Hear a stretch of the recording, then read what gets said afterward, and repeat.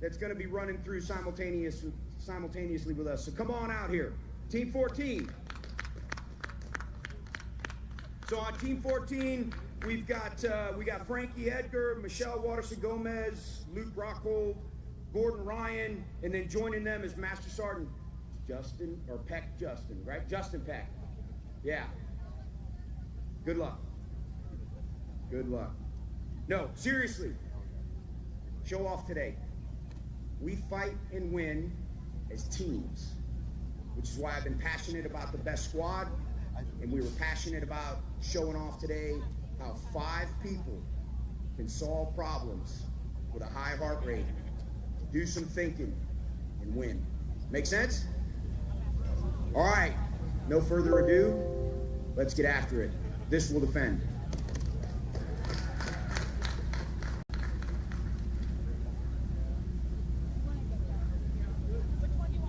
All right, thank you. We're going to kick the fitness competition off down at the apparatus. 0930, we'll start. The first heat will kick off at 0930 down there. Thank you. Okay, and that was your Sergeant Major of the Army kicking off this Army 250th birthday celebration on the National Mall in Washington, D.C. The atmosphere out here is incredible. It's absolutely wonderful. As you've heard, we have a diverse team out here competing for the Sergeant Major of the Army's fitness competition, even UFC members. I'm excited to see where we line up compared to some of these, I guess, stars on our television screen for the UFC fights. But our guys are stars, I would say, right? They're yes. athletes. Who's your money on? I got to go back to ForceCom. I enjoy the environment, and I have faith in their ability to PT until they become proficient at some of these outstanding performance, I guess, required events. Okay, we're going to shake on it right now. Oh, boy. Mine is on Team USASOC. Let's see what happens. Yes. Of course, I mean, got to give a shout out to the boss. Well, more importantly, though, what are your guys' money on?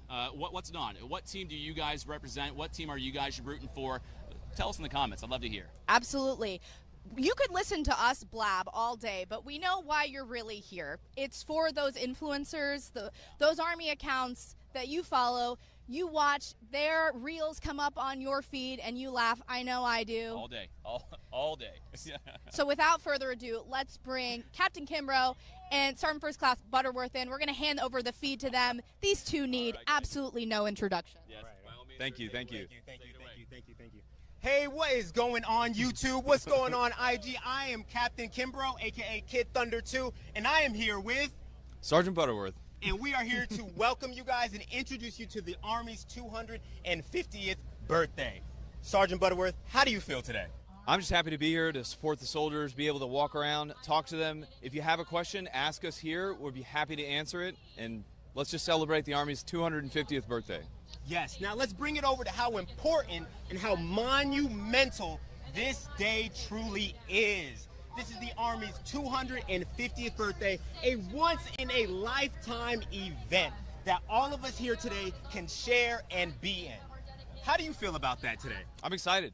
I'm excited to be here. Again, this is about the soldiers, being here for the soldiers, talking to them, asking them questions. If you have a question, let us know, and we'll answer it. They'd like to know what your patches are. Patches are? Oh. Go ahead, you first, sir. Recruiting. Yeah, I'm recruiting commander out there in Chicago. Shout out to the Chicago Recruiting Battalion. Shout out to 3rd Brigade. I'm the company commander for Downers Grove Recruiting Company. This is the National Guard Bureau patch. I've been in the National Guard for about 19 years, and it's been a wonderful experience, and just happy to be here. Yes, definitely. Now, talking about the patches and talking about what the Army has done for us, I think it's important to really bring this thing full circle. The Army has done some amazing things for me and Sergeant Butterworth here, and I think that's important to bring up. So first, Sergeant Butterworth, if you could give me one thing that the Army has done for your life that has improved your life, what would that be? It's so much. I would say probably all of the benefits that I've gotten, my education benefits, the ability to buy a house with a VA loan, and then just the experiences. My most memorable experience that I've had was going to the Virgin Islands during the hurricane to help rebuild. We rebuilt a church, a school. We got to hand out food, water, do humanitarian aid, and that was something I will never forget for the rest of my life. Wow. How about you, sir? Wow. So speaking on that travel aspect, the Army has done amazing things for me. In my first 4 years in the Army, I was able to travel to 16 different countries, Wow. learn 3 different languages, and do missions with different armies. I was cross-cultural. I got to learn a ton of different things. If you're thinking about joining the Army or want to join the Army, this is probably one of the best decisions you could ever do. Somebody asked in the comments, is that a CIB? But then somebody also asked, what does a CIB mean? It is a combat infantryman's badge. It's a award that you can earn. Yes. I do also have badges, but they're not on this uniform, but I'm also airborne and I'm rigor qualified as well. Great, excellent. Awesome. I guess some of the group also wants to know, what made you guys join the Army? Ooh, you want to go first? Okay. So I come from a family of everybody's Navy. Mom's Navy, Dad's Navy, uncles, aunts, everybody's Navy. But you know what? I kind of wanted to be a black swan, right? I wanted to push myself out of my comfort zone and really grow and learn. And that's something the Army has truly brought me. Okay, Sergeant Butterworth, what about you? So for me, it was the events of September 11th. I watched that happen on TV in my chemistry class in middle school. I watched that happen. I came home. I knew immediately that I wanted to serve the country in some capacity. My dad was in the Navy. My brother was in the Army National Guard, and I just decided the Army was the best fit for me, and it's been a great experience. Yeah, definitely, 100%. Okay, and that is it for us, guys. Now we're going to transition over to the Army Fitness Competition. Let's do it. Okay, so there are a lot of events that are going on here today. I could try to pretend like I know what I'm talking about to walk us through all the events. Do you know? So I know we'll be having the Army Fitness Competition, the Sergeant Major Army's Fitness Competition. We'll also have some NFL drills going on right over here beyond the field. But again, as we go through the schedule today, we'll be introducing you guys to each of these events, showcasing to you live from a point of view that not many others get to see. It's a lot of folks here looking on, but you'll get an inside look at each of these events as they take place. I'm not going to try, but I do have someone ready, prepped and ready to go, who's going to walk us through all these events. It's another person that needs no introduction. She's someone that you probably follow at Queen Baby. Come on in here. There we go. All right, hey, you can take my mic. Go ahead. We're going to ask you a few questions about how this fitness competition is going to work out. You've been through some of these events, right? Yes, so yesterday I got a little rundown and I tried participating instead of them, and they have been, they're tough, okay? They're not easy. So some of our fittest soldiers are out here actually doing this, and it's not an easy game. Okay, walk me through some of what our soldiers, what the teams are about to experience. So today they're going to start with they're going to each have to do 2 rope climbs. It's a team that consists of 5 people, or 5 service members, and they're going to have to do 2 rope climbs. As they're doing the rope climbs, there's going to be sandbags of 100 pounds, 50 pounds, and 70 pounds. Each member has to take 2 of the sandbags, and they got to run over and throw them over the log and put them on this pad right here, and then run back as the other service members are climbing the ropes. And you went through some of these yesterday. I did. Physically, what did that feel like? It was not easy. So I'm quite small, but even just getting that 50-pound sandbag over my shoulders was a little tough. So it's continuous at all times, so it's not easy at all. This is showcasing the very best of America, the very best of the Army. For you, fitness is a part of your platform. Definitely. Why is that something that's so important to you? And why is it something that the Army has chosen to kick off this festival with? I think that the reason why it's so important to me is just, we're in the Army. We're supposed to be fit. And a lot of us, many service members sometimes forget how important it really is. We've got to be the fittest Army. And as you know, the Army fitness test has changed recently. Once again, it got a little bit harder for those combat MOSs, so it's just important to stay physically fit at all times. And I think the reason why they decided to kick off the event with a fitness test is to showcase that importance. Absolutely. For you, being out here for the 250th, this is it's a historic event. How do you feel to be a part of this? I have words but no words. It has been such an extraordinary experience. Since we got out here, this is day 5 of everything we've been doing. It has been nonstop gratitude to be part of something bigger than yourself. Mm-hmm. Makes you proud to wear the uniform. So proud. I'm going to put one more of our soldiers on the spot. Drill Sergeant Fitness. I didn't prep him for this, but I think he might be ready. Thank you so much, and we'll check in with you in a bit. Okay, you look at this course behind us. What's your first take? Organized chaos. The competitors, I was out here yesterday as the competitors were strategizing, going through the motions, trying to figure out how they were going to get after it. And it's going to require a lot of teamwork and a lot of mental fortitude, because based off of what I saw yesterday, everyone's probably going to gas out within the first minute to 2 minutes, and then after that, it's all grit and mental fortitude after that. For you, what do you think is the toughest event that our soldiers are going to be going through today?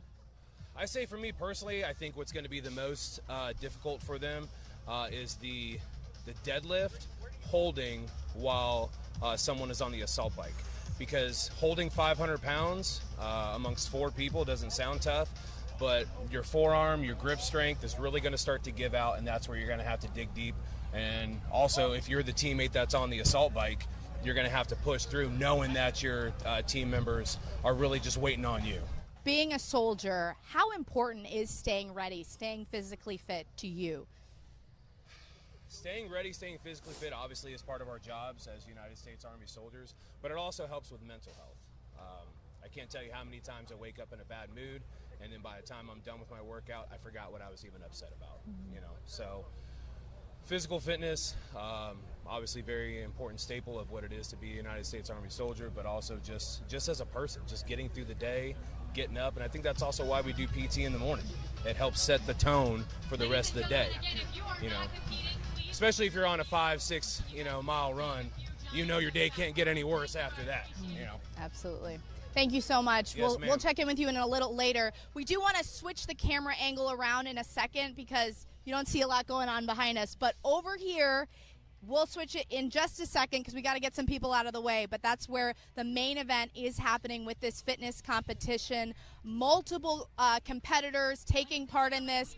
And it looks like it's going to take a lot of grit, a lot of heart. But that's exactly what our U.S. Army soldiers have. So we're going to flop this camera around right now. We'll come back to you in a little bit.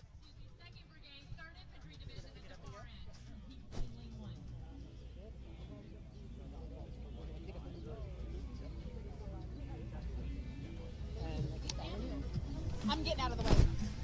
Okay.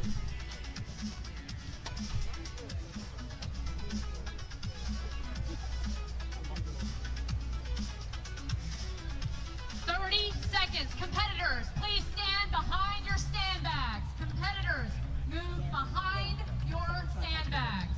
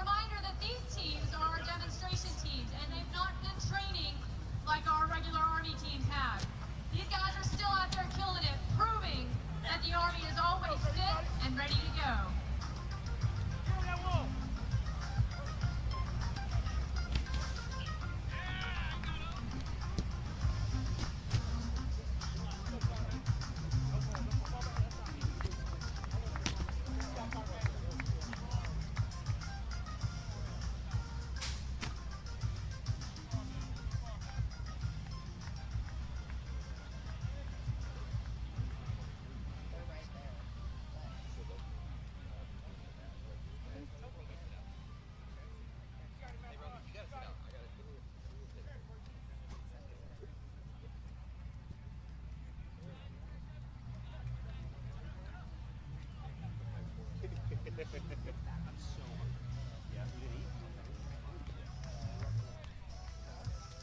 about a little encouragement for our teams? It's starting to get a little tough.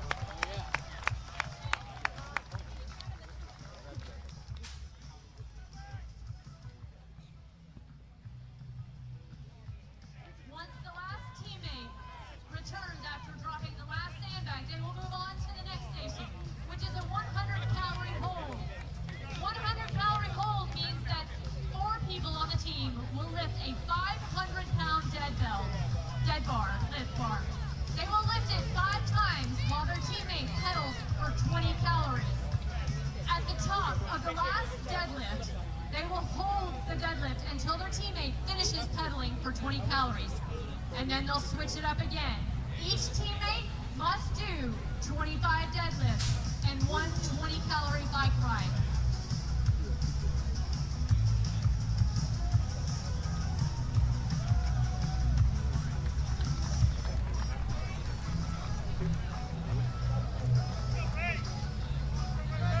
Our first 2 teams are in their hold as they wait for their teammates to finish pedaling.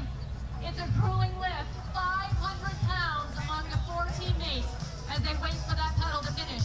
Remember, their legs are already a little smoked. They've just climbed the rope twice. They've just sprinted to the end and back twice, carrying 50 to 100-pound sandbags. This is no easy task.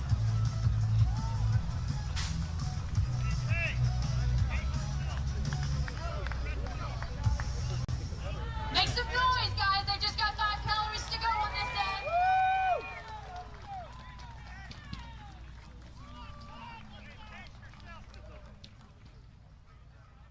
All right, and as they switch out, those same 4 team members start to do the 5 deadlifts again as the new teammate gets on and pedals. They cannot start pedaling until the deadlift bar is up off the ground.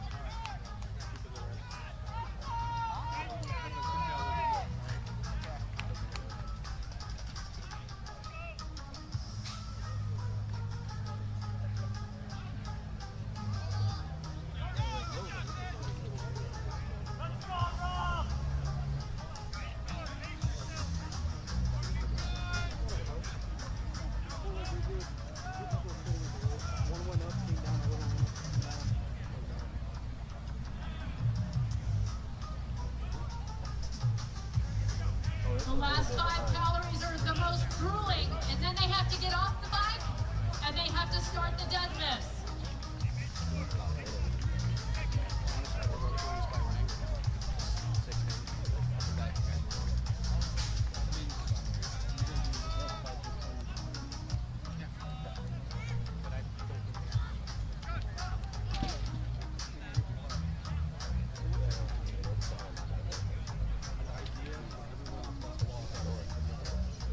Our 2nd Brigade team down here in Lane 1 is demonstrating just what it means to be a dog-faced soldier. Not fancy, just tough. How many dog-faced soldiers do I have in the crowd? Let me hear it for 3rd ID. Dog-faced? Dog-faced. That's not very nice. It's not like me.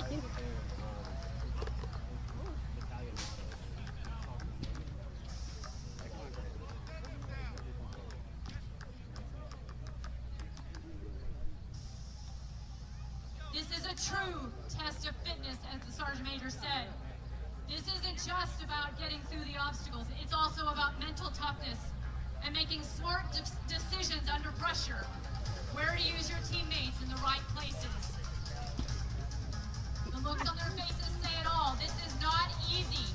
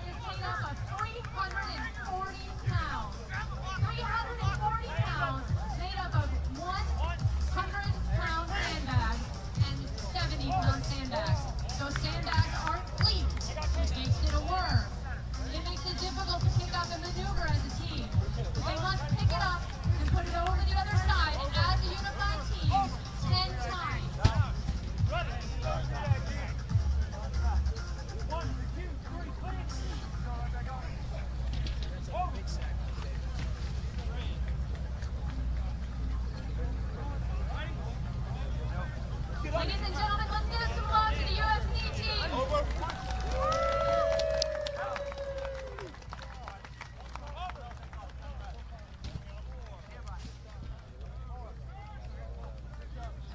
All right, and here they come. Onto the worm, as if those deadlifts weren't enough. As if the assault bike wasn't enough. They now have to get over the wall and start the worm. Which one do you need me to move? All right, we've got 5 on this side. The Terminators team has 5 left. 5 more to go.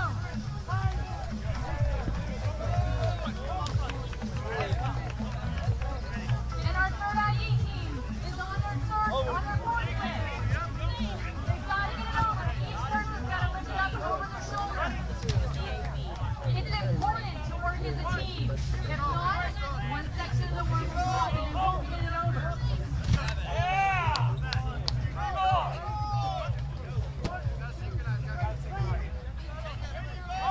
As our teammates just said, if you're not synchronized, it doesn't work. This is what it means to be a member of the team for the Army.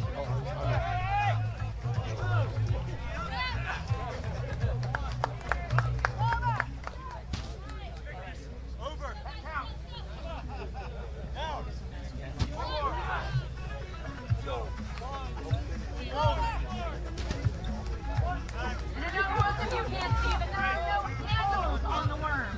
You can't pick it up by yourself. You have to pick it up as a whole. Up onto the shoulder. Down on the ground again, 10 times. And if that wasn't enough, before they can move on to the final event, it's synchronized burpees. Each teammate must drop to the ground. Their chest must touch the ground. They must go to the ground as a team, and jump over the worm. 10 individual synchronized burpees.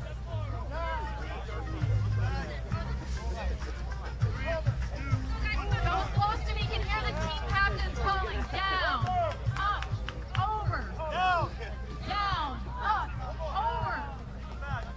Keeping their teams synchronized as they go through this grueling challenge.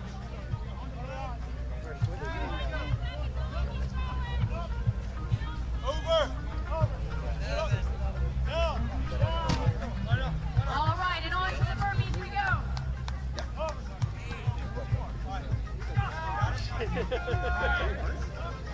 This last event's going to be pretty close. And the second we're going to catch up to the Terminators team. Up for grabs today is bragging rights. All right, and our Terminators team has gotten to the final event. They must carry each of the sandbags back. We are at 11 minutes to get close to the finish line. All of the sandbags must go over the wall. All of the teammates must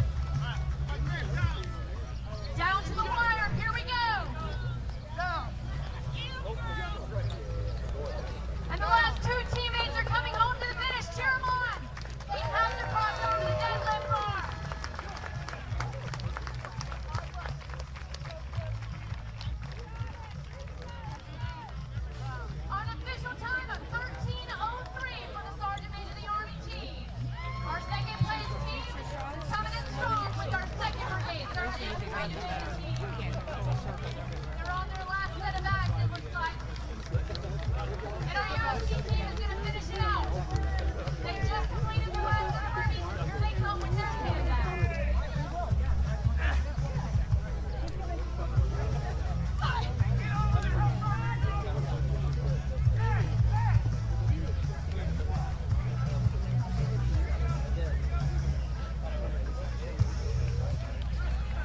A reminder that teammates can help their teammates over the wall. This is about teammates helping their teammates.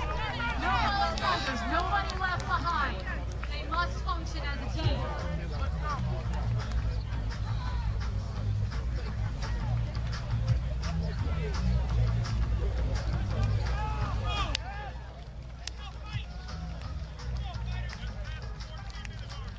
We've just passed the 14-minute mark. 14 minutes of grueling, extremely devastating strength events. And a little show off from our UFC fighter who still has a little bit of energy to give. 14:30. Ladies and gentlemen, 14:30. Let's cheer them on all the way to the finish. Let's go, 3rd Infantry Division. Not bad, they just stopped. You got this! You got this! Let's do it! Yes! Yes! Let's go!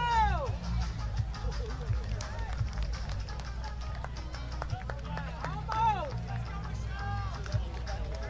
All right, an unofficial time for 3rd ID of 14 minutes and 49 seconds. Let's cheer on our last team. Here they come to the finish. All the way. With an unofficial time of 15 minutes and 17 seconds.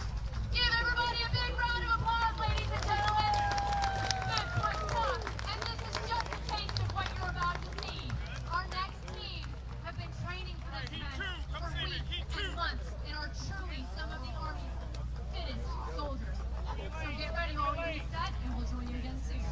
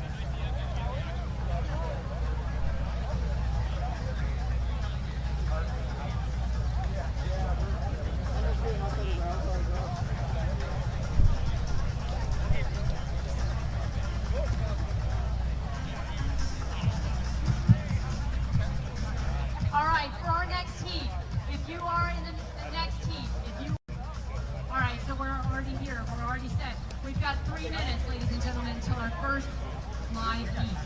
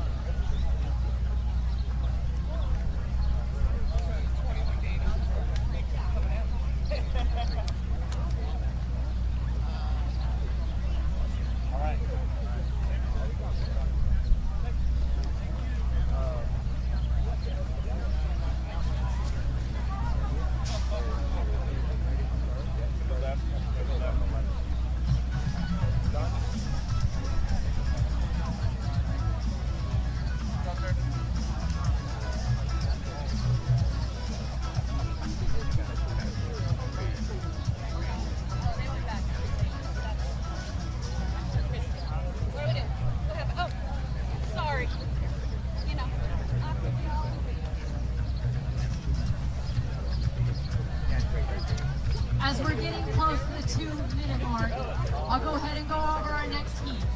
In lane 1, furthest from me, is 82nd Airborne. Do I have any 82nd fans here? Airborne! That's not nearly as impressive as the good ID representation. Do I have any 82nd fans here? Yes! There we go. Thank you. You're welcome. In lane 2, USA Special Operations Command. Lane 2. There we go. Use the socks. Got it. And in lane 3, we've got Cyber Command. That's what I'm talking about. Thanks, guys.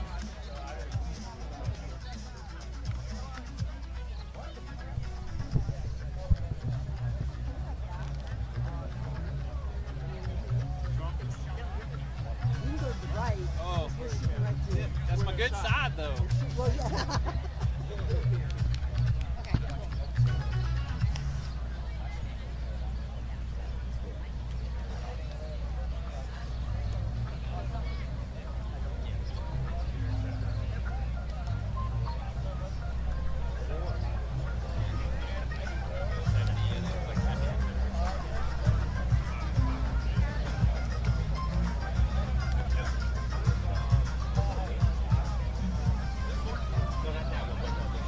All right, ladies and gentlemen, this is your 1-minute warning. 1 minute until our first real heat.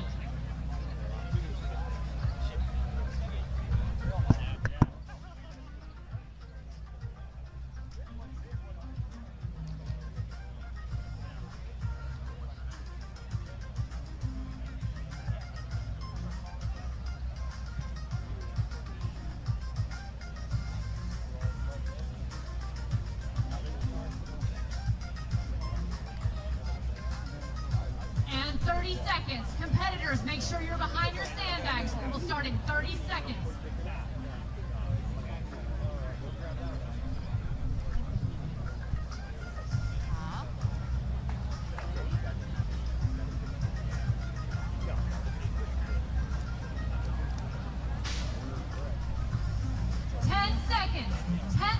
Until we start.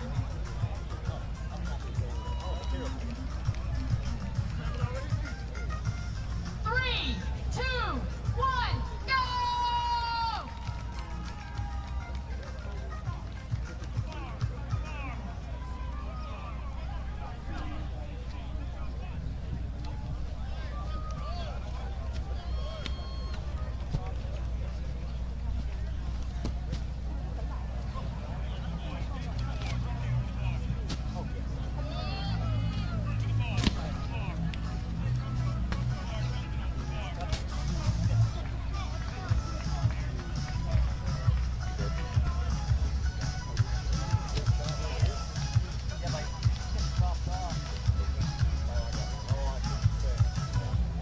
A reminder that these are some of the Army's fittest warriors. They've been training for this their entire Army career.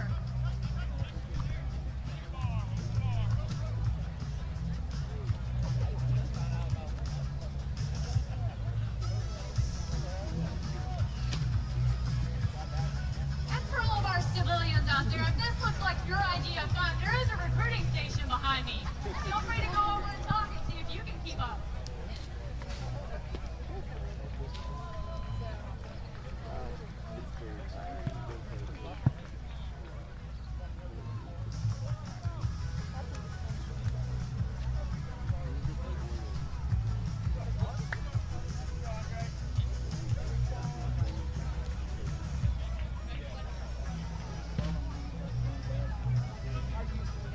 All right, all of the teams have their sandbags at the finish line.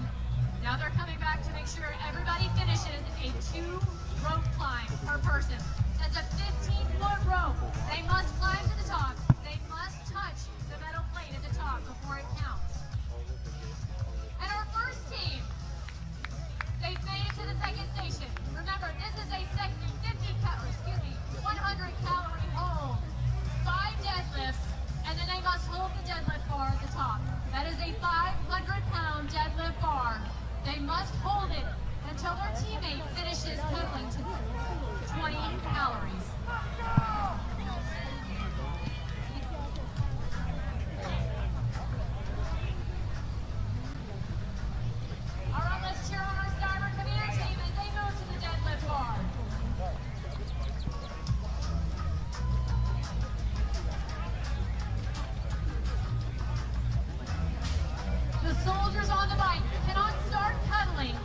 until the deadlift bar is off the ground.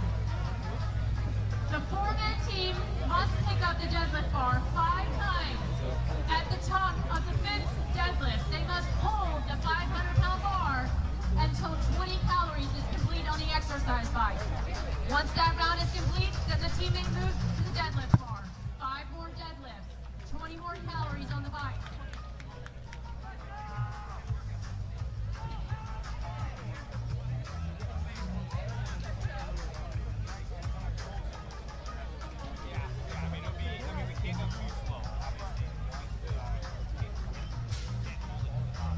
Let's hear it for our 82nd Airborne team.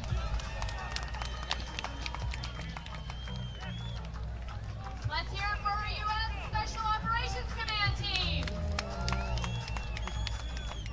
And where are our Cyber Command fans?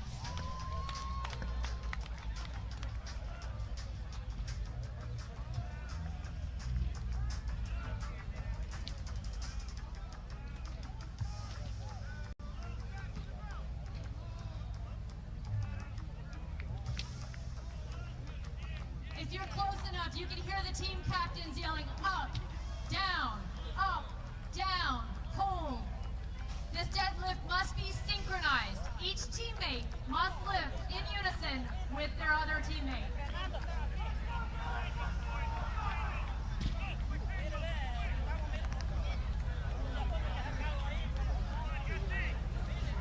Microseconds count. You'll notice they make the transitions as quick as possible.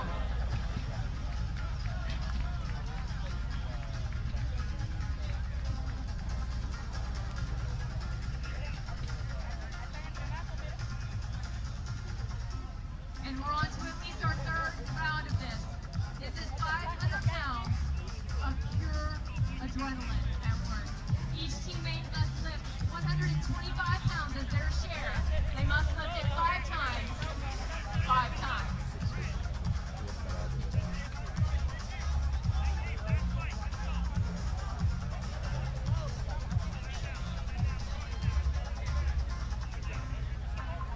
And a reminder, ladies and gentlemen, this is only the 2nd event. If you're just joining us, they've already done 2 rope climbs each. They've already carried 50 or 100-pound sandbags to the finish line and back twice each. This is only the 2nd event. This 500-pound deadlift and a 20-calorie exercise bike ride before they move on to the 3rd event. As you can imagine, they're all sweaty and their grip is getting sweaty and slick. It's hard to hold that bar. I thought it was going to be like right there, but I couldn't find that.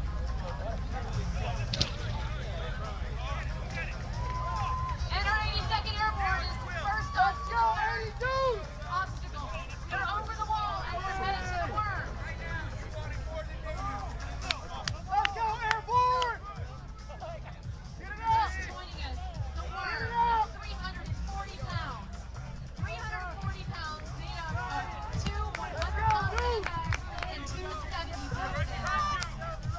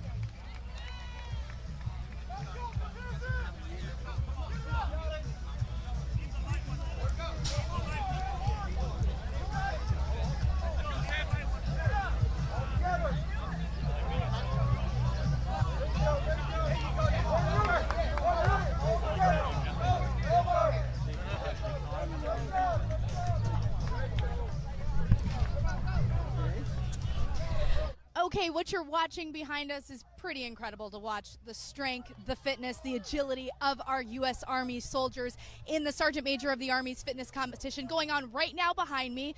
You've got 3 of 6 teams that have competed so far. I'm going to introduce Queen Baby again. She's one of our favorite fitness Army influencers. You've seen 6 teams go through so far. What are you taking from this competition? That this is not something to play about.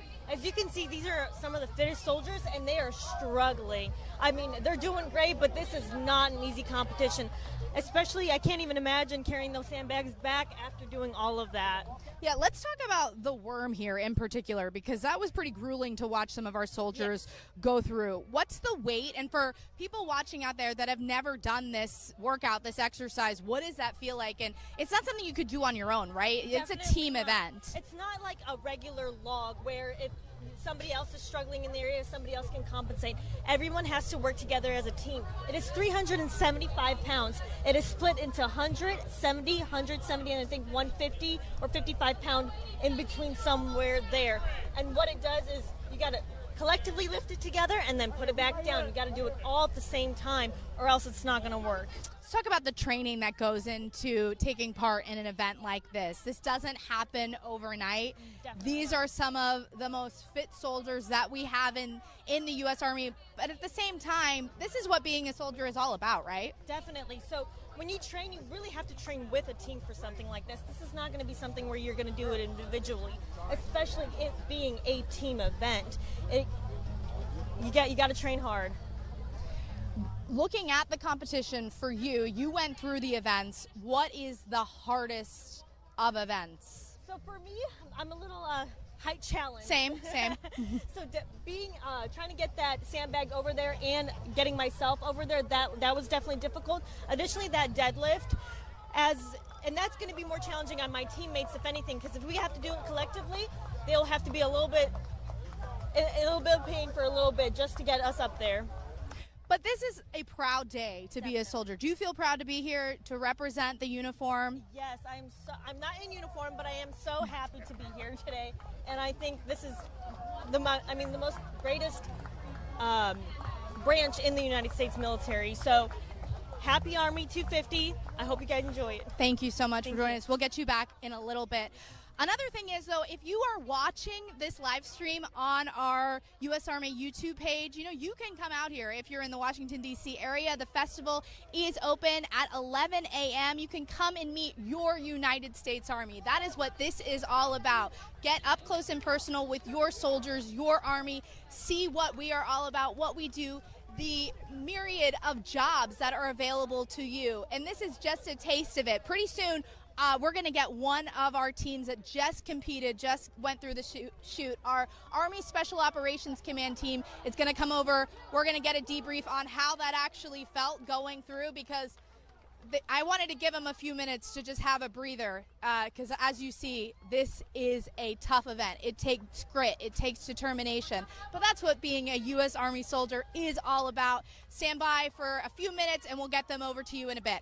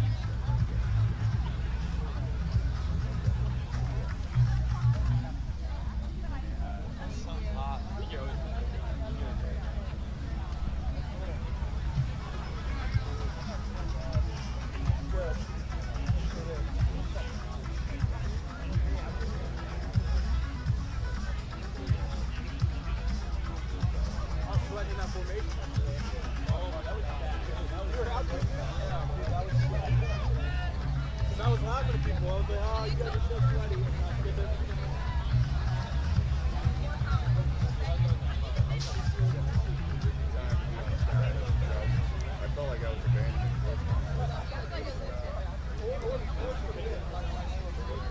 right, here's our 1 minute warning. Competitors, please go ahead and move behind your sandbags.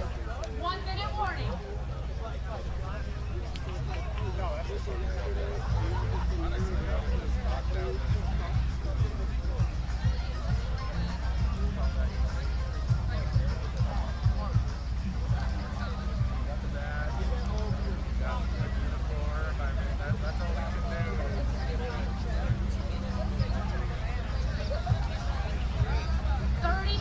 Competitors, you must be behind your sandbags at this time.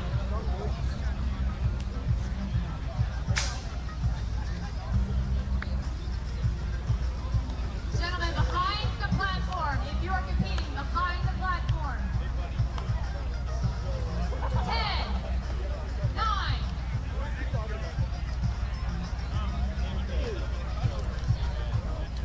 3, 2, 1, go!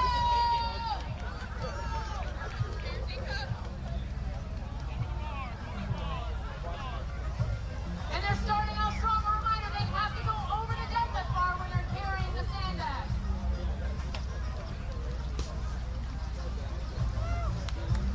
Up the rope, grab a sandbag and climb to the end.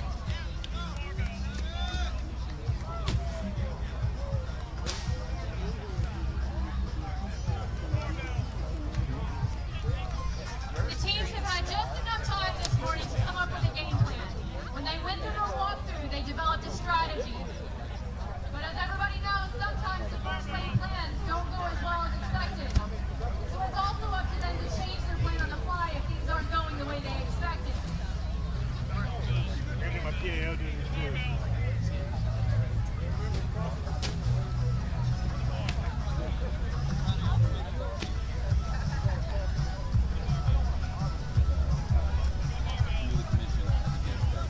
You guys stand up, man. All right, most of the sandbags are down. Say again, Sergeant. Stand up until everybody else.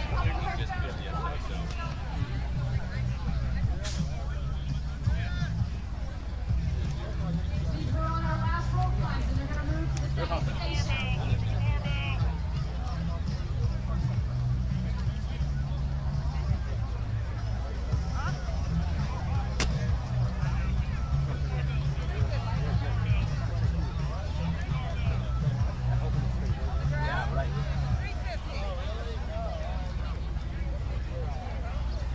Once all teammates have climbed the rope to the top twice, they can move on to the second event.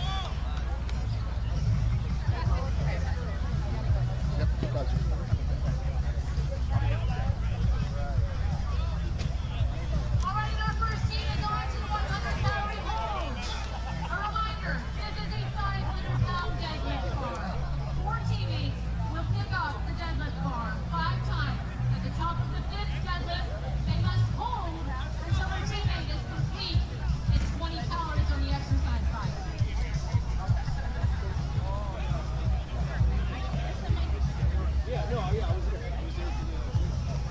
If you've never done a deadlift is all about moving leg strength. It's that lower body strength. And that's what you're doing on the bike too, so you're truly smoking the legs right now. We're going to do a 2-shot. We're going to come in and do the first. Is it okay to step in here? All right. Wonderful. Thank you, sir. Thank you. All right. Perfect. All right, how's it going, team? I'm here with the Sergeant Major of the Army after having just competed in his very own fitness competition. Now, Sergeant Major, how do you feel? Right now, I feel much better. Right afterwards, I felt smoked. Yeah. Now, what does it mean to operate in this kind of fitness challenge? This is your challenge, so Yeah. break down kind of the purpose behind this. It seems Yeah. really built on teamwork Yes. and kind of the support of one another. Yeah. What's that mean to you? Yeah. We fight and win joint, but we also don't fight and win as individuals inside our services. And for us in the Army in particular, we fight as teams, squads, platoons, and companies. And so we wanted a true fitness test to where you're not going to win. You're not even going to come close to placing if all 5 people aren't fit and have a will to win. Because after you get done with that assault bike and the deadlift, It's all will. Who wants it more? Yeah. Now, Sergeant Major, to the soldiers out there who reach that wall during our ACFT, now the AFT, there's a wall you hit at some point during it. Yeah. Now, what's the mentality to get you past that? Purpose. Yeah. Like, you got to understand why we exist. It's no different in life if you want to be flip and be super serious for a minute. I mean, we all find ourselves in that place in our personal lives too. What in your personal life, what helps you push past that wall in your personal life? It's the same thing in our profession. You got to want it. You got to believe in something bigger than yourself. You got to be, you got to feel valued. Like, you can't win out there if you don't feel like you're a valued teammate. 100%. It works in life. It works in our profession. I love that, Sergeant Major. Now, Sergeant Major, we are here celebrating the Army's 250th anniversary. Yes, we are. Now, is there a message to the force and to those who have served and continue to serve and maybe will serve that you'd like to give as a Sergeant Major of the Army? Yeah, 250 years. It's pretty stinking special. 53 years old. I've been associated with the Army all 53 years because I'm an Army brat. I'm pretty proud. But that makes sense because I got 53 years. What we're trying to do today is we're trying to let America know how proud they should be of their Army and the 250 years associated with it, and let people know they can come join this team. 100%. There's opportunities for you. Yeah, 100%. And we actually have a recruiting booth right across the way, just here. So if you are in the area, you would like to join service, benefit from the opportunities and programs the Army has to assist you in achieving your life goals, we're here for it, right, Sergeant Major? Absolutely. And I don't know, pretty awesome purpose to serve your country and this Constitution. 100%. All right, thank you, Sergeant Major, for your time. You bet. Appreciate it. Yeah, it's an honor. So thanks. Congratulations. You bet. Happy birthday, Army. Thank you. Appreciate you. Good? All right, Corporal says it's good. It's good. This is smoke. That's how it is. Ask them when they get done. They'll tell you. Thanks, guys. All right, our first team is at the work. A reminder, this arm weighs 340 pounds and is made up of sandbags that are not linked together. If you do not work this as a synchronized team, it will not go well. There are no handles on that. Put them on camera together. Get his Pick it up on the other shoulder, lift it over their head as a unified team before it goes down to the ground. They must do this 10 times. 10 times, 340 pounds. After they've already done 25 sets of 500 pound deadlifts. This is not an easy or simple task.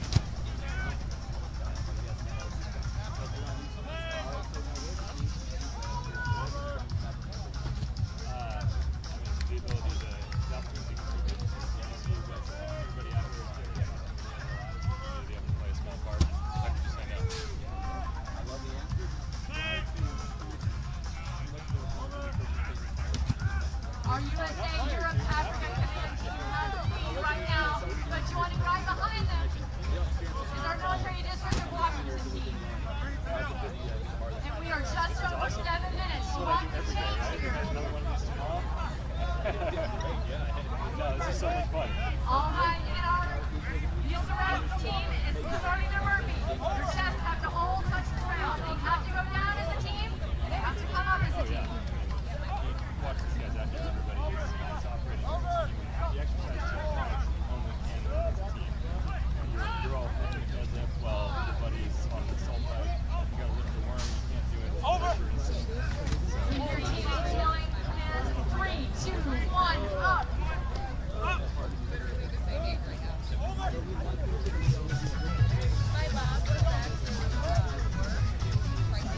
For the burpees, they can't just walk over the work, they have to jump over the work. This truly is an arduous test of full ball strength. Chief Rock Officer, ready? So if you use check. We are just over the 8-minute mark.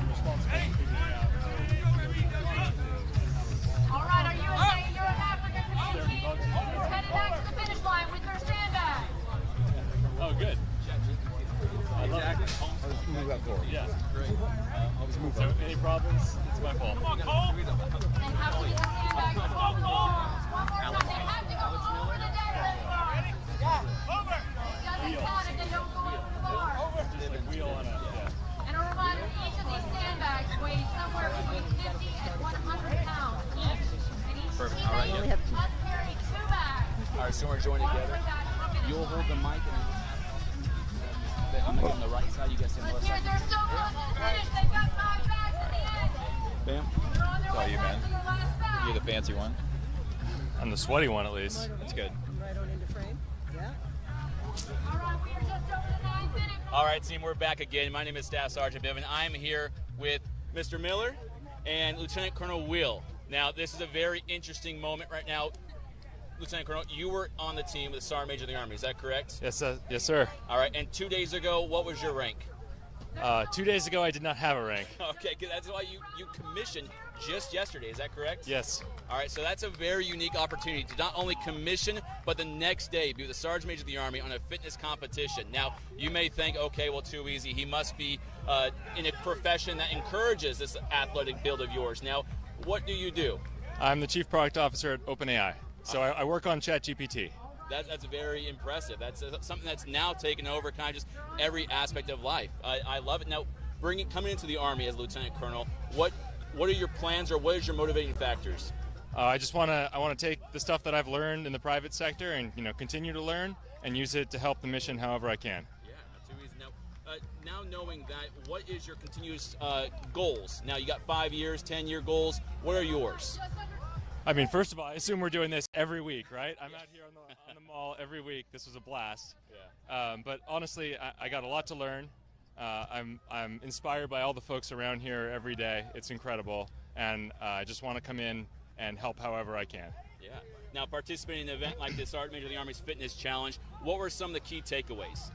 The whole thing is about teamwork. The events here are designed. We're holding a deadlift while our teammates were on an assault bike, and the longer you take on the assault bike, the longer your buddy's got to hold the deadlift.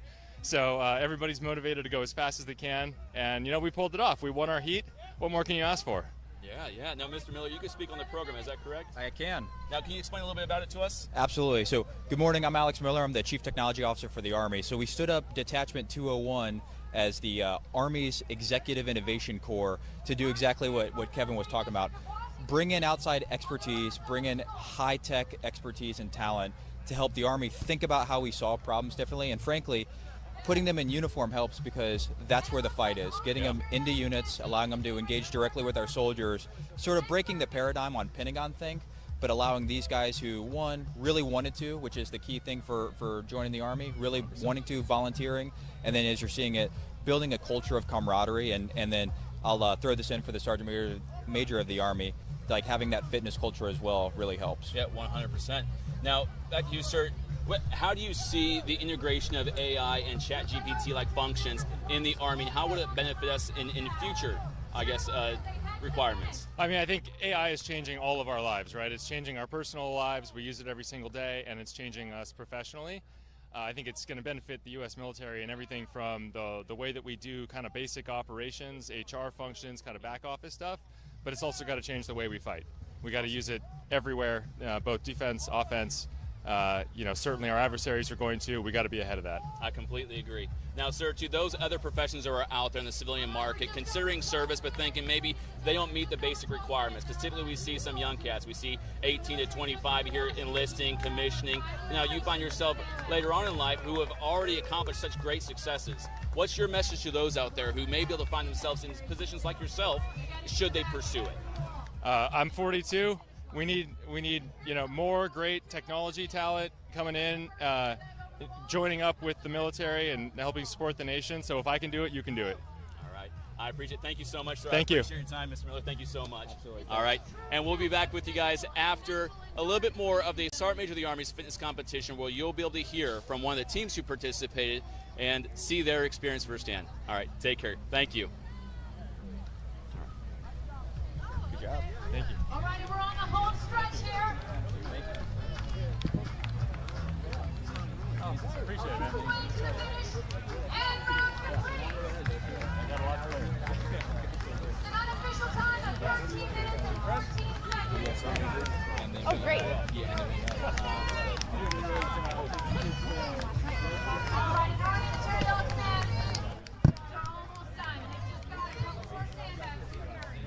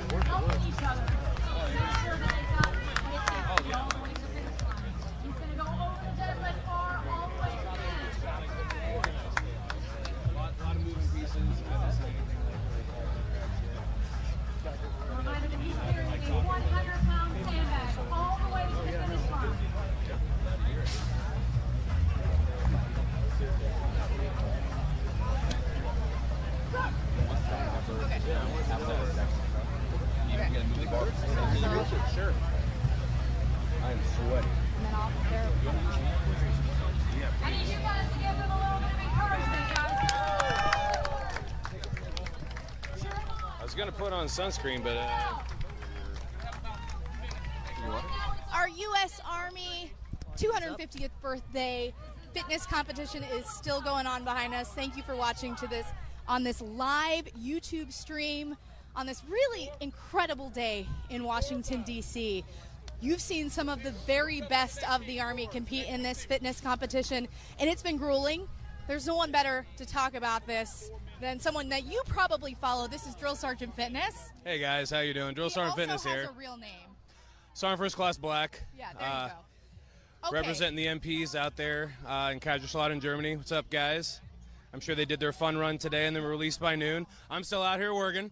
And it's a hot one. It is very hot. I have done none of this fitness competition, but I am sweating as if I just came off of it. It is hot and humid out here, but you know what? It's well worth it. It's a great day to celebrate 250 years of the United States Army. Absolutely. Okay, from your perspective, what are you seeing as these guys go through this? I'm seeing that a lot of the teams are getting to a certain point in the competition where they've just completely gassed out. All right, they've got nothing left of the tank, and that's that moment in time where they got to dig deep, find that mental fortitude, and just keep pushing forward. They don't want to let themselves down. They don't want to let their team down. They don't want to let the Army down. So at that point in time, no amount of training can really prepare them for it. It's just all grit at that point. What would you say, from your viewpoint, is the most difficult event in this competition? I would say, honestly, the assault bike. Right? Yes or no? The assault bike's probably the worst part of that. I mean, your teammates are conducting 5 deadlifts and then holding a 500-pound deadlift bar while you're knocking out 20-calorie assault bike, and then everyone's got to switch out. So that's usually around the time during the competition that everyone gasses out. This is a great representation, though, of what is inside our force, right? Like, this is a soldier. I would say that this competition and the way it was designed really kind of encompasses everything fitness related. You definitely got cardiovascular endurance, muscular strength, muscular endurance, flexibility and agility. I mean, getting yourself and the sandbag over that hurdle. Moving back and forth, moving heavy objects. I would say yes, this competition was designed to really encompass everything that your everyday ground pounder goes through while conducting combat missions. At Drill Sergeant Fitness, Sergeant Black, thank you so much for giving your perspective. Thank you for having me. Right now, I'm going to bring in Team USASOC, U.S. Army Special Operations Command. They're going to come in live on camera. I asked them to come in right after they got out of the chute for the competition, but they were a little gassed. You guys killed it out there. Tell me, we'll just go kind of down the line, what was this competition like? Bad, I think, if I had to sum it up in one word. It was good. I mean, we were out there. I think the gentleman before us definitely said that the assault bike was the worst. I would second that and say that holding on to that 500-pound deadlift bar was probably worse than the assault bike for myself. But being the little engine that could, being the turtle and coming from behind and just crushing it, doing what senior leaders do and leading from the front. That's what we're out there about, and I think we did that. What was your mindset going into this competition? I think the priority was make sure we're steady, make sure we're organized, and make sure we keep that pace going on, because we understand that that assault bike was going to slow everyone down, but like as long as we stay consistent, it was going to be the priority that we move throughout this competition easily. One thing I love about Team USASOC, and obviously I'm a bit biased for you all, but is that you all are over 40, but that didn't stop you. Talk about the prep and the mindset as well. So I think when it comes to prep and mindset, I mean, we should always have a mindset of excellence. We should always push ourselves to excellence, no matter what your age is, no matter what your pay grade, rank is. Just like Ray said, when you talk about leading by example, I mean, you probably couldn't get any better than this. We come out here, hey, if I'm going to expect the soldiers within the formation to give their all, then I absolutely am going to give my all. So, these guys. For you, what was the most difficult of all the events? Just staying synchronized, and everything is a team event. We don't go to war by ourselves. We don't do training by ourselves. We work out by ourselves. And, slowing down or speeding up at times, just kind of making sure all of us are giving max effort, doing everything correctly so we don't get penalized or everything else. That was by far the most difficult part. Soft truth number one is humans are more important than hardware. You guys are all special operations soldiers, Rangers, Green Berets. What does it mean to you to be able to represent special operations on this Army stage today? See, ma'am, they hit it a couple times already, but really I appreciate them saying, hey, this is what everybody's been training for months. I think we all got notified and asked to do this about 2 months ago. It's awesome if teams get time time off to train and get ready for this. But we've got battalions to run, we've got CG staff positions to run. This is, fitness is a way of life. It's the most important thing we do in the day, getting ready, getting up, starting our day off that way. And I used to think before down in regiment, tell my Rangers, hey, whether you're at the staff or whatever it is, I expect you to be able to walk out the door and exceed standards. And this is the same thing for here. We got notified, our peers and our friends asked us to do this and get out and represent and basically step right out from our jobs to get out here and be competitive. We wanted to win. We recognize it would be awesome for us to win this, but it's even better to have really any of the teams here to beat us. And so either way, we know we're setting a good example and leading from the front. So appreciate us being out here, and thanks to my teammates. So Ranger leading the way right there. One last question. How do you think this is going to shape out? Well, right now we're in second. I don't think anybody else is going to beat us. It's pretty strong. Okay, Team USASOC, I'll put my money on you guys. Thank you so much. Get some rest, but I know that's not really in your wheelhouse, resting. Thank you guys, and thanks for competing. So we still got a little bit of competition left to go out here on the National Mall in Washington, D.C. as we celebrate the Army's 250th birthday. This is an incredible event. 11 a.m. This festival is open to the public. Tonight there will be a massive parade throughout Washington, D.C., and you will see the very best of the Army, starting at the Revolutionary War, going up to present time. You will see history on display, legacy, lethality, all the best of our soldiers. So if you're watching on YouTube, you can do so here. You can also stream it on Instagram. Our influencers will be checking in throughout the day, but we will be back and forth so we can take you on this journey with us. And if you're in DC, make sure to come out and say hello. See you in a few.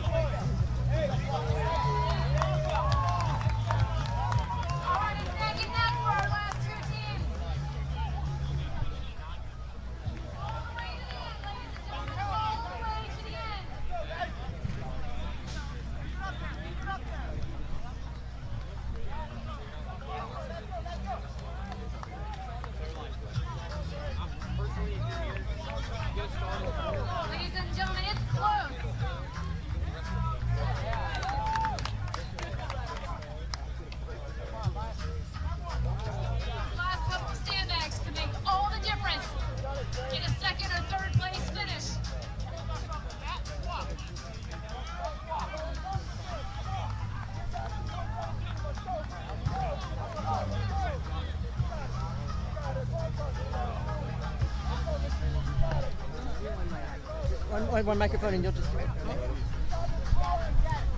Okay, coming back to you live from the U.S. Army birthday, 250 years. This is an incredible event. We're out live right now on the National Mall, Washington, D.C. The fitness competition's still going on behind me, but throughout the day, we're live here on YouTube, bringing you up and close and personal, meeting your United States Army. And right now, I'm actually going to introduce you to my bosses.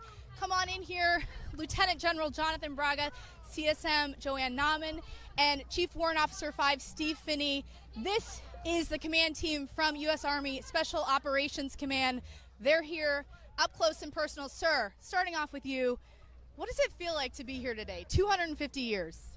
It's great to be part of this historic moment. You know, I'm old enough to remember the bicentennial of the United States in 1976, so I think it's going to be a memory for everybody who came out today, or everyone's going to see this on YouTube or on TV to be part of this historic moment.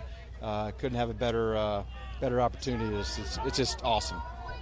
250 years is a long time, CSM. I don't think we look a day over 200. Yeah.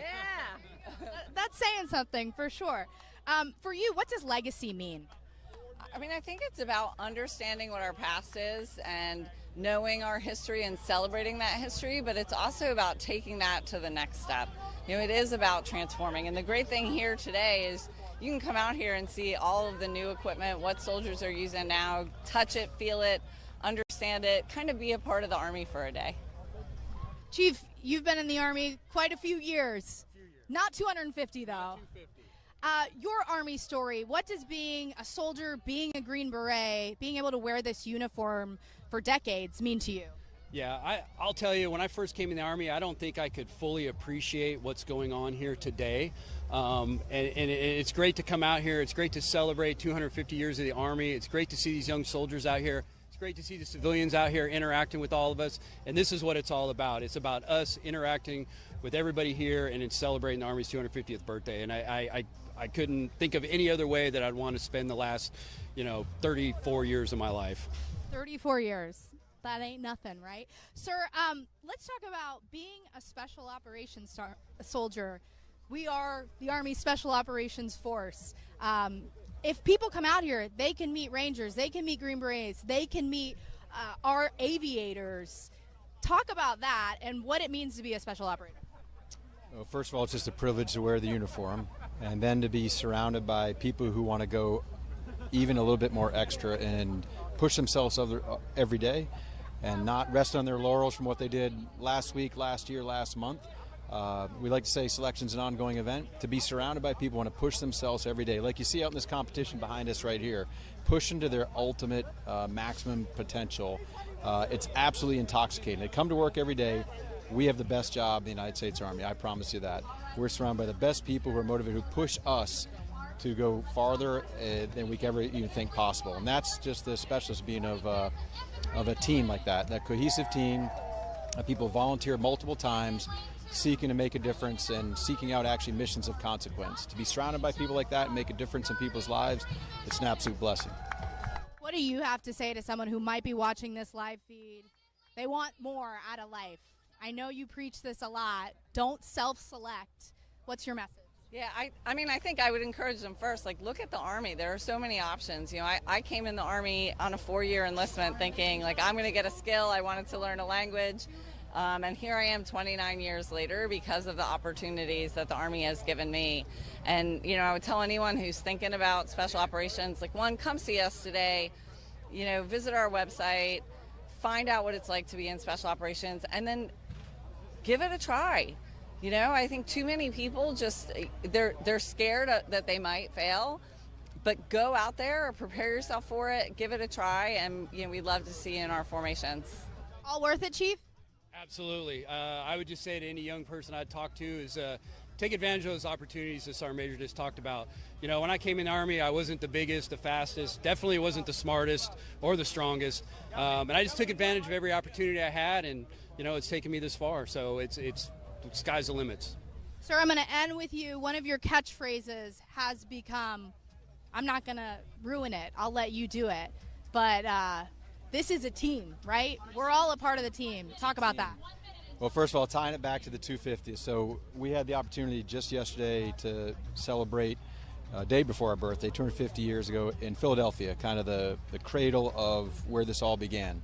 So while the first blood was spilled in the battles of Lexington and Concord, April 19th, 1775, it really wasn't until the Second Continental Congress kind of gave us our birth certificate, our happy birthday birth certificate, stood up the Army, put George Washington in charge of it, and I was really thinking about this. The Founding Fathers, I don't know if they thought this grand experiment of a country based off liberty and freedom was going to last 250 years, but I do think they absolutely believed it didn't have a chance without the United States Army.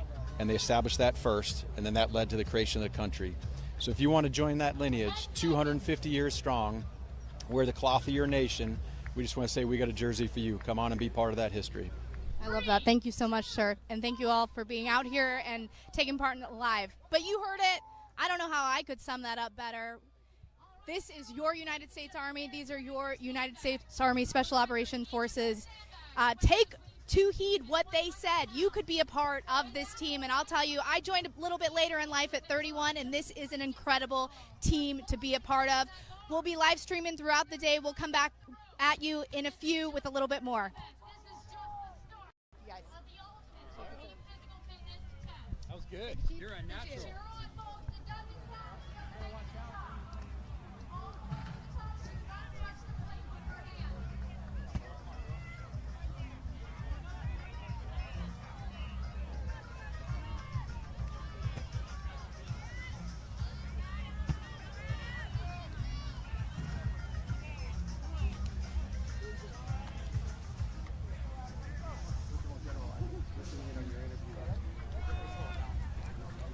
Our first two teams have most of their sandbags at the finish. It's down to just the last few climbing the rope. Each contestant must climb the rope 2 times.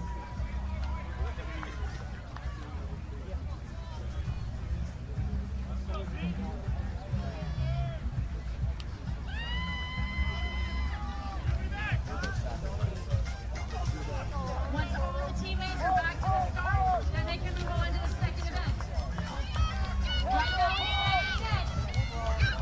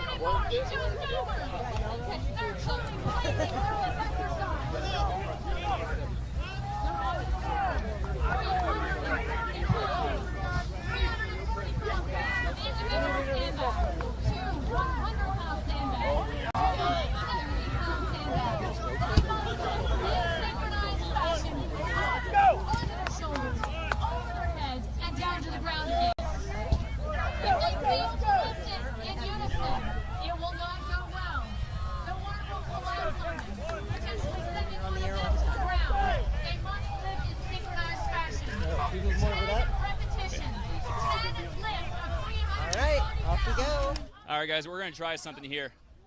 Like I said, this is your guys' point of view in what the Army's 250th birthday looks like. So we're going to walk the crowd, get you to a point to go speak with an influencer of ours, Captain Kimbrough, who is a darn good recruiter. He's going to show you guys what the Go Army booth here has to offer. Now, there are some outstanding USTREC soldiers here who advocate for providing you guys opportunities to achieve your goals in life. If you find yourself wanting to go to college, pursue a degree, an education, whatever it may be, the Army and the Army Reserves has opportunities and programs to help you achieve that. I can go on all day about this, but let me get over here with the Captain Kimbrough, I believe Sergeant Shaw, and they're going to walk you through the whole process and how you can achieve your goals with the Army.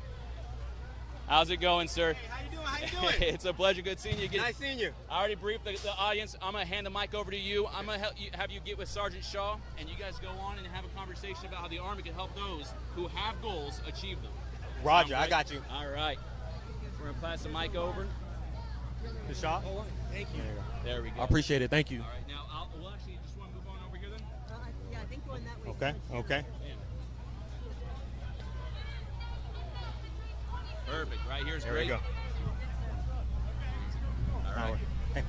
Hey, what's going on, everybody? So I am here to interview Sergeant First Class Ramel Shaw, the United States Army. Woo, Shaw. All right. That's a pretty short name. Hey, brother. So first question is, where do you recruit out of?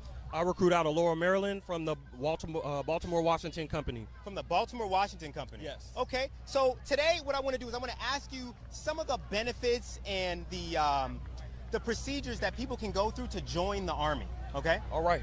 Sounds good, sir. Good. So in your opinion, what is the #1 best benefit to joining this great Army? Well, in my honest opinion, the #1 benefit is that you do get to serve your country honorably. Honorably. Okay, that's what's up. And so if you were to give me give me 3 more things that you think people could benefit from joining the Army. 3 things I think people get from benefiting joining the Army is you definitely get to start your career, so you can have a career path. You absolutely can get your education, so while you're in the military, whether you choose to do reserve or active duty, and then also you do get to go out and travel and see the world, so you do get different opportunities and build skill sets, discipline, and structure within your life. Okay, so you know what? We're not just going to bypass that career thing like that. All right, hold on, let's bring that back. Real quick. Sir. Yes, sir. So are you telling me right now that the Army could be a stepping stone to somebody's future? Absolutely, sir. Okay. Absolutely. So how can people use the Army as a stepping stone to benefit themselves towards their goals? So one of the benefits and the stepping stones they can use is, let's say somebody wants to do IT. We have multiple IT jobs, logistic jobs, medical jobs.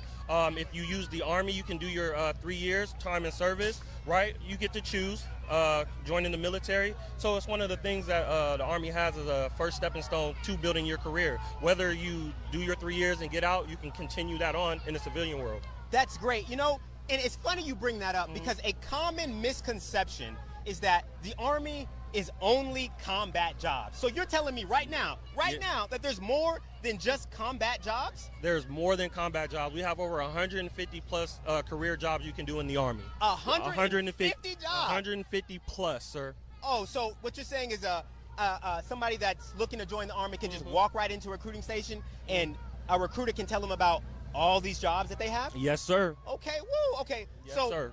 I heard a rumor, and you just said it too, you just confirmed it, that the Army also has education benefits. Yes, we do have education benefits, even if you would like to do active duty full-time or even the reserves, which is part-time for the military. So can you break down, how much money does the Army actually pay for school? So you can get up to $4,000 for tuition assistance a year, right? $4,000? $4,000.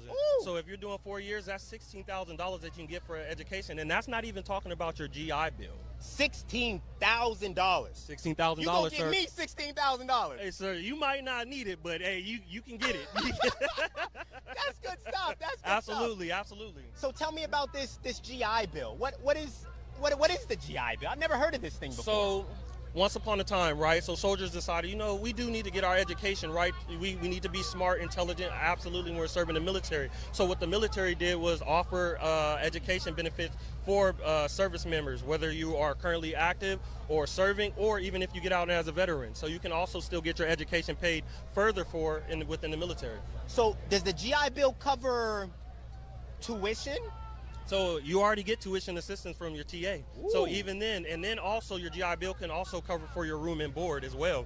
So you gonna pay me for housing now too? Hey, look, hey. Don't sweet talk me like that, man. Don't sweet talk me like that. Gotta get it, right? Gotta get it. Okay. So I mean, you also did mention that I can travel in the Army? You can travel in the Army, and which is also a big misconception with the Army. So yes, you will go anywhere in the world where the Army says you need to go with active duty, but in your own free time, we do get paid leave and time off, PTO for civilians, right? Okay, so I get paid time off? You get paid time off. How many days do I get a paid time off? So you can get up to about 6 weeks worth of paid time off. 6 weeks off? And this is not even including our vacation time. The time off for the holidays. So that's Christmas, Thanksgiving, Martin Luther King's Day, President's Day. Woo! I mean, 4th of July. We got to represent 4th of July. Goodness gracious, I get all this paid time off. All this paid time I off. get vacation and holidays. Vacation and holidays. Oh man, now this Yes, looks like sir. the Yes, best sir. Yes, job in the world. In the world, hands down. You can't beat it.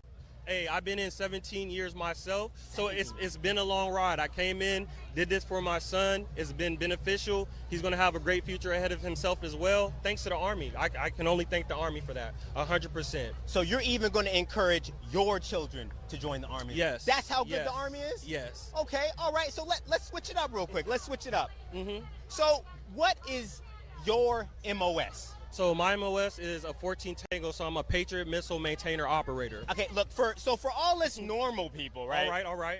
What does that even mean? So that means I work with the Patriot Air Defense Missile System. So what we do is intercept missiles. So missiles, rockets, things like that. So.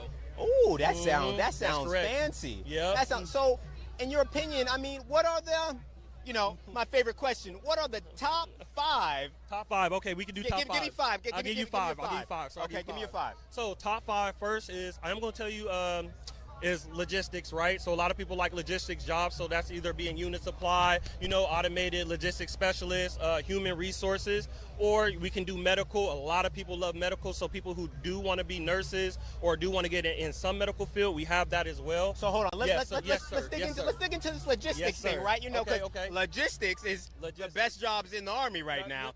Everybody's looking for them.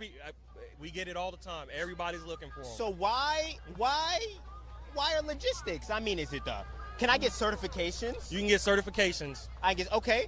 What else can help me with these? Wait, hold on. I heard that you can get stationed almost anywhere in the world with logistics jobs. You can, absolutely, 100%. So that could be here in the United States, that could be in Korea, that could be in Germany, that could be in Japan. It don't matter.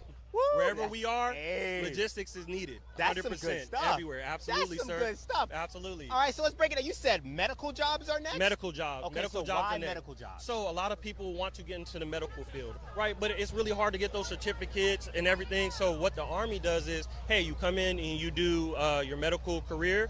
Guess what you can do on the outside? You already have the certificates. You already have the career experience, correct?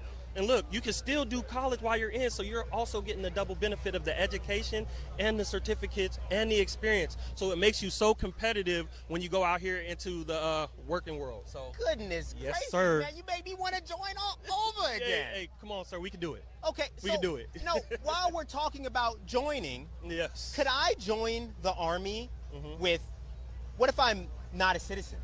So if you're not a citizen, you can be a permanent resident. I can be a permanent resident? Permanent resident, So what does that mean? Break that down for me. Is there a certain type of card maybe? So you need a green card. So being a green card holder, so a permanent resident, as long as you have your permanent resident card, you are allowed to start the process and actually join the United States Army. Okay, so I could just have a green card and then I could join. Wait, hold on.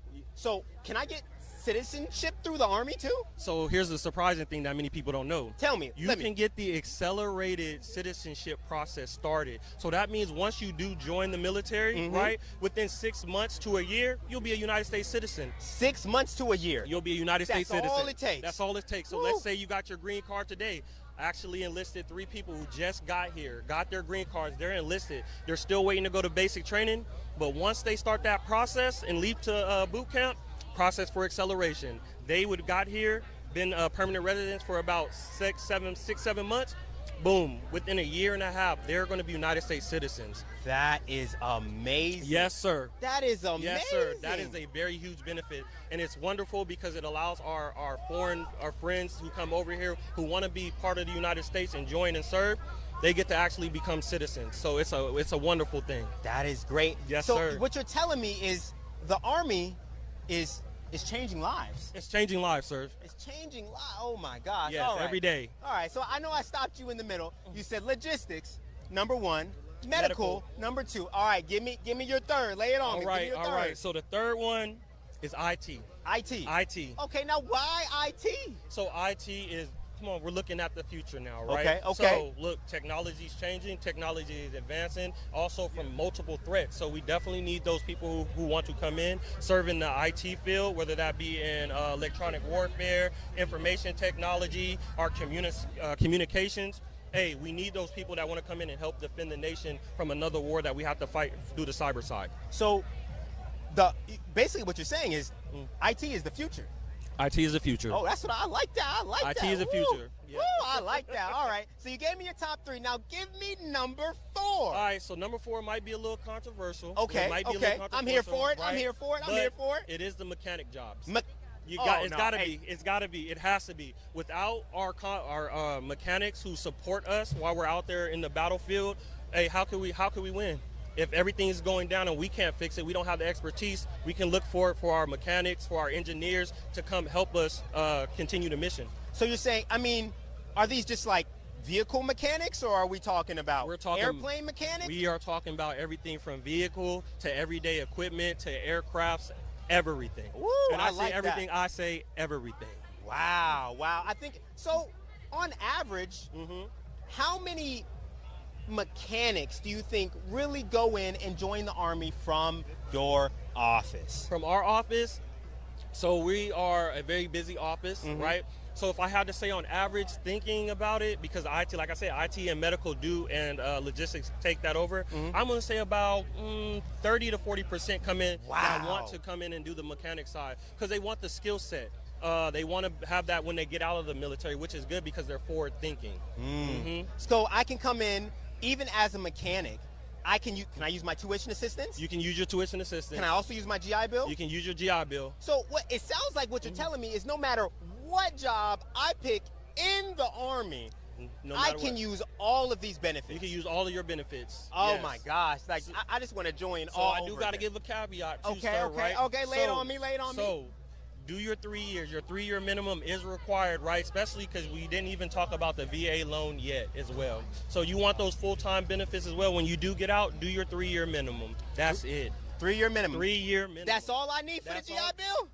That's it. Do your 3-year minimum. Okay, okay. And this also includes the reserves. Many people get worried that, hey, I'm not going to receive these benefits because I'm only doing part-time.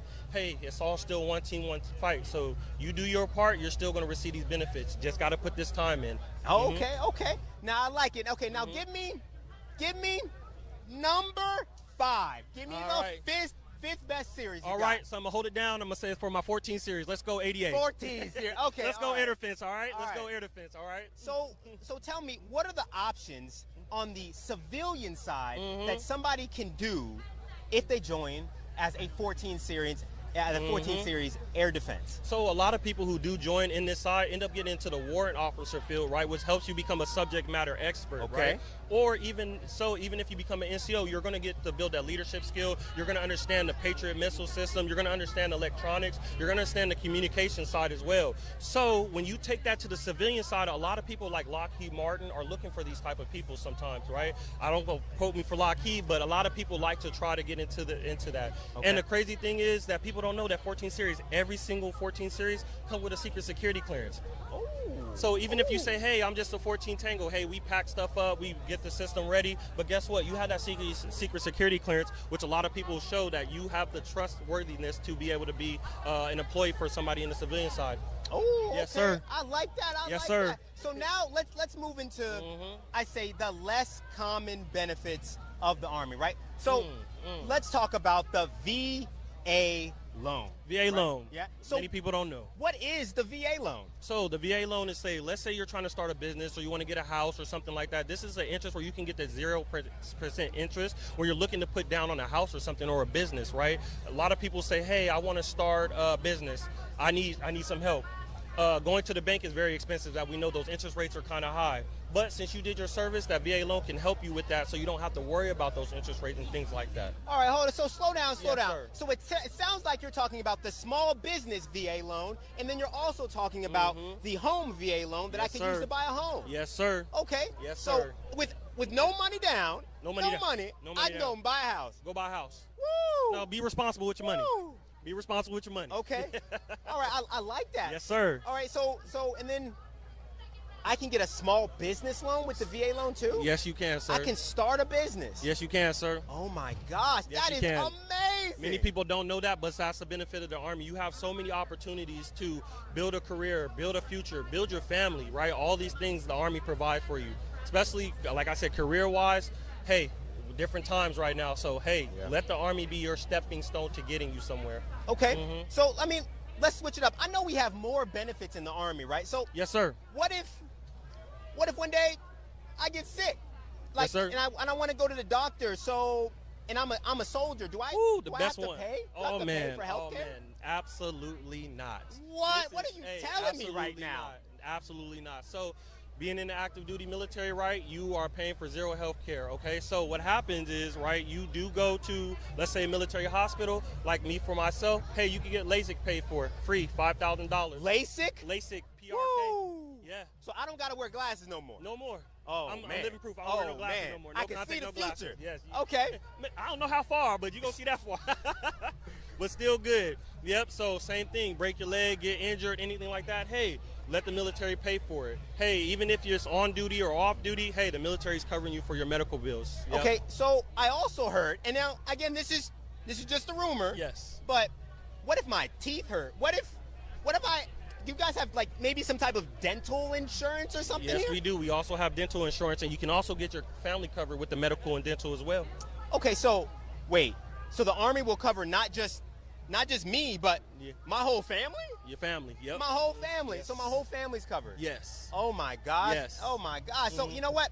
I think we have exhausted a lot of these active duty benefits that the Army can offer you. Yes, now, sir. let's switch it up. Let's bring it on over into the reserve side. To the reserve side, yes. A lot of people are curious about that because they do not know. So. Okay, so tell me, what is the Army Reserve? Because I'm active duty. I don't even know what the Army Reserve is. All right, that's wonderful. I'm glad you asked me, sir. Great. So the Army Reserves is part-time military. So you're going to work 2 days a month, 2 weekends out of the summer, right? So what happens is you can also stay in your local area. So let's say you wanted to join and you want to do one of the logistics jobs. Great. Let's find you a unit nearby. We find that unit. You go to basic training. You go to your job training. Don't worry about where the Army's shipping you. You're coming back home.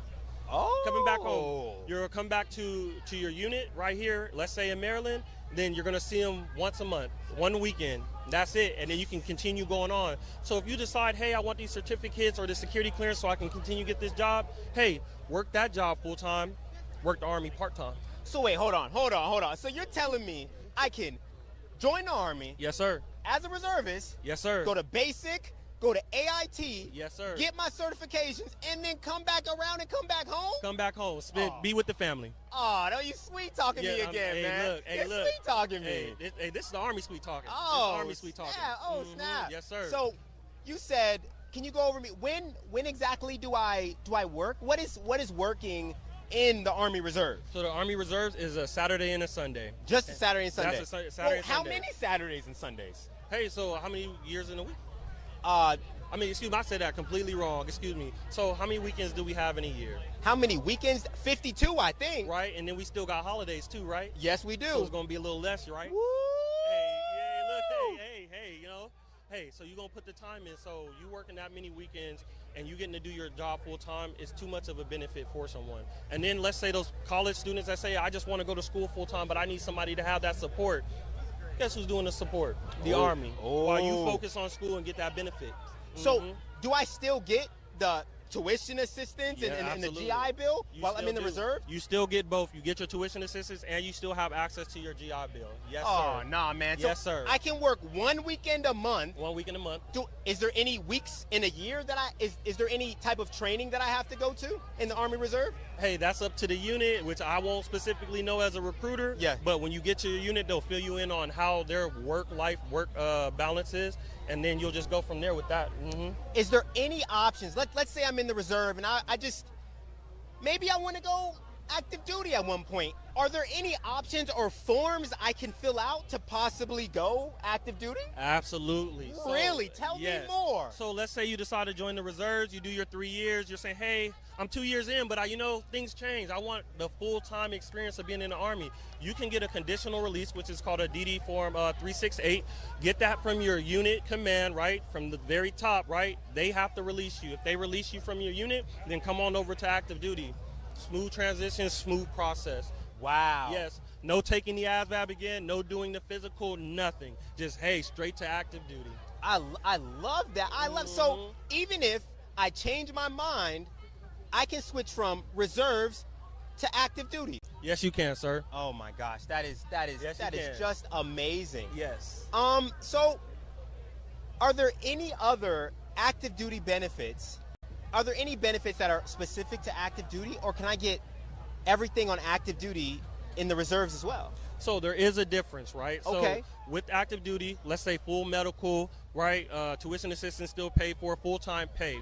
So for people who believe that, hey, I'm going to be in the reserves and receive full-time pay, wouldn't necessarily be fair since you're only working 2 days out of a month, correct? So with the reserves, the medical is 50%, right? Okay. So your 50% discount, the same for the dental on that side. But the beautiful side is the education does not change. Wow. Yes. The education Wow. side does not change. So if you, like, a lot of students will come and say, hey, I would like to join the Army. I can't do school full-time if I'm in the active duty, so we suggest the reserves. And some people say, hey, I would like to still pursue a career, but I'll do school part-time. Many active duty soldiers have gotten their master's degree while being in.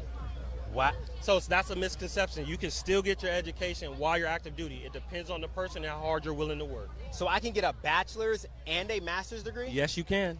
Woo! Got to put the work in. Goodness gracious, goodness gracious. So, all right, so let's keep going. Let's dig a Absolutely, little sir. deeper Let's into dig. the Army, right? Let's go. Let's all right, go. so we're going to talk about duty stations now, right? Duty stations, because yes. you told me that I can get stationed all around the world. All around the world.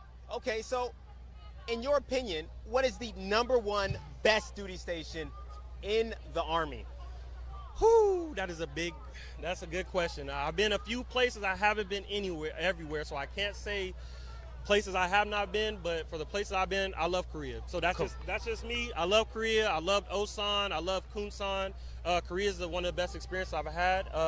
Bliss is nice as well. I like Bliss. Was there for about 6 years out of my military career. Bliss? Yeah, Fort Bliss in Okay. El Paso, Texas. So Korea #1. Korea #1 hands down. right. Wouldn't change it for nothing. Are you about to tell me Fort Bliss is #2?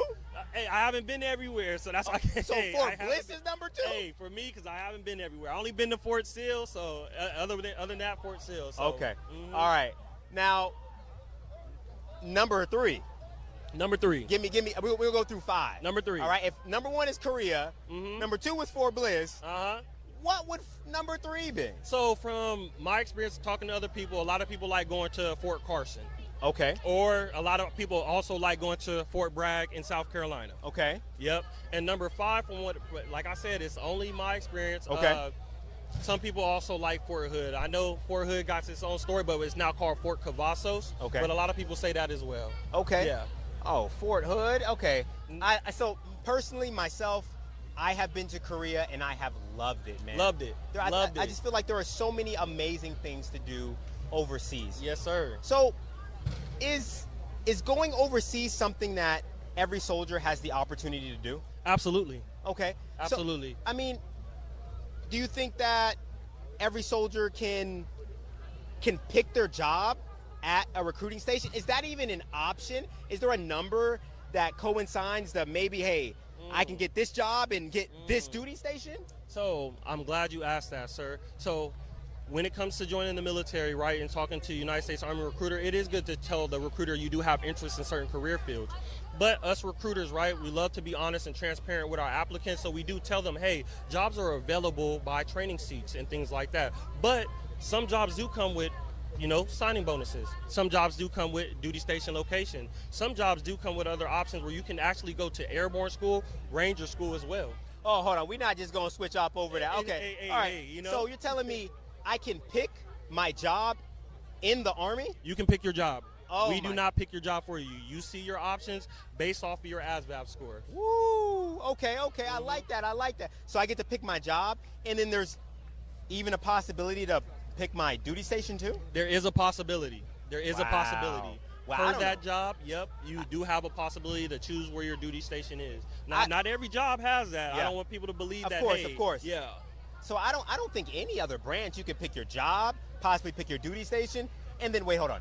You told me we got bonuses? Got bonuses. Oh my! Got bonuses. What? We got bonuses? Got over bonuses. Here? Yes. All right. So yes, I can join the Army and I can get a $500 bonus. 500. Yeah, 500 is probably around the smallest I've probably ever seen. If that's small, that's small. What is big? So the biggest bonus I ever seen while being in recruiting is $50,000.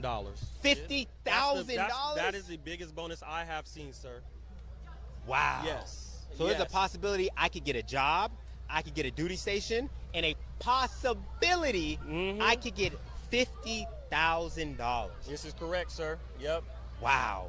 Yep. The Army has a ton of benefits. A ton of benefits. A lot of options. A lot of things you can do.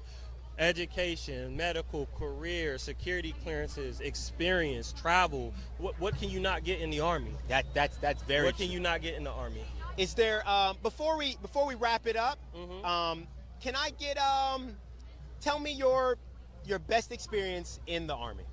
Overall best experience? Yes. Through my 17-year career. Your 17-year career. So I love telling this because I do tell this to my applicants. My number one experience in the Army is meeting people. It's meeting people because getting away from home, before I joined the Army, I never left California.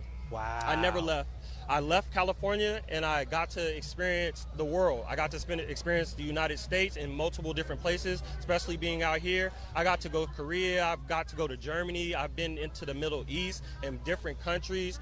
Hey, you don't just make friends in the Army, you make family. That's my number one thing I tell people. You make the experience about you and the experience with your teammates. You're going to go through hard times together. It's not always easy, but your family members get you through it. It doesn't have to be people that are blood related.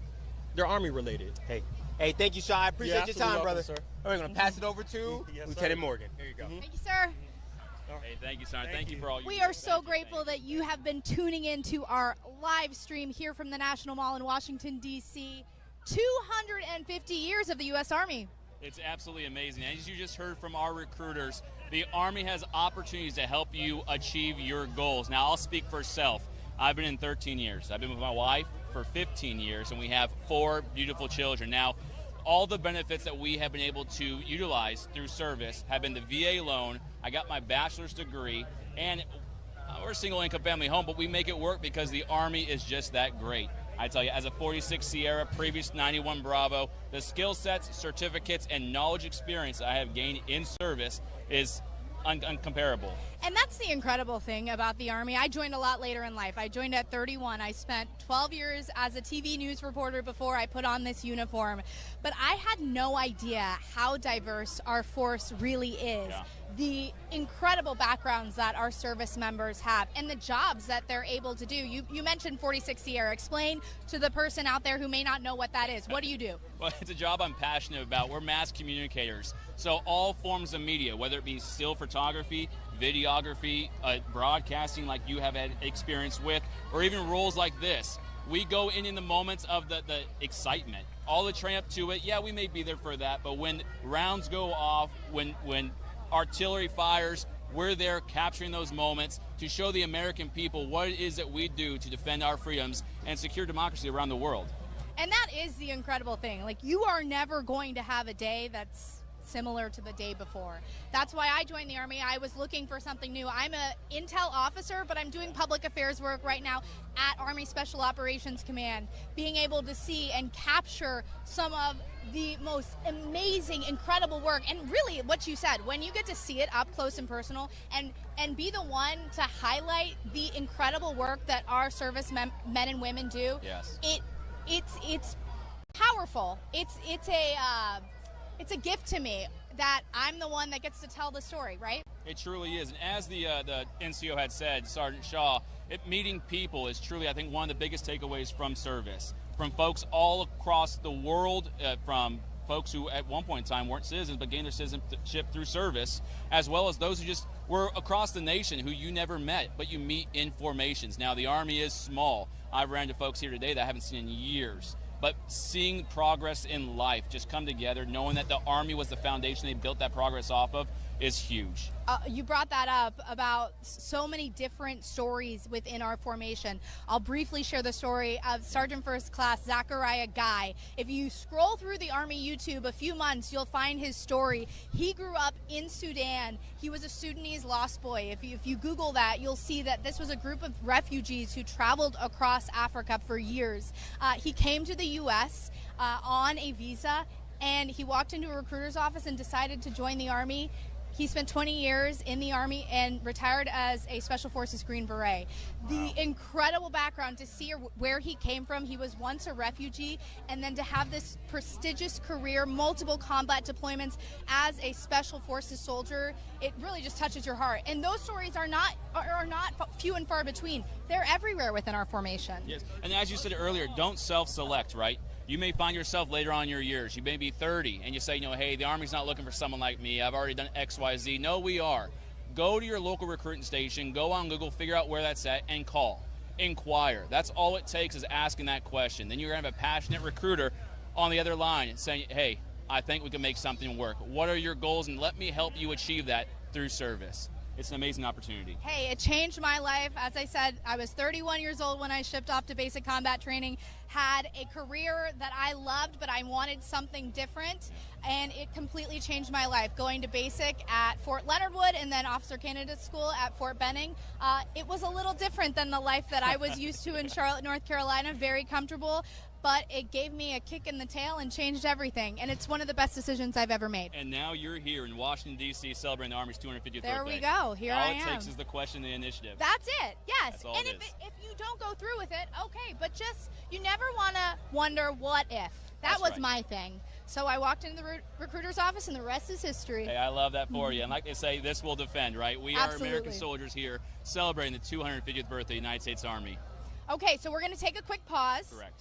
We are so grateful for you tuning in to this live broadcast of the 250th birthday of the United States Army here in Washington, D.C. This festival is still going on. It started at 11. We'll go a few more hours, and this is your opportunity to meet your U.S. Army. You have all the different equipment, technology, the soldiers, the people that you want to hear from. You can speak to them, go up to them, talk to them. Recruiters out here as well. We invite you to come out if you're in D.C. If you're not, in a few minutes, we'll be back, right? That's correct. We'll be back showcasing the awards ceremony for the Sergeant Major of the Army's fitness competition. Okay, I think we made a bet earlier, so we're going to see who wins. I think the Sergeant Major may have this in the bag. I'm going to be honest. Seeing his performance, Is that who's going to take it?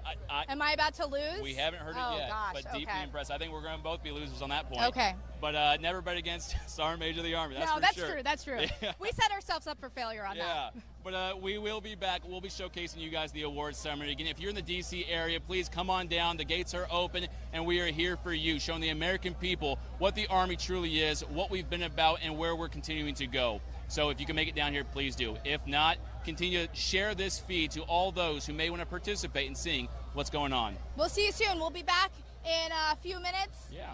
But don't stop streaming, because we'll be back. Yeah. All right. Take care. Okay. We're going to go down for a second. Yeah, we're just going down for a second. Stand by.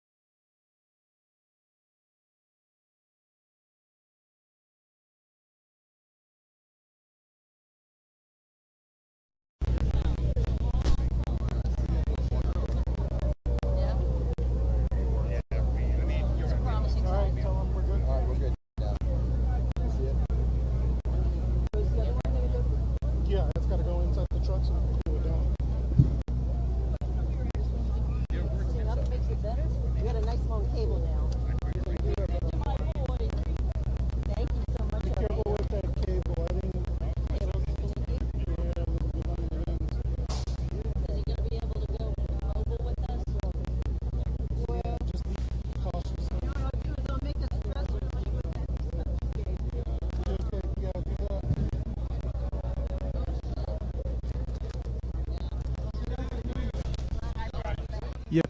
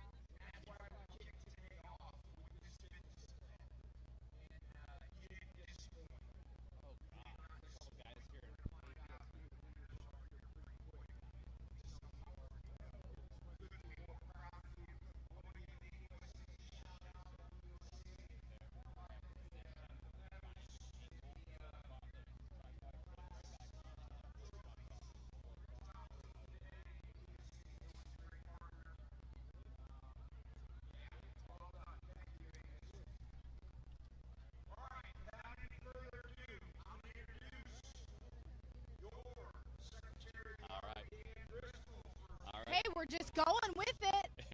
Absolutely. This is live television, right?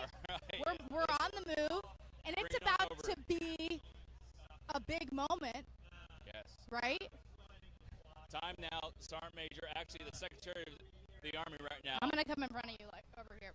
Secretary Driscoll is talking. We're about to position ourselves so you guys got a clear vantage point of Army senior leaders announce who the winner is of the Sergeant Major of the Army's fitness competition. And this was an incredible competition to watch. The best of the U.S. Army on display. These are teams that are the best of their units. They've been training. Peak physical fitness. Oh, yes. Made me feel motivated. Also tired. Sweating just watching. Hey, but what the Sergeant Major did announce before we were able to get back on is that his team of old men, as he says, placed ninth. Ninth out of 18 teams.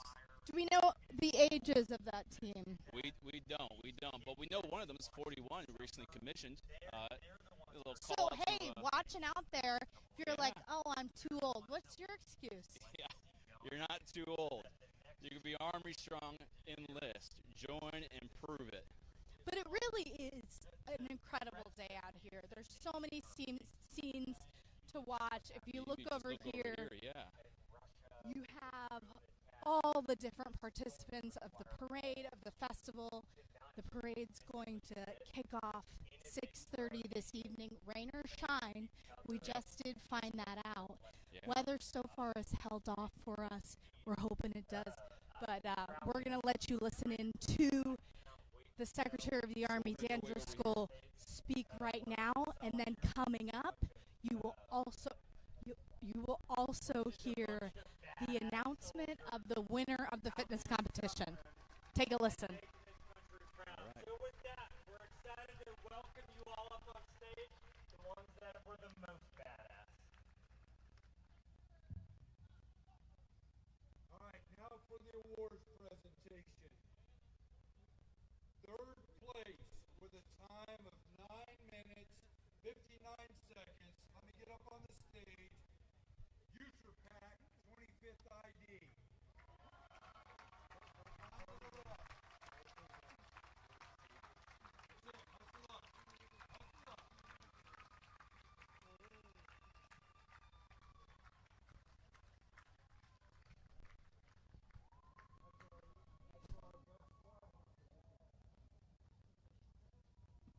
That's right. And just so you know, last year's best squad, United States Army's best squad, came from USERPAC last year.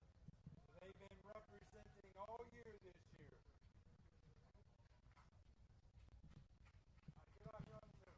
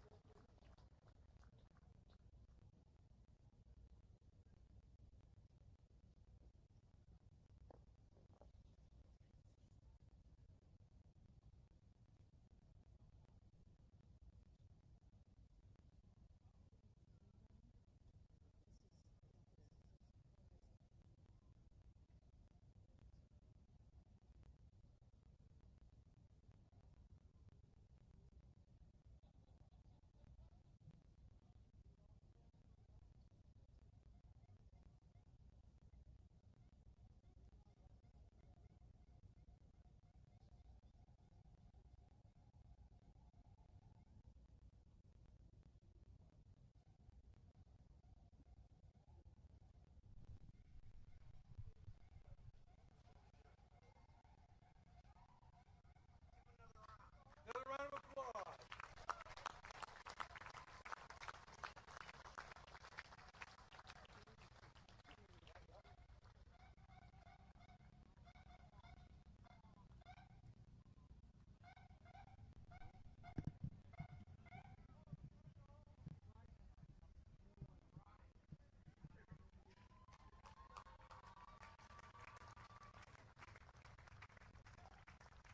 All right, second place with a time of 9 minutes and 36 seconds. Let me get the Army National Guard endurance team up here.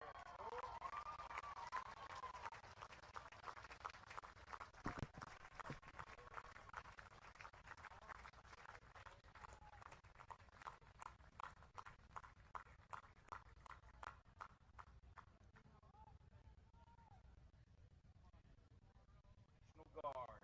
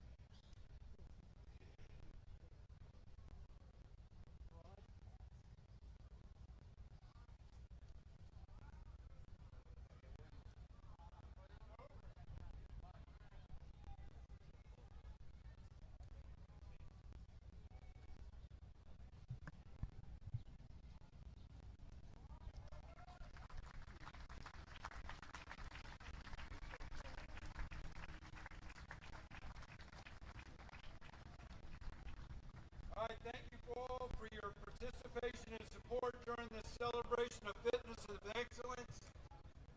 Enjoy the rest of the afternoon in the Army Birthday Festival. Thank you.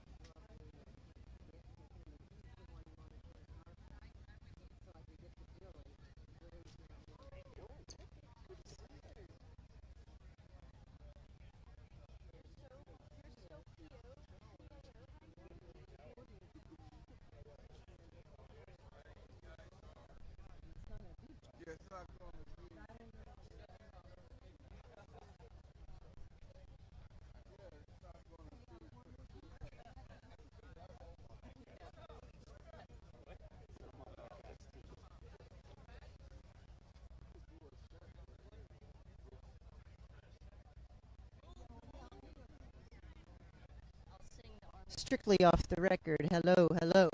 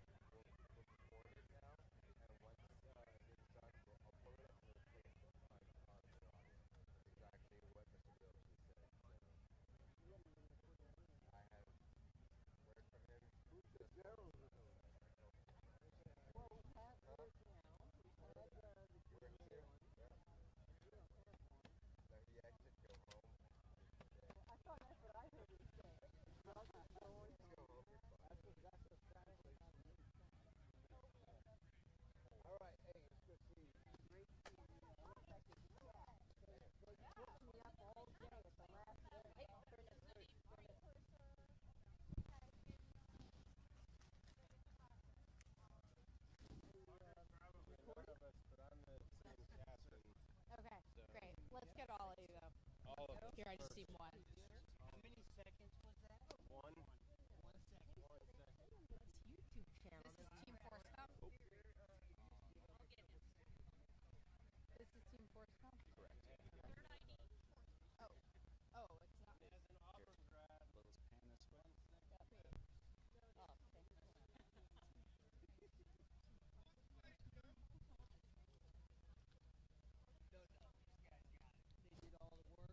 Okay, if I can get you guys kind of close together. Okay, we are back out live on our U.S. Army 250th birthday live stream. And guess who we have behind us? The winning team of the fitness competition out here on the National Mall. Okay, you all just were announced. First of all, tell America who you are. We're Third ID's fitness team. What, a man of few words. How do you feel? How was the competition? It looked grueling from where we were. It was pretty painful. We trained really hard for the last month. Most of us train like this every day to prepare for stuff like this. But we definitely had to go to a dark place to get it done.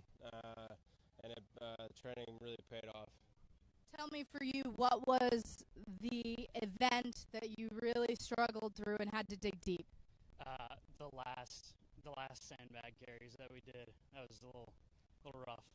Yeah, really had to just these guys were hyping me up and just going to that dark place where you're like, I need to do this. Going into it, what was your plan to train? Did you guys train for a while, months, weeks? What was it? Yeah, we trained for about 4 weeks together. Major Cash did a screening process with all of us to see who would fit best on the team. And we got together in Jordan Gym at Fort Stewart every morning. And from there, on Saturdays, we would go into a CrossFit gym locally and train kind of what we thought the event would be as much as we could. And we definitely prepared, thanks to Major Cash, prepared really well, and yeah, paid off.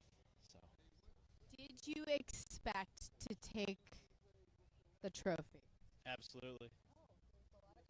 Absolutely. You didn't have any doubt in your mind coming off that court.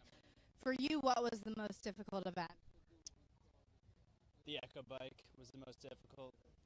Just pushing yourself and, going as hard as you can, just knowing and trusting your fitness along the way, making sure that you leave it all out there on the bike, and then just trust your fitness, finish through. Physical fitness, of course, is the cornerstone of being a good soldier, being a good NCO, a good officer, all of it. For you, what does it mean that you guys get to take home the trophy for the fitness competition, being a soldier? It's just toughness and it's teamwork, right? That's what it's come down to. It's these guys executing all together, all of us being on the same page and same piece. Come down to the training, the dark mornings where it's just us training hard. That's what it comes down to. Sir, I'll come back to you. There's a lot of people that are watching this feed that might be looking at you all, sitting at home, think, yes. Yeah, so I've seen the placing teams, and now I know if I'm on there, I'm not placing at all either. But no hard feelings on that. All I know is Third ID was representing ForceCom, and that's what I said would win, right? That was lucky, though. That was pure luck. It may have been the first thing I thought of was ForceCom, obviously. Fort Bragg, spent some time there, and that's the extent of that. But I still said it, and that's the important part. Well, you win. Congratulations. I lost. Thank you. Team USASOC lost, but that's okay. That's okay. Yeah, we'll get him next year, right? Like that just earned. There you go. He needs a pass. Yeah. Now, I think we're going to start making our way on over to the medical tent so we can learn a little bit more about the Medical Corps' history in its part in the Army's 250 years of service.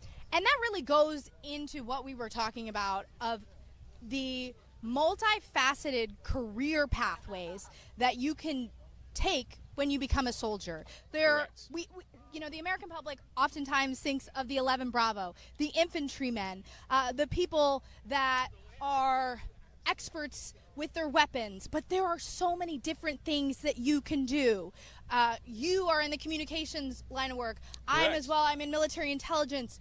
But these guys, these are doctors, these are nurses, veterinarians. It really is incredible. Yeah, it doesn't matter what your interests are or what drives you, what goals you may have in life to achieve. The Army seems to have an MOS, which is a military occupation specialty, just for you. It has degrees, certificates, it has training, everything put in place to help you achieve those goals through service.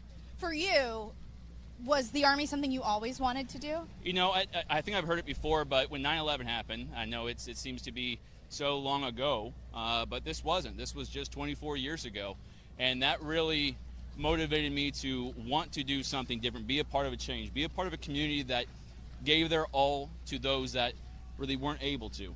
So 9/11 was my motivating factor. As I grew, I found a purpose in life. I'm a husband, I'm a father, and I knew I needed to provide. And through service, I was able to provide. I still am. I love it.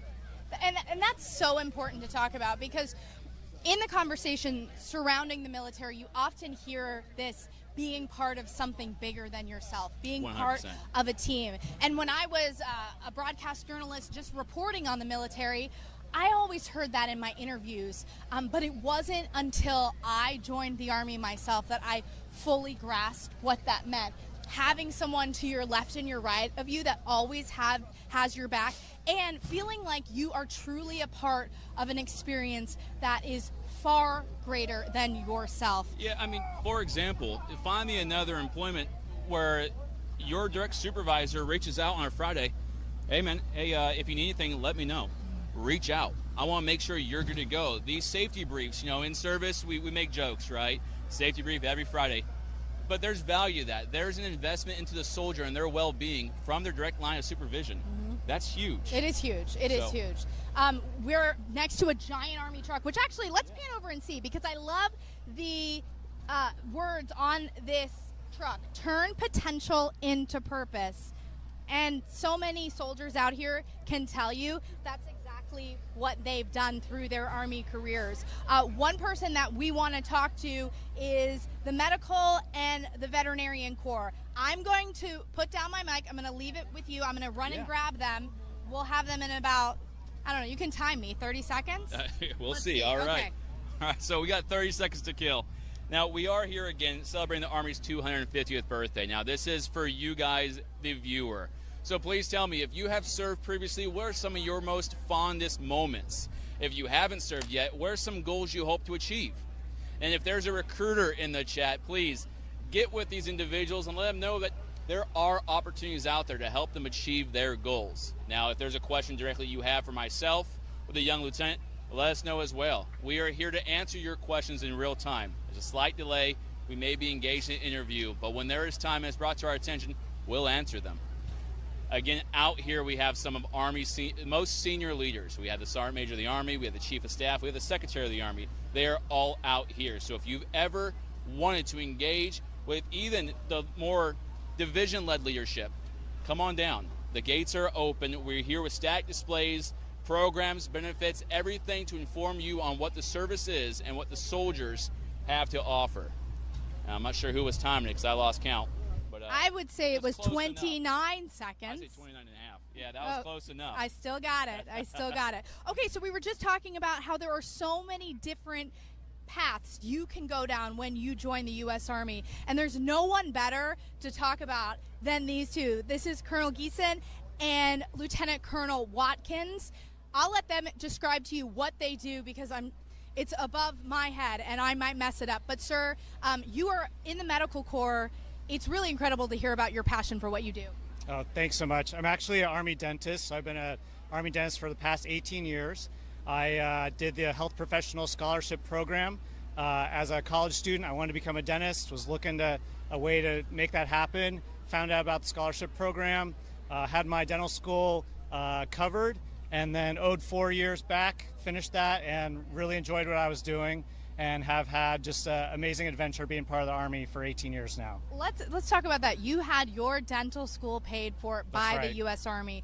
You didn't have to worry about student loans. Nope. It's been an incredible path for you, right? It has. It's just opened up so many opportunities. I wanted to see the world as a kid. I've been all over now. Just came back from 3 years in Germany. been to Korea, Kuwait, Afghanistan, Honduras, and all over the U.S. So just really have had a great career of treating soldiers, taking care of soldiers and family members, and seeing the world. Awesome. Ma'am, just to pivot to you, you have an incredible career to talk about. You piqued my interest because I'm an animal person, and if I could do it all over again, I might go down your path. Talk about a little bit about what you do. Yeah, so I think we actually, ironically, have two of our smaller specialty corps here representing Army medicine today. So I'm a veterinarian. I've been a veterinarian for 13 years. Came directly onto active duty, again, through the Health Professions Scholarship Program. You know, as a little kid, I probably have the same path that most people do, wanted to be a vet. Didn't really see how that was compatible with service and didn't see it in my future, but I ended up doing ROTC and found some veterinary corps recruiters there, realized that there was actually a future for me. So came on to active duty to serve my time following the scholarship, and I've been here ever since, enjoying my life. Talk about what a veterinarian for the Army, or someone that's a vet tech, someone that's support, what are you doing day to day? So I think probably the most forward-facing mission that we have, obviously, is the animal care that we do. So the military working dogs are probably the forefront that everybody sees. Obviously, the Army employs horses as well, and you'll see that represented in the parade today. So we do the care for them.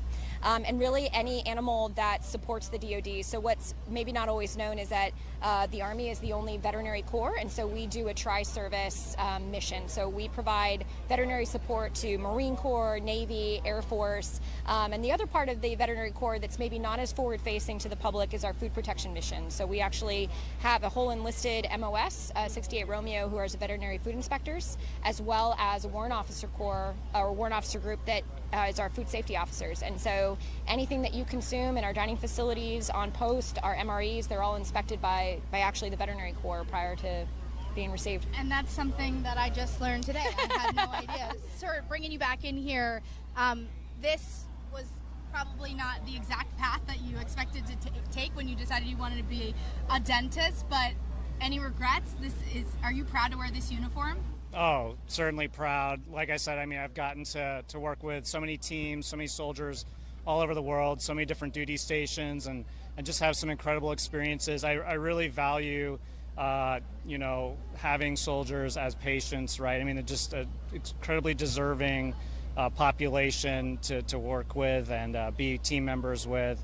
And you're right, didn't foresee this maybe back in high school, but it has worked out really well, and I've just had a great career.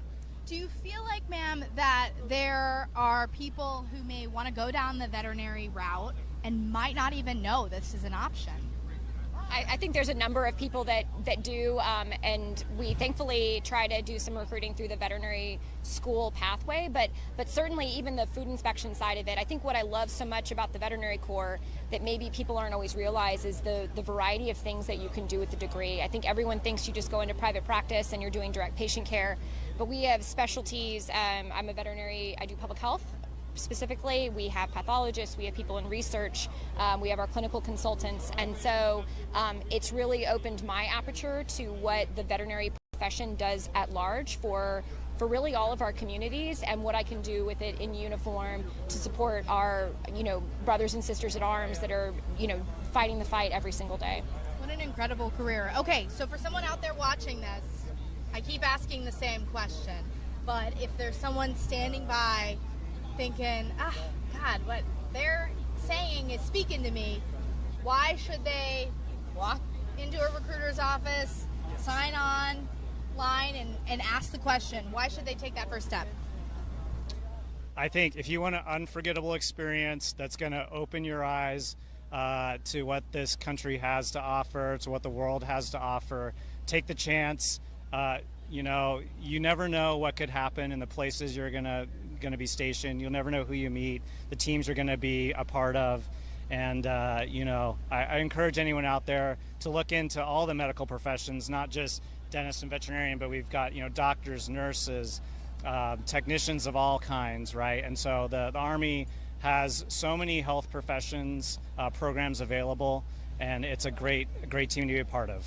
And the most incredible part, maybe not the most incredible, but a good perk is the fact that the Army takes care of your schooling. Yep. And you're not bogged down with student loans, right? Exactly. Yeah. I had a lot of classmates coming out of school with a lot of debt, and I really didn't have to worry about that. I just started working, right, and earning that paycheck. So it's been a great ride. Thank you, sir. Thank you, ma'am, and thank you for what you do. So many incredible pathways out here. We've just hit the tip of the iceberg of telling you about all the options, all the paths that you can go down in your Army service.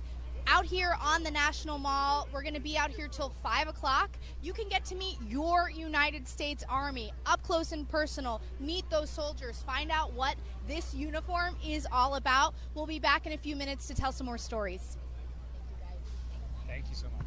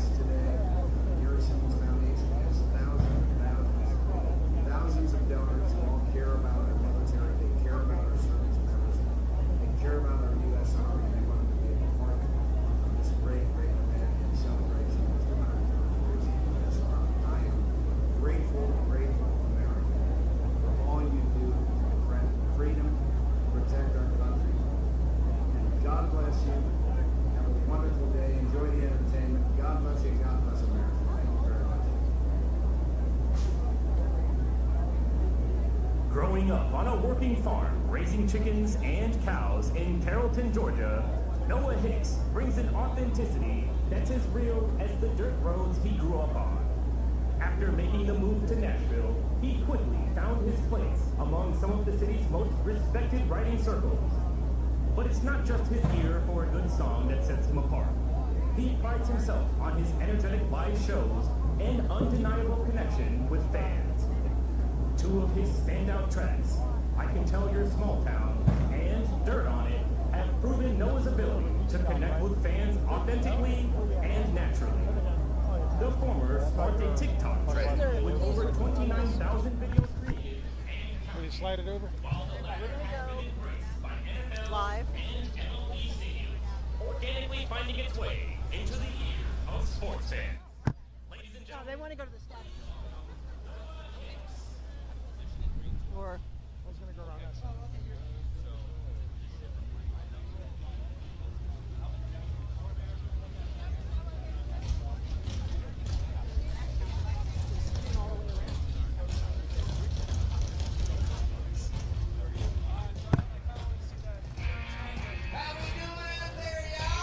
Oh, there's Scotty Hayes. Oh, come on. I said, how we doing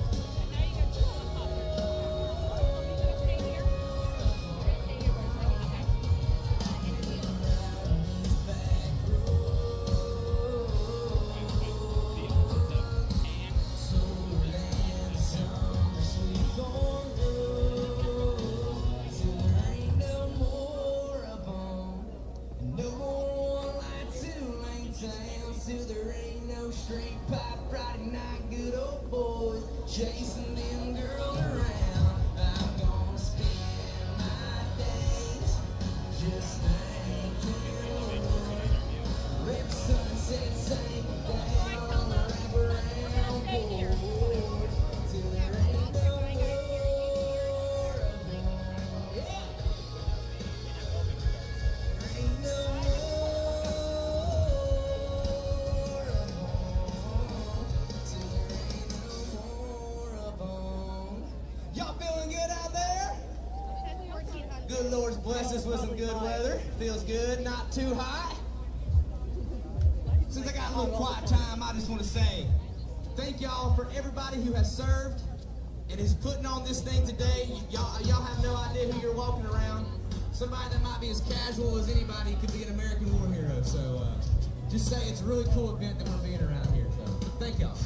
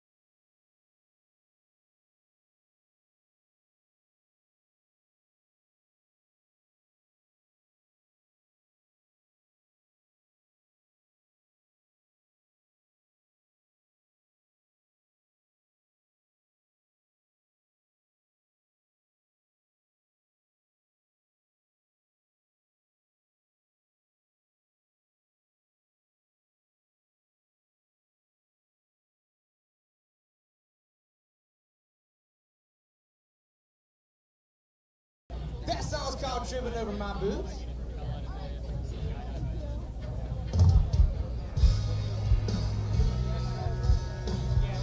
This next song.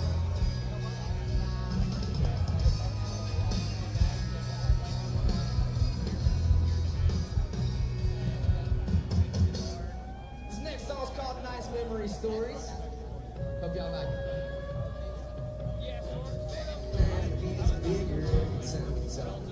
That book gets further away. That touchdown long step on gets stronger, gets harder and harder Wednesday. That night that cop pulled us right over, but these days it goes we ran from home. But tonight we got another one of those going. With this crowd, I know what's coming. It's turning nights into memories, memories and stories.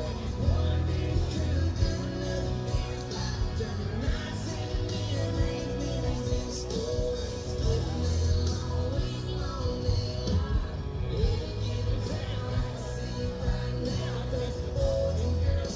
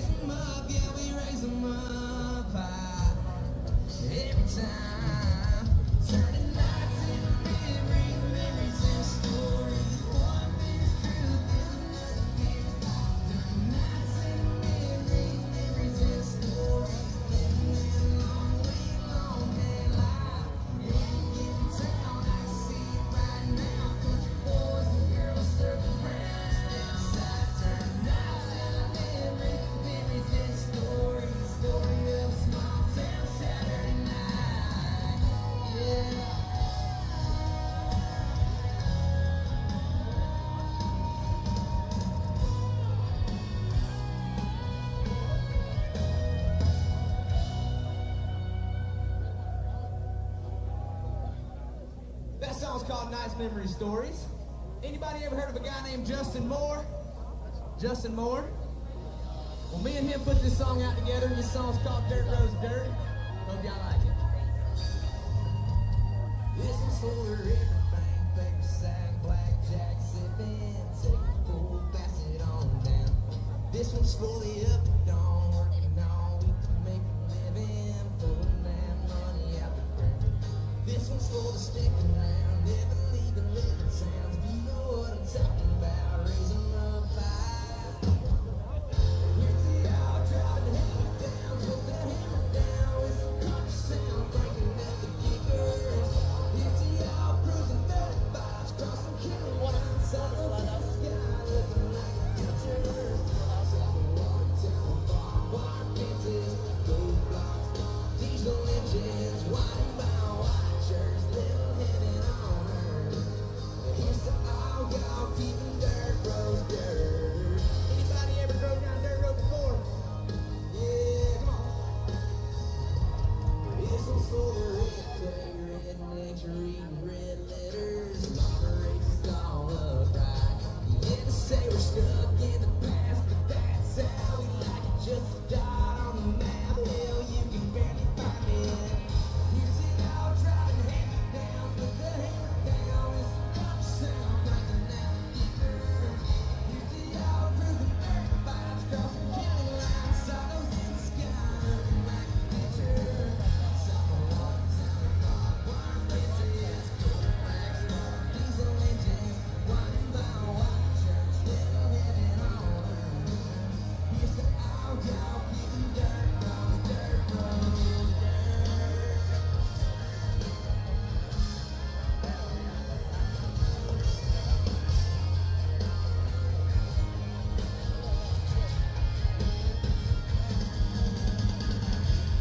Corn talk, keeping town small, yeah. Here's to all y'all keeping dirt roads dirt. Keeping dirt roads dirt. And here's to y'all driving hand-me-downs with the hammer down, with some country sound cranking out the kickers. Here's to y'all cruising 35s, crossing county lines, silos in the sky, looking like a picture. Soft water tower, barbed wire fences, cold black smoke, diesel engine, winding by white church, little heaven on earth. And here's to all y'all keeping dirt.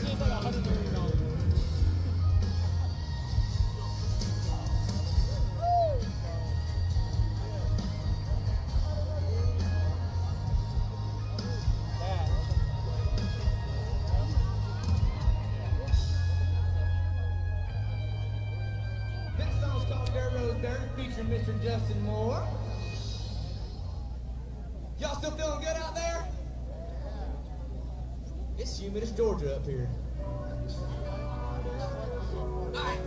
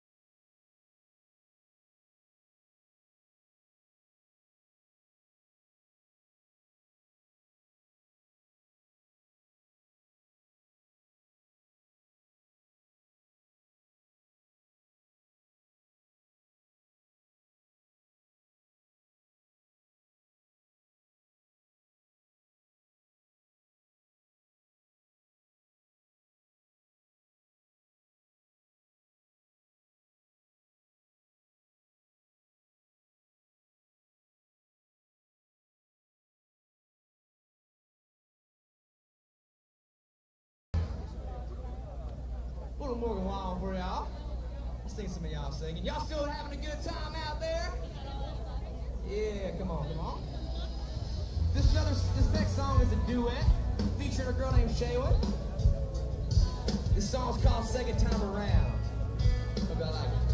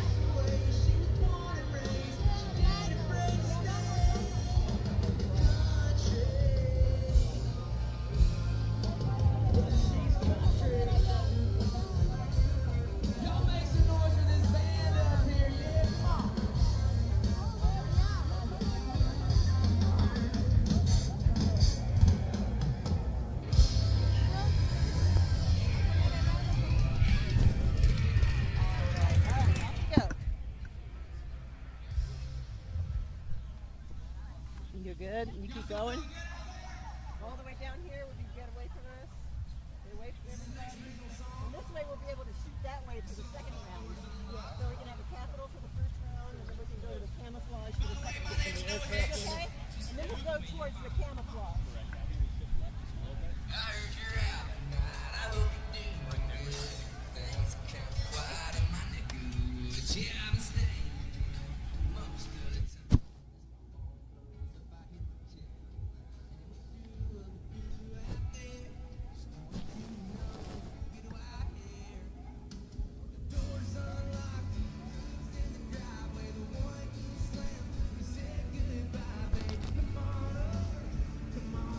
So tell me where I want to be.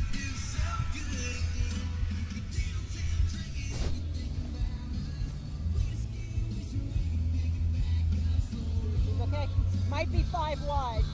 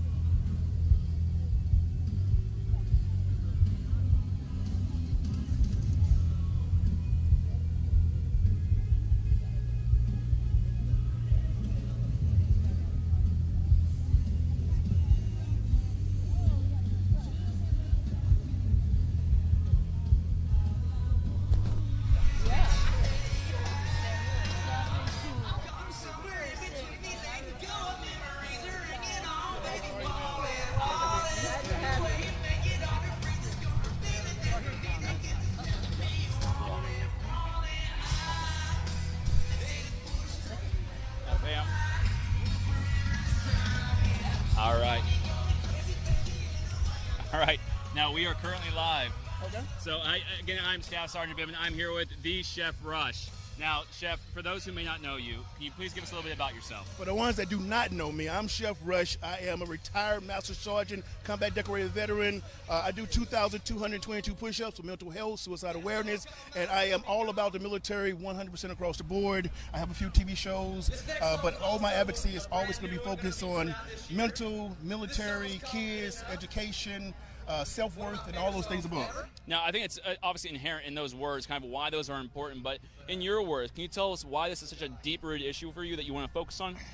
Because sometimes we don't get to value ourselves the way we should. We work all the time, but the one thing you got to do is take a moment for yourself and think about who you are, what you do, and how you're going to live in your life, right? Self-gratitude, self-worth, self-reliance, all these things, intestinal fortitude is one of those things we do. We take pride of it in the military. We all should give it to each other, going back on it, but also it's about that lifestyle. Lifestyle, about integrity, resiliency is those things that we need to have always and embedded in us. So I learned all that from the military, and I took it over to what I'm doing right now. So that's why I do so much on TV and speaking and social about the military, about what we do and what we give back. All right, now your time after service, can you break down a little bit about what are some of the things you've done, things you've accomplished, and how that's giving back to the soldiers? So it's funny because the things I've accomplished after service, I never thought I could ever be able to do in my entire life. I'll be honest with you about that. I became a worldwide speaker, I became a consultant. I have about 4 TV shows coming out right now. I've already had about 4 TV shows out with Gordon Ramsay, my TV shows, Disney, Netflix. I have another show being produced right now. I have about 7 different companies, from AI to finance. I just do a lot of different things. But it's all fun because it's about self-worth again. It's the things that it's not about a job. You know what they say is when you do what you love, it's never a job. Even in the military, in the Army, this was never a job to me. This was my lifestyle, and I still make it my lifestyle. The same way I think about my mindset, my body, my health, is never I used to. It's what I'm doing right now and tomorrow. Yeah, now minus this top, we look just about the same, believe it or not. You're a little bit bigger. Yeah, thank you. Now, you're here today celebrating the Army's 250th birthday, all right? So now, what does that mean to you to be here on such a momentous occasion? Did you see that? It got bigger. Those chill bumps are made by itself. It's one of those. But honestly, this is probably one of the most highlights in my entire life, in my career, with all the TV show, everything I said. This is 250th. It's all about resiliency. It's about us. It's about family. It's about dedication. It's about the past, the present, the future. I mean, think about this. This never happened again. This is the one and only time. It's history right here in the making, and it is unbelievable. And I am honored, privileged, and dedicated to be here. Yeah, now, in those words, I think you hit it. But now, if you can speak to those who have served before us, myself, yourself, and those who served with us, and those who will serve after, is there any kind of testimony you'd like to give them, or words of encouragement or honor?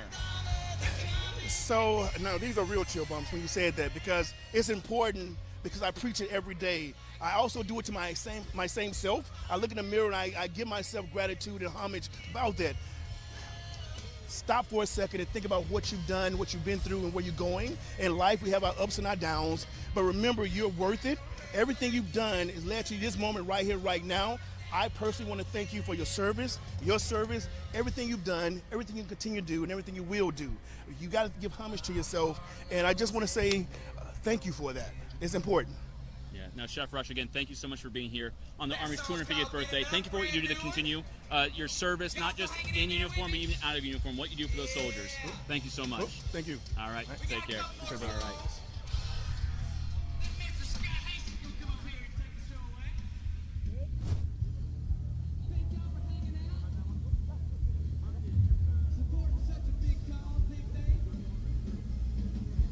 Am I in your shot? You're good. Am I cool? You're good, thank you.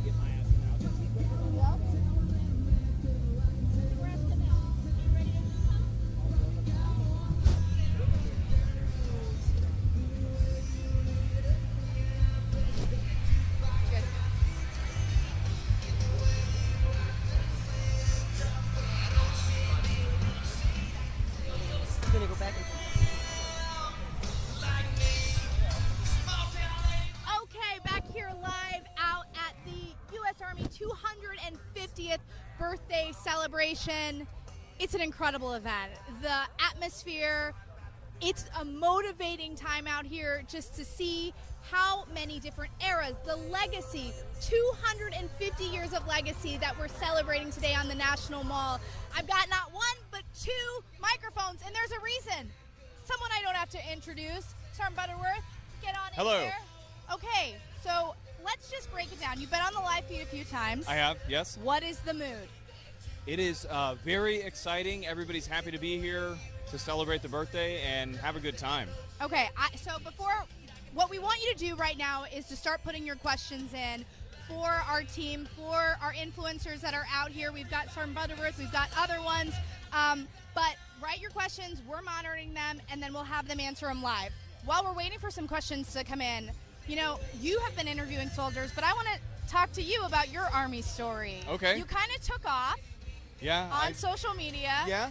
What got you in this uniform in the first place? So I joined back in 2006. I joined because of the events of September 11th. I was heavily influenced by that. I joined as an 11 Bravo infantryman. I've been an 11 Charlie and a recruiter. I've been in for about 19 years in the Army National Guard, and during that time I've had deployments, done a lot of different things for the country as well as different states and humanitarian missions. I got into recruiting and I realized that social media is a good way to talk to people, and so that's why today we're doing a live stream. Go figure. Yeah, so it's been a great experience, and being able to use social media to connect with people and teach them about what the Army actually offers direct to them is what I wanted to do. Have you been surprised at how your message, how your videos, your humor have resonated with so many people? Yeah, in the beginning I was kind of taken aback from it. I did what everybody else did in the Army at that point, and I made a video that was very formal and, hello, my name is Sergeant Butterworth and this is what I'm doing. And then I realized very quickly that's not who I am. I'm not an overly serious person all the time. I like to joke around. And so I said to myself, you know what, I'm going to do that. I'm just going to be myself, because at the end of the day, we're all people. We all like to joke around. We all like to eat good food, hang out, do all that stuff.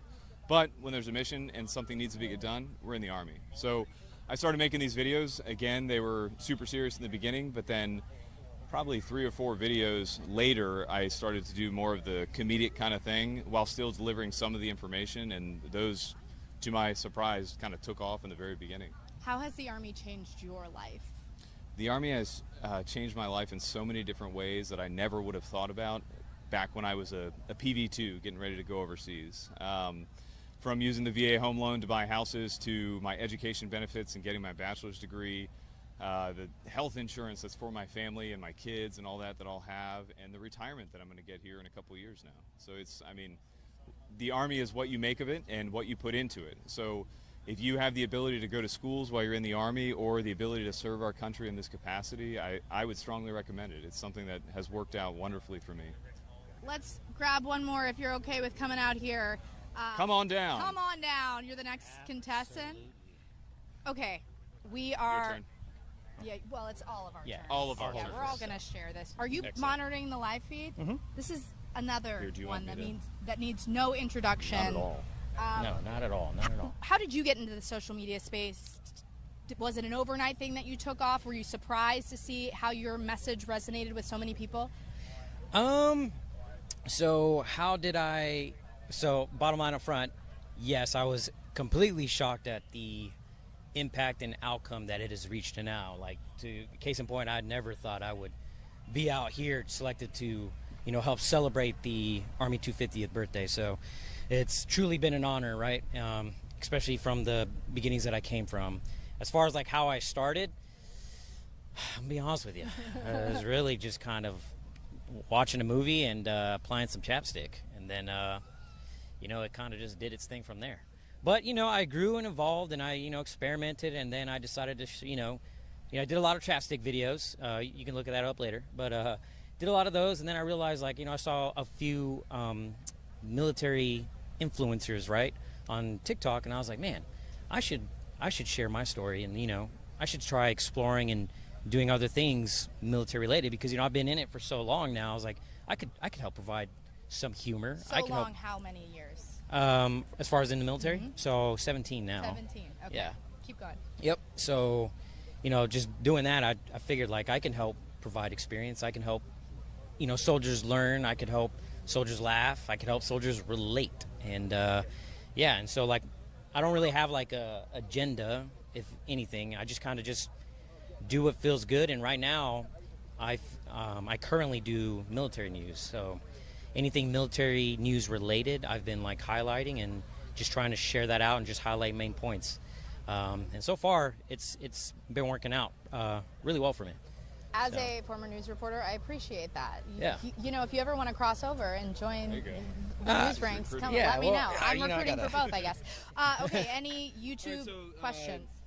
One of the things that keeps coming up is MREs. So I guess that's a good question. What is your favorite MRE of all time in 17 years? I'm not gonna. People are gonna hold you to this forever, so you better answer right. No. Yeah, I'm totally down. If anything, I'm making sure that I say the right things because I know how my first arm voice can get. So my favorite MRE, 1,000,000%, I would trial by combat for a Chili Mac. Chili Mac MRE. I love the Chili Mac. Second one would be chili beans. Because it comes with the cornbread. I love chili beans and cornbread. But yeah, those two MREs. If I can at least get one of those for the day, no matter what. And we just came out of the field training event, and I can tell you right now, I only got it like once out of like the 10 plus days I got it. But you know what? I was really happy to have Chili Mac. What about the worst MRE? Ooh, definitely for me, it's the veggie omelet.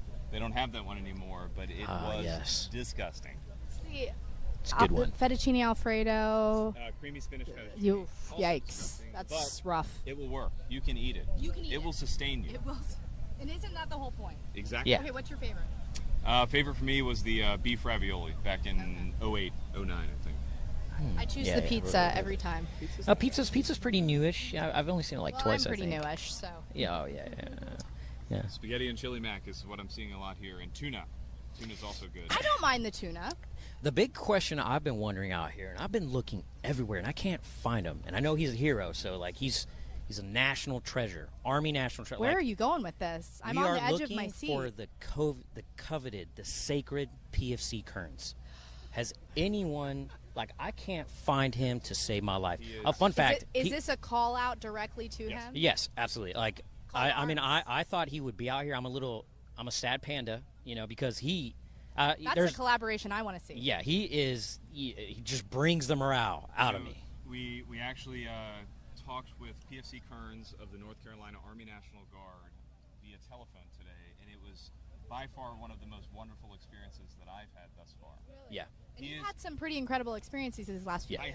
I have, but he is a extremely motivated soldier, sets a good example for everyone, and we're lucky to have him. But isn't that the cool thing about social media? Like, people that would never have a platform, people that would never get that type of attention, are spreading a message of motivation and passion.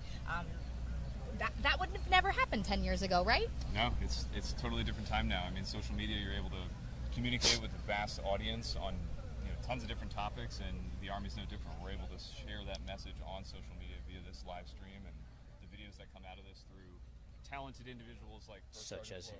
Yeah. When you hear from someone in your DMs or they come up to you out here on the mall, I ignore it. No, you ignore it. I never. You heard it here first. He's a diva. He won't talk to you. No, I talk to everybody. What is your message when people ask, okay, I'm on the fence, I kind of want to join the Army, I don't know if I want to take that first step? What's your message? For me, I've been a recruiter, so my message has always been, if you're thinking about military service, talk to all the different components and see which one is the best for you. However, the Army is the best. There you go. Say that, what about you? It's part of it. Get the information, talk to a recruiter. Don't go off of Reddit. Don't go off of just the internet. Talk to a recruiter. Take your ASVAB, your practice tests, and then get a list of all the jobs that you can do, and then do your own independent research to see which job would be the best for you in your life at that point. What was the question again? What's your message to those on the fence? They haven't quite signed on the dotted line. So, as someone who grew up in a, rough area where there wasn't a lot of military influence, I can tell you now, when I first mentioned thinking about joining the military, I didn't really get positive support, right? So what I would say is, no matter where you go, and this is in life too, right? You will have people tell you to do this, and then you have people to tell you to do something different.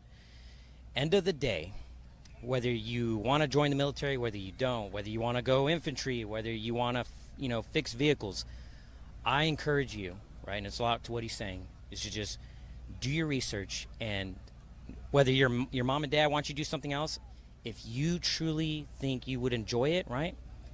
Just shoot your shot. And at the end of the day, you're going to live with those choices and those experiences, and I would rather you be happy with that instead of living under regret that you listen to someone else telling you what you should do with your own life. Shoot your shot. Yeah, shoot your shot. That's the message that's coming out of this. I love that. Obviously, legacy history is a huge part of this 250th birthday. You all have had some pretty incredible opportunities over the past few days to get up close and personal with those uniforms and the people that will be marching in the parade. What's your take on your favorite era and why? For me, it would be now, because it's the one that I'm experiencing, okay. and it's what we make of it. Yeah, that's it for me. Okay. So what's our take on our favorite era? What's your favorite era? In the Army, Yeah. like Army era. I mean, I'm thinking like generations, right? So like, give me like a year span. Like, what do you think? What are we thinking? Like every 5 years? Are we doing World War II, Vietnam, Korea? Oh, okay. We're going huge spans. that's Got what it. I'm I was talking thinking about, like, okay. era. What is my favorite era? Well, favorite era to read and hear and watch and listen. I would say all of them deserve like equal, opportunity, right? And I can say I'm pretty guilty because I enjoy like the World War II era, just like listening to the stories of, the heroes and everything that's gone on with that, like the movies, right? Like that's like my favorite time, is just watching and seeing those examples of what people did, right? So for me, that is a great era. Not to downplay any of the other ones, but that's just how I grew up watching, like Saving Private Ryan, like that's just the time that I like going back to and visiting.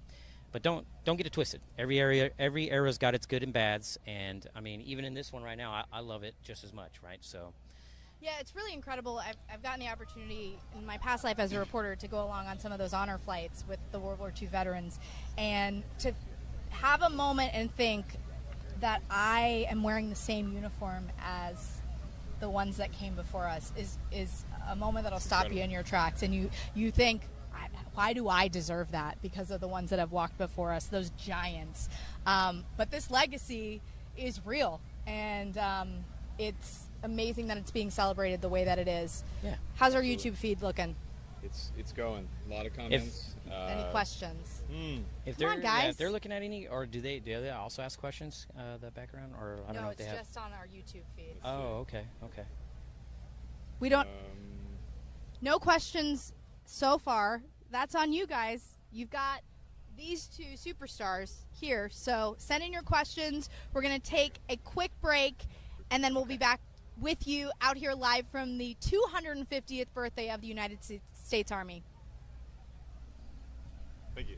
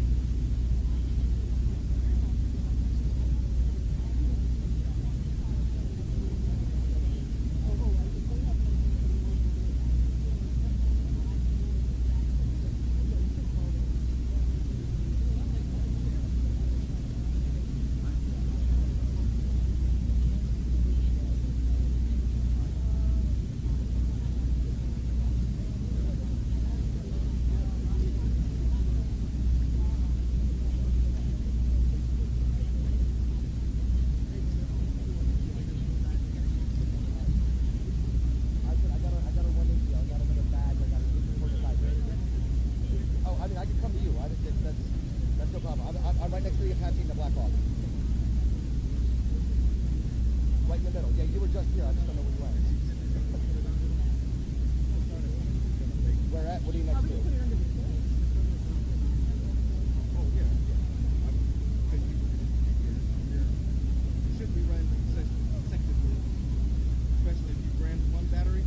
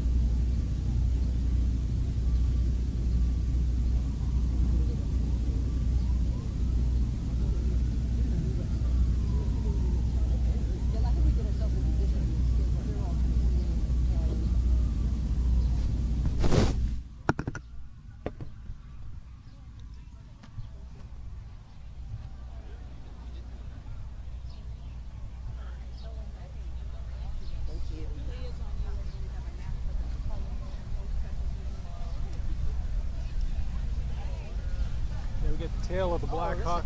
Yeah, or even the front. So you can do all kinds of moves from here. Yeah, let's go. Next slide. Yeah, we'll get all kinds of busy background here. This looks good.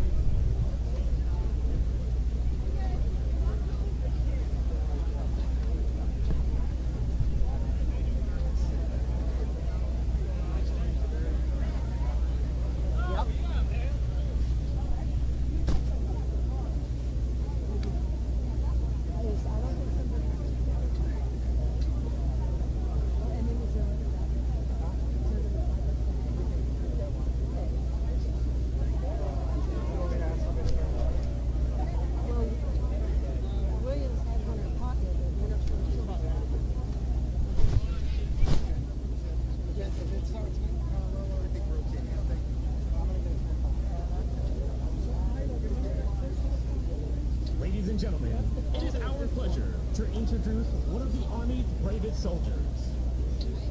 Earning the Medal of Honor, then Sergeant Matthew O. Williams distinguished himself by acts of gallantry and intrepidity above and beyond the call of duty on April 6, 2008, while serving as a weapons sergeant, Special Forces Operational Detachment Alpha 3336, Special Operations Task Force 33, in support of Operation Enduring Freedom.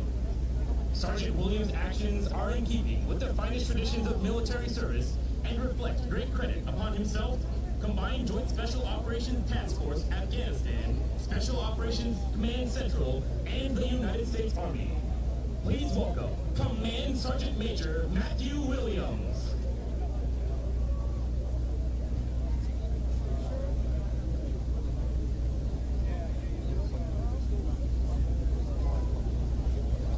Good afternoon.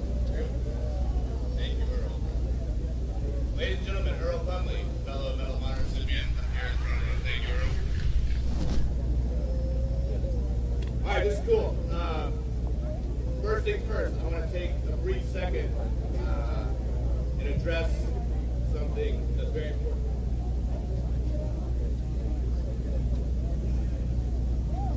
Sorry about that. I want to take a brief second and I'd like everybody to take a moment, look around and find a soldier standing next to you and thank them. Thank them not only for their service, but for being here today and putting on this amazing celebration, allowing us to come and witness everything the Army is capable of and everything the Army has done over the past 250 years.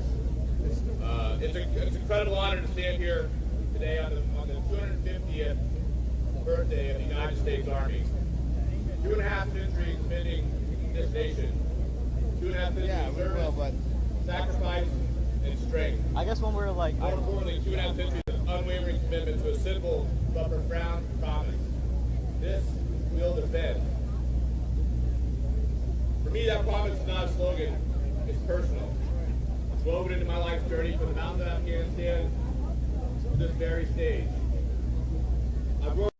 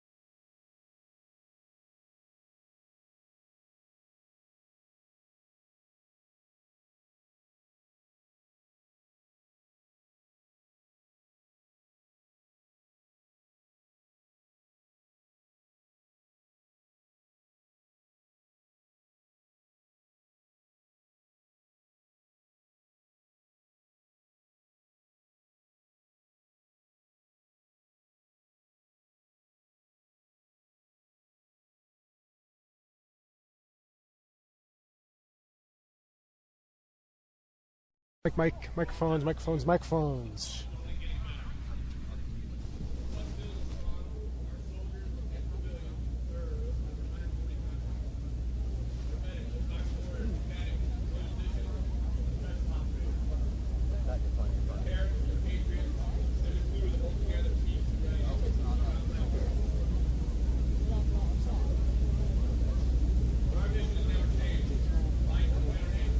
Good to go?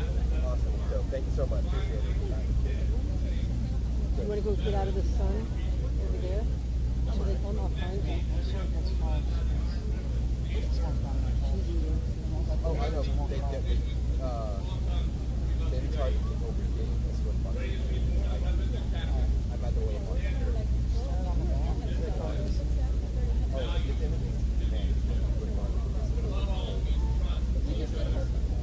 Bring it off.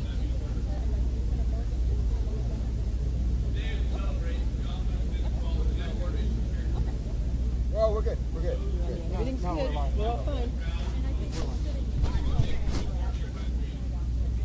Yeah, just keep talking. Yes, I think we're going to have to put the Joe in the truck.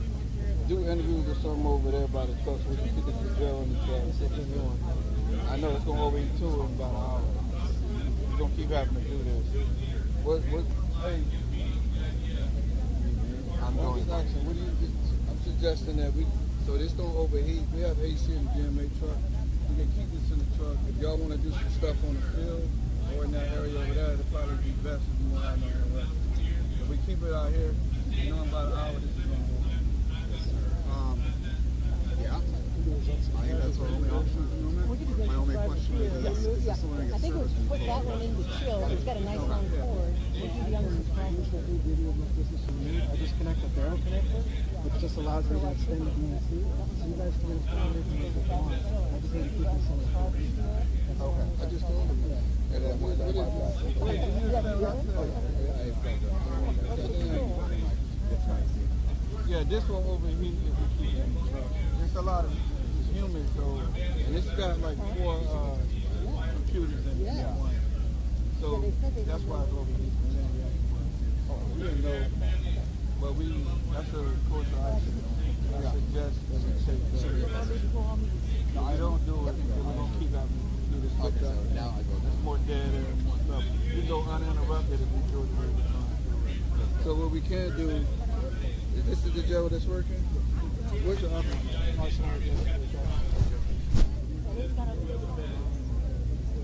Carry that legacy forward with humility, with pride, and with resolve to meet whatever challenges the next 250 years.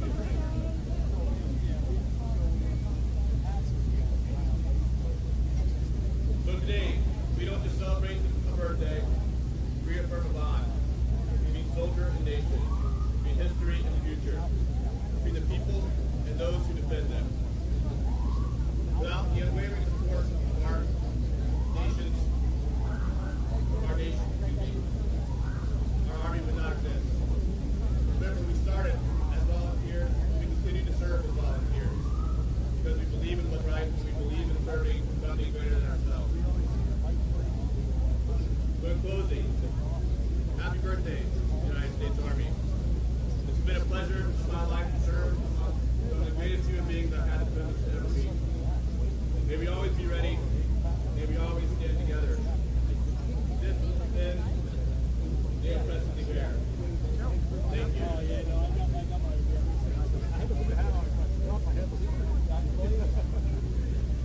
Ladies and gentlemen, once again, please give another round of applause and a thank you to Command Sergeant Major Williams and his fellow Medal of Honor recipients.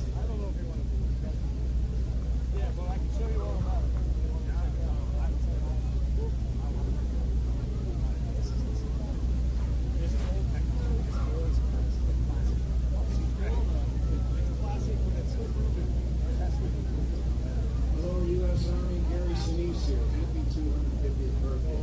To the U.S. Army, 250 years. To everybody who served in the Army, who was there, who has served in the Army, currently serves in the Army. Welcome. We are happy to be sponsoring the entertainment of Scotty Hastings and Noah Hicks today. Persons Foundation was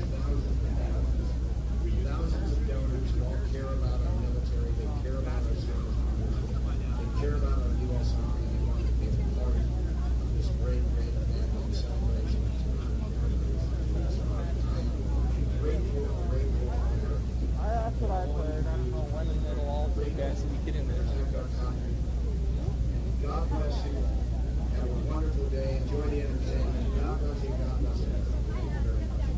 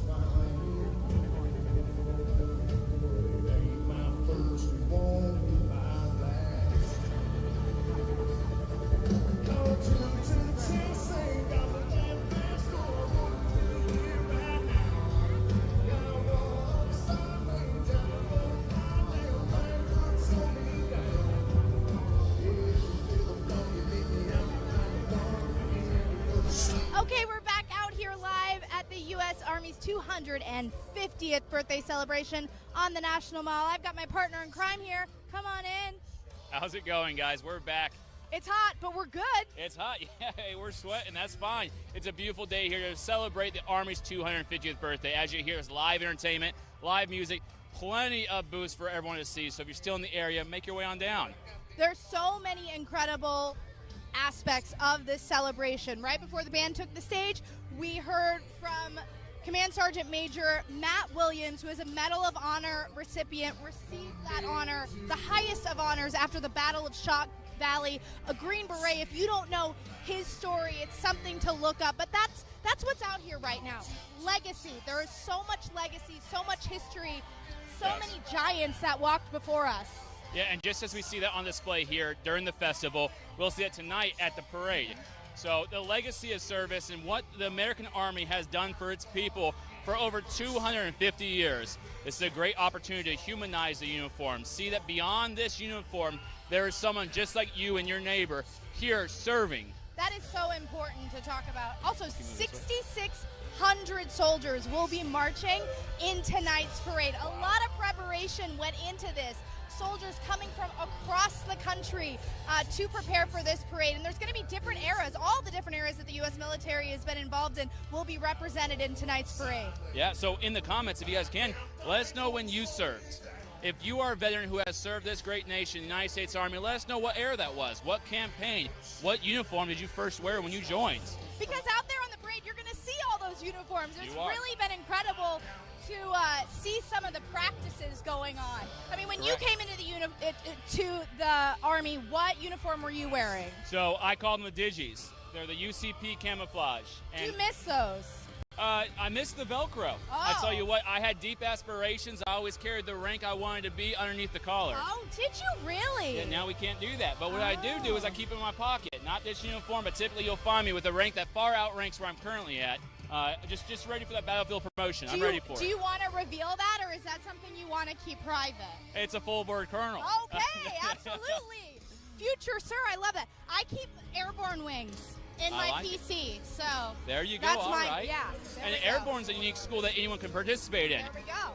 Meet the qualifications, meet the basic requirements, put in a packet, and go airborne. Get your wings, experience something. There are so many incredible opportunities that you can get in the Army. You get paid to jump out of an airplane. Yeah. Where else can you do that, right? I mean, people pay to jump out of an airplane. Yeah. We get paid to do it. Yeah, you can jump out, you can rappel.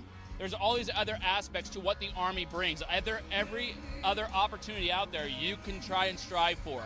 You'll see folks with candy above the U.S. Army. That's all opportunities that they said, let me give it a go. Yep. And they accomplished it. Don't self-select. If you were watching our feed earlier, that's something that you saw Command Sergeant Major Joanne Nauman said. Don't sit there, watch this feed, and think, oh, I couldn't do that. Because maybe you could. If we would have thought that, we wouldn't be here today, right? Yeah. There's many opportunities throughout my career in my life where if I had just said, I can't do it, I wouldn't have accomplished what I had. It's pushing yourself past your perceived limits. You tell yourself, I can't do that. Well, try first. And when you realize, wait a minute, hold on. I actually did better than I thought. Let me try this one more time, and you do better until you succeed. So again, that first time may not be it. That second time, that third time, so when you earn it, I know the medical expert field badge. I have a good friend, Ashley Buell. She was Drill Sergeant of the Year last year, and she is just a stellar pinnacle of what it means to be an NCO. She pursued that badge, and I tell you, given heart and grit and effort, she is one of the standouts amongst the candidates. It's amazing seeing what hard work and determination can do. And when you accomplish something like that, how it can change your life, how it can change your perspective. I know, just for me, it wasn't... For someone that has been in the uniform for a long time, they're like, oh, it's just basic training. I went to basic training at 31. So even graduating, that gave a total shift in my perspective that I can accomplish anything. If you're looking for that, I know we've said it quite a few times, but this uniform can certainly give it to you.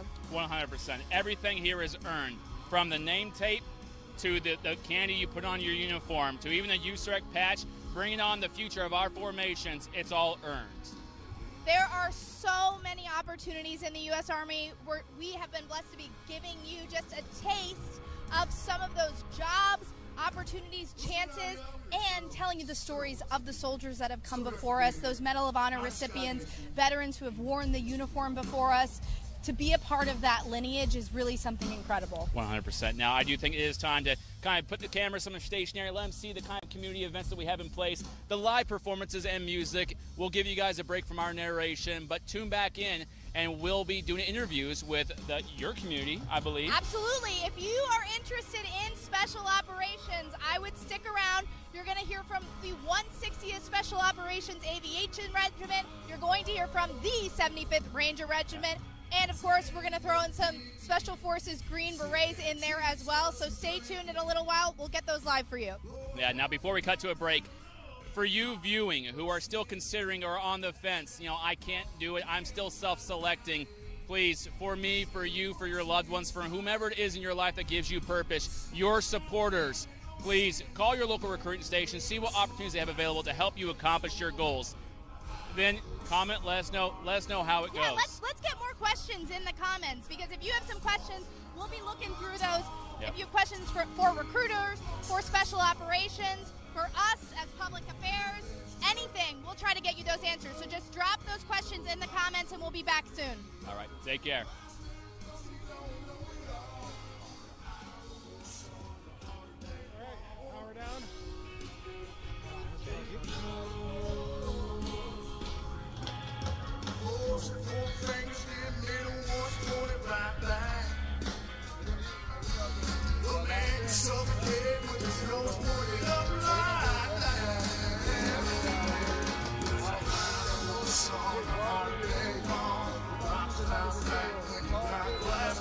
Who? Disney, we're swapping out the Zeros again. We're gonna do a test real quick.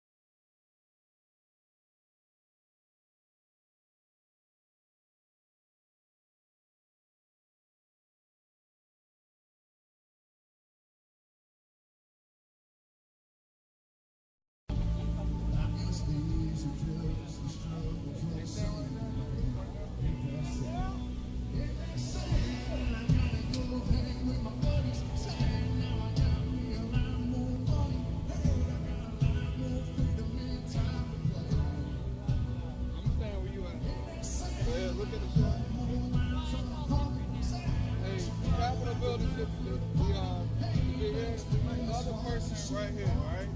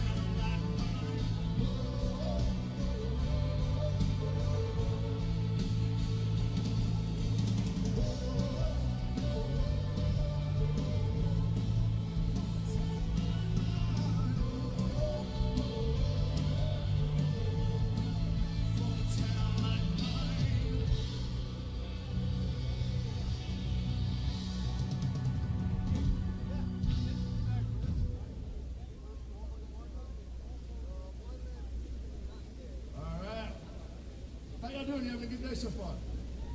All right. Rest with you, we're going to slow it down a little bit here. I'll tell you a little bit about myself. Like the video said, I was in the United States Army. And while I was there, I was deployed to Afghanistan. A friend of our father was in Afghanistan. And I was shot 10 times.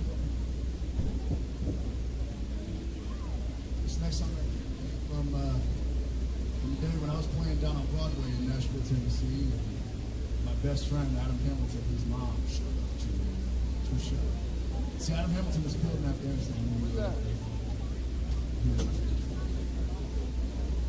When I left that day, I was overwhelmed with this sense and this idea of how do you choose. How is it that I get shot 10 times and I'm still here and there's so many people that are heartless than that? How do you choose? Make that decision. How do you make that decision? So I met with my friends at Creative Vets and just you wrote this song right here. I was lucky enough to play this song on my Grand Ole Opry debut. There's a song from Adam Hamilton.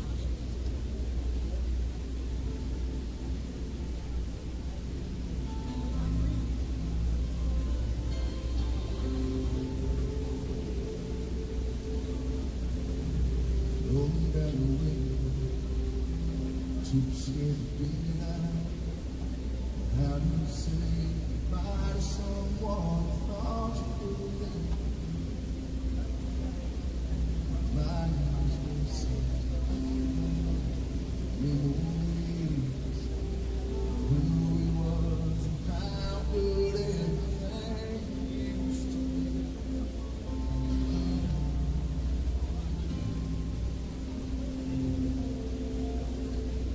How do you choose who comes back home? Who goes under no great storm? I'm just asking because it makes no sense to me. Is it something that takes a little time? Does it even cross your mind? Or is this the way it has to be? Tell me, God, did I win? Why am I here? Is there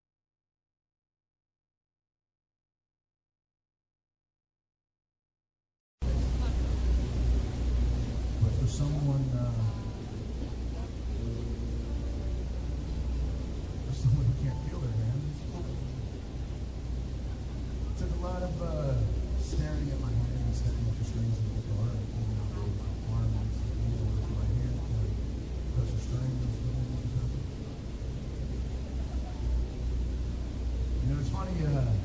I remember calling my producer, my best friend, Jeff Johnson. I called him.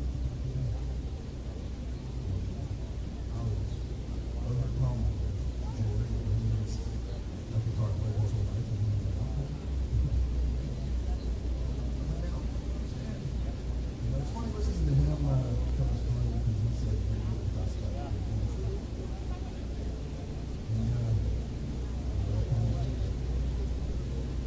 I was doing something in that moment that impossible.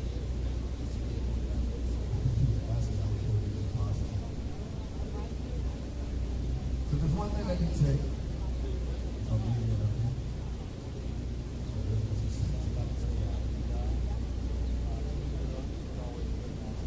so I'm gonna play this song. And, if I mess up, I'm gonna play it off, you know. But this is a song for you.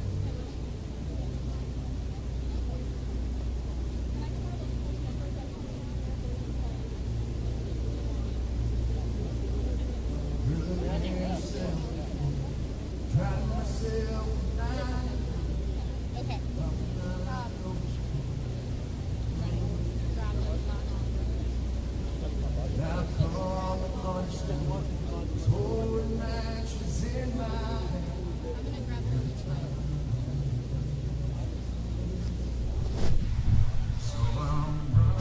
Okay, we are live back here out at the U.S. Army 250th birthday celebration on the National Mall. This has been an incredible day of history, legacy, celebrating our Army, your United States Army. Right now we've got a band playing behind us. We have our different units across the National Mall giving people an up-close and personal look at their soldiers so that you can see what your Army is doing. But one of the most storied units in the United States Army is by far the 75th Ranger Regiment. Right now I'm joined by Master Sergeant Skaggs, who is a U.S. Army Ranger. He's been in the regiment for how long? For 15 years. 15 years. I've gotten to know him at some other events. We did Army-Navy together, right? Yep. Let's start at the beginning for you. You are a passionate soldier, a passionate Ranger. Where did that come from? So, like most kids, young, growing up in the holler of West Virginia, had good core values, I think, and always wanted to serve something bigger than myself and serve my family as well, I think. That's so origin story of a lot of young patriots. You joined the Army. Did you always know you wanted to be a Ranger? I didn't know what a Ranger was, so no. So do you remember the first time you realized what a Ranger was, when you first saw that tambourine and said, I want to do that? Yeah, actually I was already in selection, right? I was in RASP. My drill sergeant told me that I was going to go to Ranger school. Found out I wasn't when I was looking up my airborne Ranger in the sky, which is, a fallen Ranger before you, right? And then I'm like, oh, this is a unit. This is way bigger than I thought it was. Makes sense why it was so hard.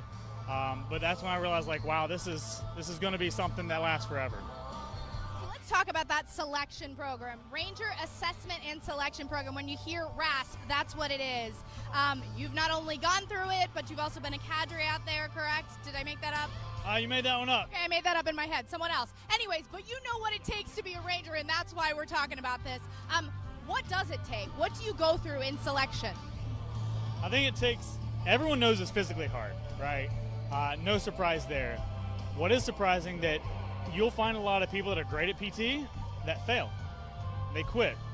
So at some point in your life, I think you had to have overcome an obstacle that gave you enough grit to not quit on your buddies, not quit on yourself, really. So you have to have a good reason why. Do you remember digging deep when you were going through RASP and how you got through those hurdles, those obstacles, finding that grit inside you? Absolutely. I think we all do. Old guys, we find it in Coal Range, right? And it was 100% my why, which is my mother. Just, again, deep down roots out in the, I don't know, just the country, And, yeah, whenever I would get hungry, tired, sleepwalking, I'd be like, oh, man, my mom would be so proud if I actually did something with my life. And so this is it. Tell us what it felt like when you did finally get to wear that tan beret. Yeah, so, you know, we have a ceremony, graduation ceremony, just like everyone else. Family gets to come up and you know, used to be put on the shoulder, the scroll. Changes over the years, but at the end of the day, when my mom comes up, you know, you can't cry. You can't cry. You're a Ranger, you can't cry. That's right. But it's something you only feel if you take that whole basic training graduation thing and you just multiply it by 100. And it's like, because there's only about, there's not a lot of Rangers. And so to do something that not everyone else got to do, and then show my mom, who actually came down and, you know, pinned me or whatever, yeah, it's the best thing that I could ever give back to her. One of the incredible things to me about the Ranger Regiment is the American public might have this idea, this image of what they think an Army Ranger is, and it's the 11 Bravo, it's the guy on the front line, it's the weapons expert. But every single person within the regiment wears a tan beret, and they're not given that tan beret. They have to earn it. So that's every job. That's your support. That's your cook. That's your comms person. That's your public affairs officer. They all went through Ranger assessment and selection, and I'm sure that has to feed into the pride that you have within your unit. Yeah, 100%. I mean, that's my story, right? I grew up 11 Bravo. I actually switched to 8 and 9 Bravo, ammunition specialist. Don't regret a bit of it, right? Because one beret for one standard, and that goes for every age. I went through with a guy that you can watch on YouTube, Brian Marks. He turned 41 and rasped with me. Yeah, and he's a forward observer. So like, when we say that we have like this brother and sisterhood of Rangers, yeah, because we all went through the same thing. That's right. Let's talk about the legacy and the history, because history is why we're here this weekend celebrating 250 years of the United States Army. So many of those pivotal moments have had Rangers involved. Scaling Point to Hawk, of course, during the invasion of Normandy comes to mind for most. But for you, growing up in the regiment, was history and legacy something that was always instilled in you? Yeah, so I grew up in 175. Yeah, every day. Our team leader runs, which are a great time. You would visit a Ranger Memorial, and a little known fact is that a lot of our trails you would go through, and there's this rock, random rock. No one knows what it is unless you're in the regiment, and you know you can't step in the sacred circle. You bless it. You keep going. And you learn that, yeah, these are fallen Rangers, and why it's important to do what we do every day, to not mess up the little things, to practice over and over again, to genuinely give back to everyone else and honor their legacy. If there is someone out there who is listening to this, they're sitting at home. I keep bringing this up during this live stream, but they're sitting at home and your message is resonating with them. They think, hey, I'm listening to Master Sergeant Skaggs. Maybe I could do that. What's your message to them? Hey, the only person that can stop you is you, right? I think the SF community all across will always say the same thing, and that's that self-selection is the #1 selection piece, right? And I've heard it today. I don't know if I could ever be a Ranger. It's like, well, you took the first step into saying no, man. Like, you don't know. There's an arena. Go for it. It's like anything else in life, though. You're gonna miss the shots you don't take. I've heard that a lot throughout the day, and we hope that message is resonating with the people that are watching this live stream. Just take the chance. Go and talk to a recruiter. There is a way to enter the Army and potentially become a Ranger, right? You have to make it through RAFs. You have to make it through basic training first. But you could get a contract that is a Ranger-specific contract, correct? Correct. So you can do it with your recruiter with the option 40, option 61, and 62 now, which includes some waivers. Or after basic and in AIT, you can reach out to your Ranger liaison. We're at most of the AITs. Like, I'm a liaison right now. It's my last gig in the Ranger Regiment. And our whole job is, if you're qualified, is to get your paperwork in, give you the opportunity to go to RASP as soon as their AIT's over. And it's fast. It's a priority. So once you graduate AIT, within days, you better be ready to go to RASP. So the opportunity's there. Even if you're already in the Army, there's a little wait time, but you can apply to a Special Operations Selection course. So the opportunity's there. One final question and we'll wrap this up. What does that tan beret mean to you? Man, that's a great question. Because I'll get a little emotional on it after 15 years, right? It's a lot of blood, sweat, and tears. Everybody goes through it. We're still human. And we've sacrificed, maybe life, limb, eyesight for the regiment, for the Army. We are the Army's Ranger Regiment. And I think a lot of us have a little imposter syndrome, right? Where we're always pursuing, am I good enough for this organization? Especially as we get older. It just comes back to like why you joined. You know, to serve the nation, to serve your buddies at this point, to serve my American friends and the ones that I haven't met yet.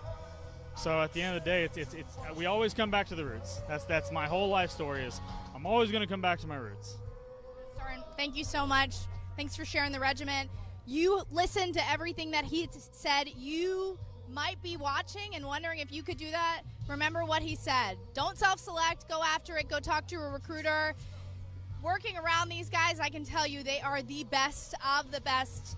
Thank you for listening to our spiel on the 75th Ranger Regiment. We're going to take a quick break. You can listen into some of that music, and we'll join you in a few.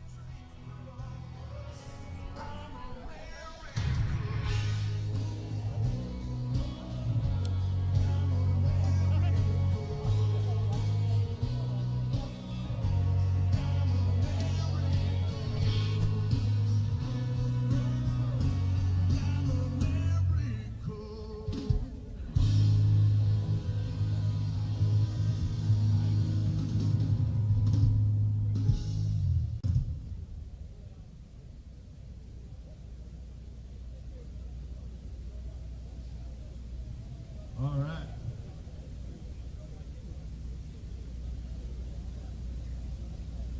All right, this next one here, I'm gonna need some help from y'all.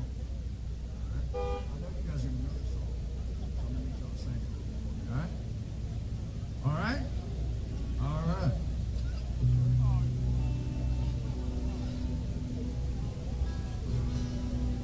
Blame it all on my roots.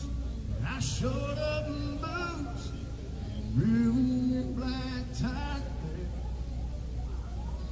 The last one to know, the last one to show. I was the last one you thought you'd see there. I saw the surprise and fear in his eyes. I took his glass of champagne. I toasted you, said, honey, we may be through, but you'll never hear me complain. 'Cause I got friends in places where the whiskey dries and the beer chases my blues away.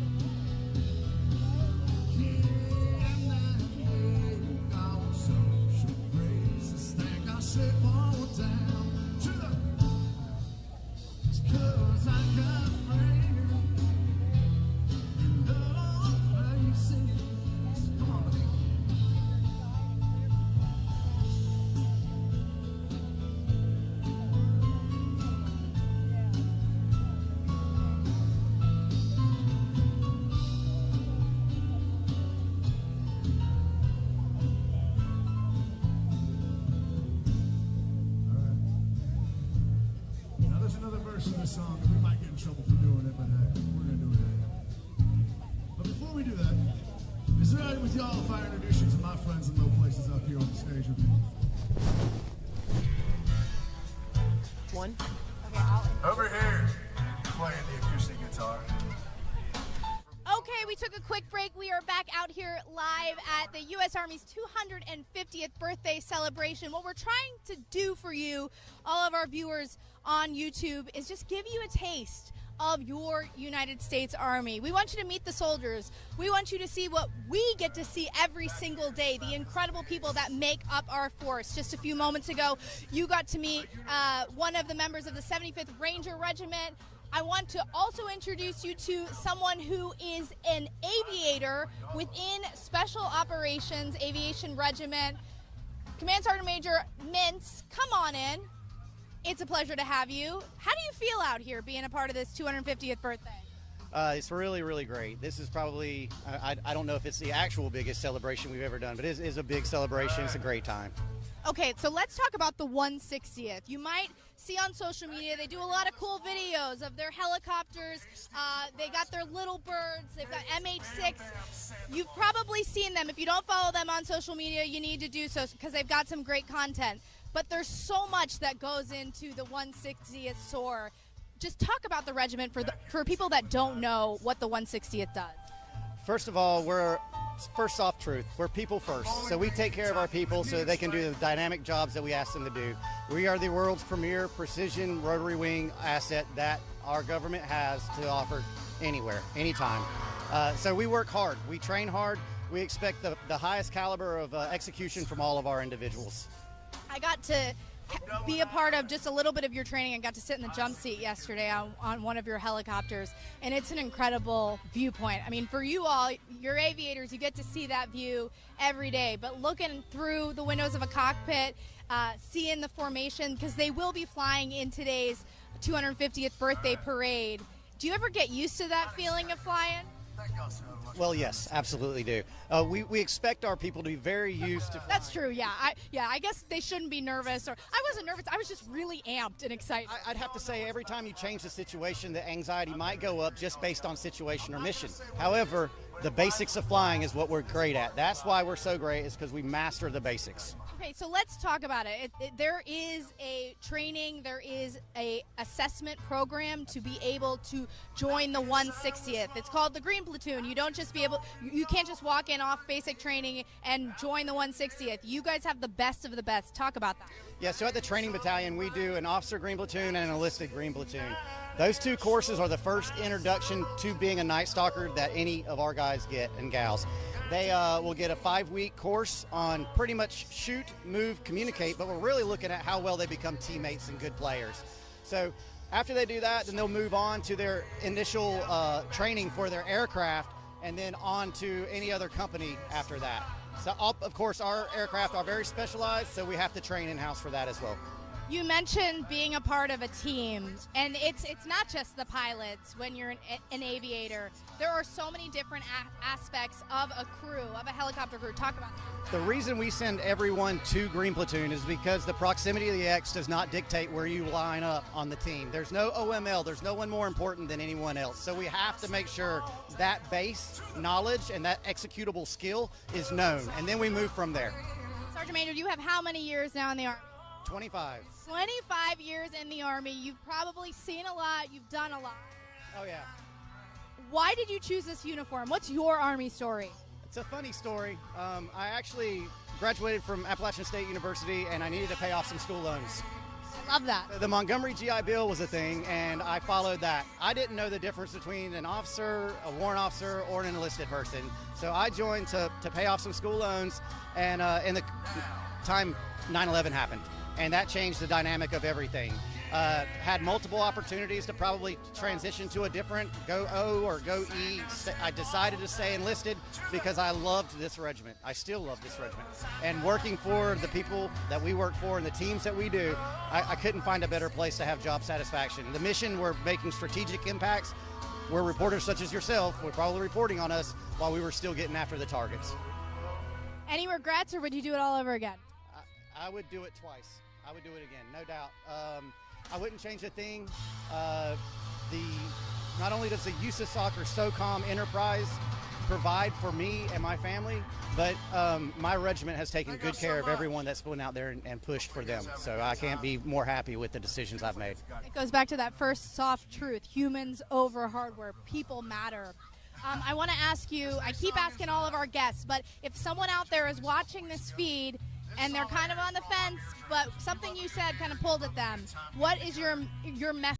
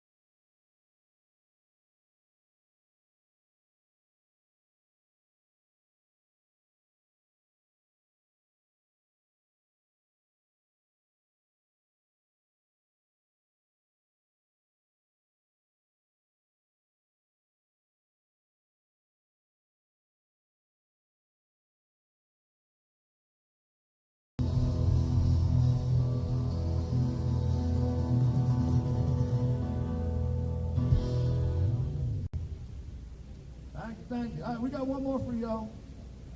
This song right here ended top 30 on country radio. Thank y'all to all the radio people out there. Thank y'all who requested this song on your local radio stations. There's a little whiskey in the bottle.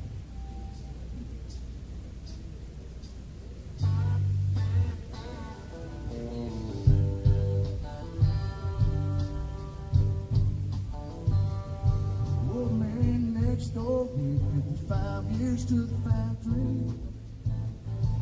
He died with $1 million underneath his bed. He spent his whole life saving up for a boat and a brand new truck. Got a free ride to the bottom of a 6-foot hole instead. Well, if he was here, I bet his one regret would be he left whiskey in the bottle, money in the bank, wax on the candle, gas in the tank. Pour it to the top, drink every drop, 'cause there ain't no tomorrow. I ain't gonna give whiskey in the bottle. With a mattress, take the day off and sleep it on my bed. Pick her up and take her somewhere she ain't ever been before.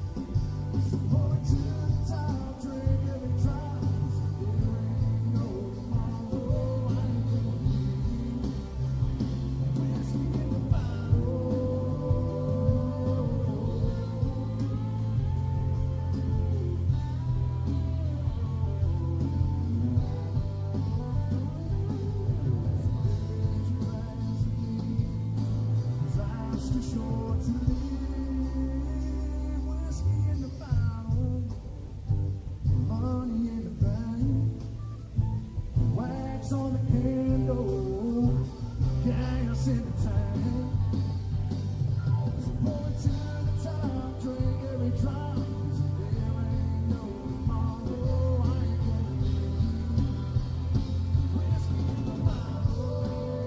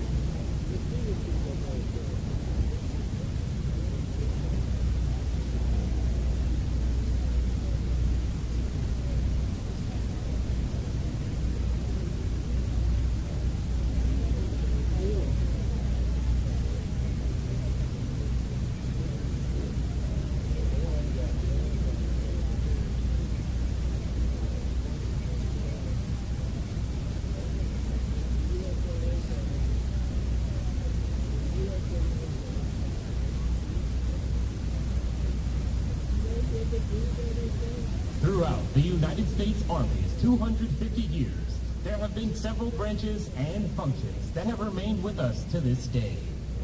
Soldiers today would recognize many of these, as did their Revolutionary War counterparts in their time. Infantry, artillery, medical, engineers, chaplain, adjutant, quartermaster, and many others. Through the years, largely led by technological changes, other military occupational series have been added, such as armor, aviation, air defense, transportation, and cyber. Job opportunities in the Army now total some 140 occupations. But it was this year, 2025, on the Army's 250th birthday, that we officially announced a brand new enlisted occupational specialty. It is one representing the reality of today's multi-domain battlefield with relevance well into the Army's future. Soldiers will soon be able to apply for and train to become a 40 Delta, the Army Space Operations Specialist. These 40 Delta Army Space Operations Specialists will be tactical and technical experts in defending space-based capabilities to support air and ground combat. Many of these functions you already know, like satellite-based positioning, navigation, timing, communications, and electronic warfare. Many are highly classified programs that bring cutting-edge capabilities to protect our forces or disadvantage our adversaries. Of the approximately 1 million soldiers in the Army today, less than 1,000 are conducting these highly sensitive and specialized missions globally. This is around 0.1% of the Army's total force. Here on stage, we have two non-commissioned officers who best represent how the 40 Delta job series came into being, and the type of soldier that will become a 40 Delta starting in 2026.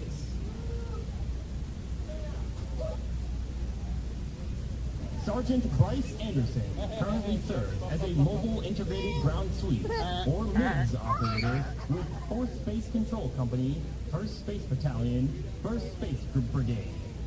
The 1st Space Brigade is the Army's only brigade with the mission of bringing space capabilities to the terrestrial fight.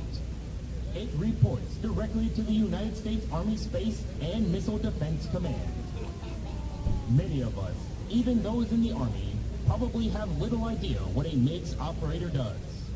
Much of their mission, training, and equipment is too sensitive to discuss in public, but know that it is a highly specialized, highly demanded warfighting capability for the Army and Joint Force, ensuring success in tomorrow's fight. Sergeant Anderson's command recognized his abilities and nominated him for participation in Space and Missile Defense Command's Best Warrior competition, in which he beat every NCO across the command's global footprint this May, and was subsequently designated as the command's 2025 NCO of the Year. Sergeant Anderson looks forward with great interest to the new 40 Delta specialty with a long-term goal of becoming a space operations officer. Master Sergeant Daniel Huddleston also serves with Space and Missile Defense Command as the senior enlisted leader for the Army's Space and Missile Defense Center of Excellence, a position usually retained for a command sergeant major. He served in every NCO leadership position, from team leader to first sergeant, within the Army's air defense community before transitioning to his leadership role in Army space. During his time in air defense, Master Sergeant Huddleston created the Army's first advanced individual training mobile training team in support of National Guard forces, helping stand up a much-needed air defense brigade with the mission to protect the national capital region here in D.C. Called upon immediately following the 2020 Iranian missile strike upon U.S. forces in Iraq, he deployed to develop the tactics, techniques, and procedures to train air defense soldiers for the theater's layered air defense design. Master Sergeant Huddleston is on stage today to be recognized for his boots-on-the-ground leadership, management, and out-of-the-box thinking as he spearheaded the establishment unveiling of the Army's first ever enlisted space occupation, the Space Operations Specialist. His contributions to this new job series continue through his oversight of its implementation process, which will begin later this year. Master Sergeant Huddleston is also at the forefront of building the Army Space and Missile Defense NCO Academy to ensure continued professional growth and maturity of the 40 Delta non-commissioned officers of tomorrow, the backbone of Army Space operations for 2030 and beyond. Joining Sergeant Anderson and Master Sergeant Huddleston on stage for two very special presentations is a soldier with an entirely different space mission. Even within the military community, it's not well known that the Army has soldiers that NASA has selected to become astronauts. While in that capacity, they serve as part of the United States Army Space and Missile Defense Command while living and training at NASA's Johnson Space Center in Houston, Texas, to one day fly in space as part of our nation's civilian space program, NASA. Today, we're fortunate to have one of our 3 active duty Army astronauts with us, Colonel Drew Morgan. Colonel Morgan is an astronaut and Army Space Operations Officer. He is a West Point graduate and medical doctor who undertook some of the Army's most challenging training and served in Special Forces units during combat operations. In 2013, Colonel Morgan was selected by NASA to become an astronaut.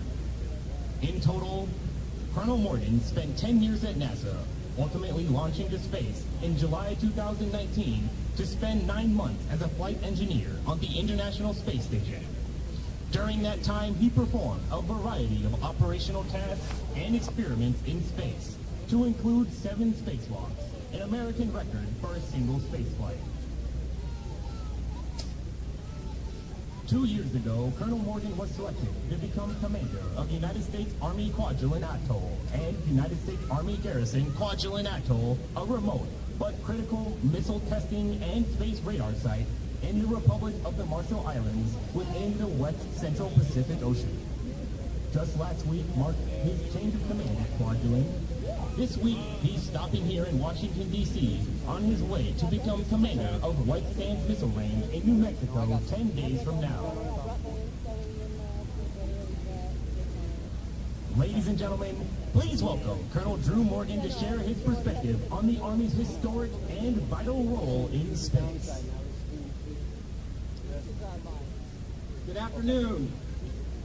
It's an extraordinary honor to stand here beneath our nation's capital, along with my fellow space soldiers here on the National Mall, in sight of the monuments to our greatest leaders on this special day marking the 250th birthday of the United States Army.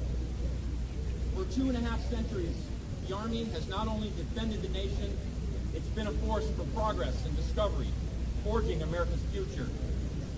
From the founding days of our republic, the Army has built America. From Captain Meriwether Lewis and Lieutenant William Clark on the Lewis and Clark expedition, charting waterways and exploring the vastness of the early West, to our cavalry protecting logistics lines as we laid tracks and trails to span the country. The Army is the military service our nation depends on to adapt to new environments and set conditions for stable progress. And the spirit of exploration and of expeditionary service has never been confined exclusively to land. You may be surprised to learn that the U.S. Army also played a foundational role in the earliest chapters of space exploration. The very rockets that launched our first satellites and sent Americans to the moon were born from Army research and development and Army ingenuity. Before NASA was even established, the Army funded and guided the development of Explorer 1, America's first satellite, launching it into space on a modified Army Redstone rocket in 1958. Since then, that legacy has only expanded. Over the last 5 decades, NASA has selected 20 Army soldiers to train and fly as astronauts, leading missions launching on generations of rockets, ranging from the Space Shuttle to SpaceX Dragon. In recent decades, these missions have had a common destination, the International Space Station, the ISS. Our nation's space program has kept this engineering marvel continuously orbiting the Earth for more than 25 years. Many of its long-duration crew members have been Army astronauts. 5 years ago, I was one of those astronauts. Today, we're fortunate to hear directly from another Army astronaut on board the ISS right now. NASA astronaut and U.S. Army Colonel Ann McClain is a West Point graduate, a Marshall Scholar, and a U.S. Army War College graduate. She's a highly experienced helicopter experimental test pilot, a decorated combat veteran, and today she's 250 miles above us aboard the ISS on her second long-duration space mission. Colonel McClain and I were selected as astronauts together by NASA in 2013 as two of 8 members of NASA's 21st astronaut class. We've not only trained together for the last decade, I proudly call her a fellow soldier and one of my closest friends. She is a living example of the Army's enduring values: duty, selfless service, integrity, and personal courage. Reminders of the same traits that win in ground combat also propel us to new frontiers. Please join me in welcoming fellow soldier, astronaut, and friend, Colonel Ann McClain from the International Space Station. Greetings from the International Space Station, 250 miles above you in low Earth orbit. I'm Army Colonel Ann McClain, currently living and working here on a 6-month mission to our nation's orbiting laboratory. At 17,500 miles an hour, we circle the planet every 90 minutes and cover 90% of the Earth's surface every single day. For the past 25 years, the space station has been continuously crewed by NASA and international partner astronauts. 285 total from 23 countries have worked here. I'm also proud to share with you that of the 25 Okay, perfect. who served as NASA astronauts, half of those have also You're going to stand up in front of them? Correct, yeah. That coalition of scientists, doctors, engineers, pilots, and physicists have conducted groundbreaking All right. Hey, how's it going, guys? I hate to interrupt, but we do have special guests here today. We have the Unsubscribed podcast. Now, these are 4 members, I think, who have built themselves off a community of camaraderie, from vets themselves to people who after service find community and shared struggles. So let's engage with the team right now. By all means, guys, come on out. I'm going to have you hold this. One mic. Hi. Hi, chat. There we go. Chat's blowing up right now. All right. Hey, here's the team. I'm going to have you guys introduce yourself, by all means. Eli Double Tap from Unsubscribe. Hi, I'm Nick, the Fat Electrician from Unsubscribe Podcast. Brandon Herrera from the Unsubscribe Podcast. I guess I'm Cody Garrett from the Unsubscribe Podcast. I guess Cody. All right. Hey, so if you guys could take a moment, for those who may not have seen the Unsubscribe Podcast or may not be familiar with who you guys are or what you guys do, can you please break it down? It is a veteran-based podcast. Well, we're number 2 in the world now for veteran-based podcast. Right. Dark comedy, history, and then just having a good time and trying to make people laugh. Amazing, yeah, guest-based podcast. Amazing guests, too. All right. So now, where are some notable, episodes, if you guys want to call it that you guys like to speak on? Yeah, we got super lucky. We had a World War II veteran from Iwo Jima, Don Graves, come on. Wow. And it was one of the coolest experiences, at least of my life, being able to sit down and, to my shock, at, I believe, 101 at the time. Yeah. Wow. I believe he was 99. 99, just turned 100. He was 99 years old, and he sat down and he drank a beer with us. And we still have that beer can. We still have that beer can in the shadow box in our background today, so that was super cool to see. He was at the raising of the flag. Wow, that's absolutely amazing. We just did one at the Pentagon as well earlier this year, which was a crazy experience for pretty much all of us, I think. Now, I guess, Cody, can you break that one down for us? How was that experience for you? Yes, I am Cody.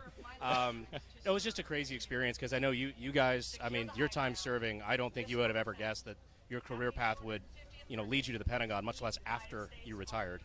We took fake it till you make it to an extreme that most other people just haven't, Got out as an E4, and now on paper, technically, I'm the first person to chug a White Claw in the Pentagon, so there's that. He's telling the truth. Is that a recent feat? Yeah. That is awesome. I've got the memorandum and everything framed on my wall. That is good. That's legit. They actually gave us a memorandum to drink at the Pentagon on camera. We were the first podcast, everything, to do that. Well, that's amazing. Do you guys know the episode that was in? If you look up unsubscribe podcast Pentagon, it's going to pop right up. That's something you guys got to do. Check it out. 100 something. I think. Yeah, so how long has this podcast been going on? 3.5 years, I believe. Yeah, I think we've been going about 3.5 years at this point. What was the driving factor to begin it? Well, man, we used to we would day drink while we were doing content, and then we're like, you know what we can do while we day drink? We can film it and then just talk about that. Well, we do that and then turn it into another business. We never actually thought it would go to this level. It was supposed to be fun. So this was, everyone does their own individual content and are crushing it, and then this was for fun, and then it just kept growing and growing until here. Until being here. Now, number 2 veteran podcast. Now, that means there's something about you guys that speaks to the veteran or the service member or the civilian aspiring to be a service member. If each of you can speak on it, what do you think that is? Brandon. That's Cody.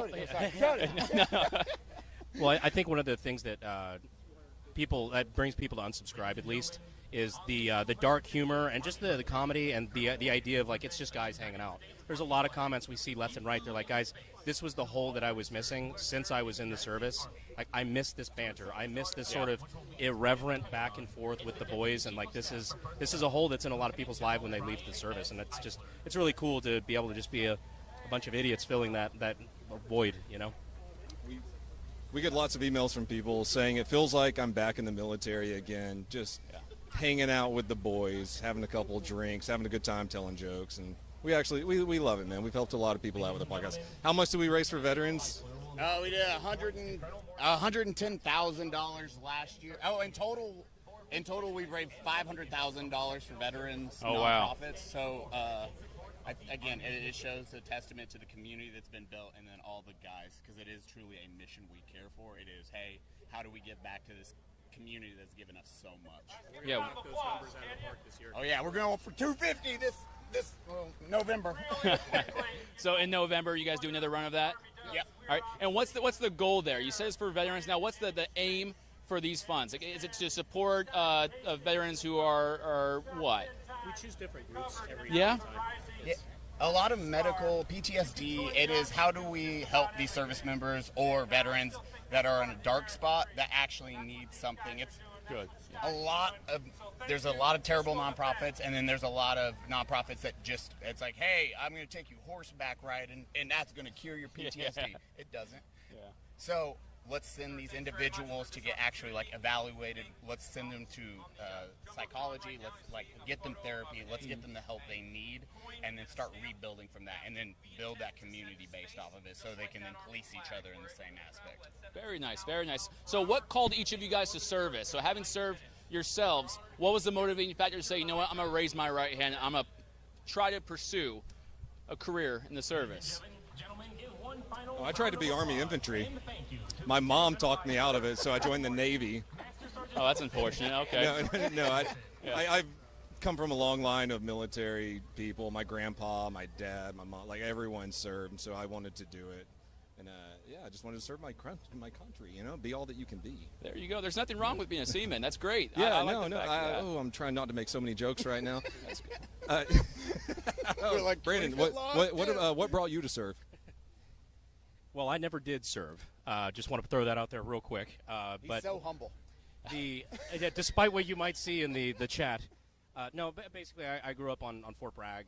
Spent 25 years there because my family has a long history of military service, and it took me a very long time to realize that the military sense of humor wasn't normal, and people from other places thought it was a little odd or dark or inappropriate. But no, it's given me a lot of respect for what those guys do and what they deal with when they come home, and it brought me to all of a connection I've got with my friends who served, and it's just been rad ever since.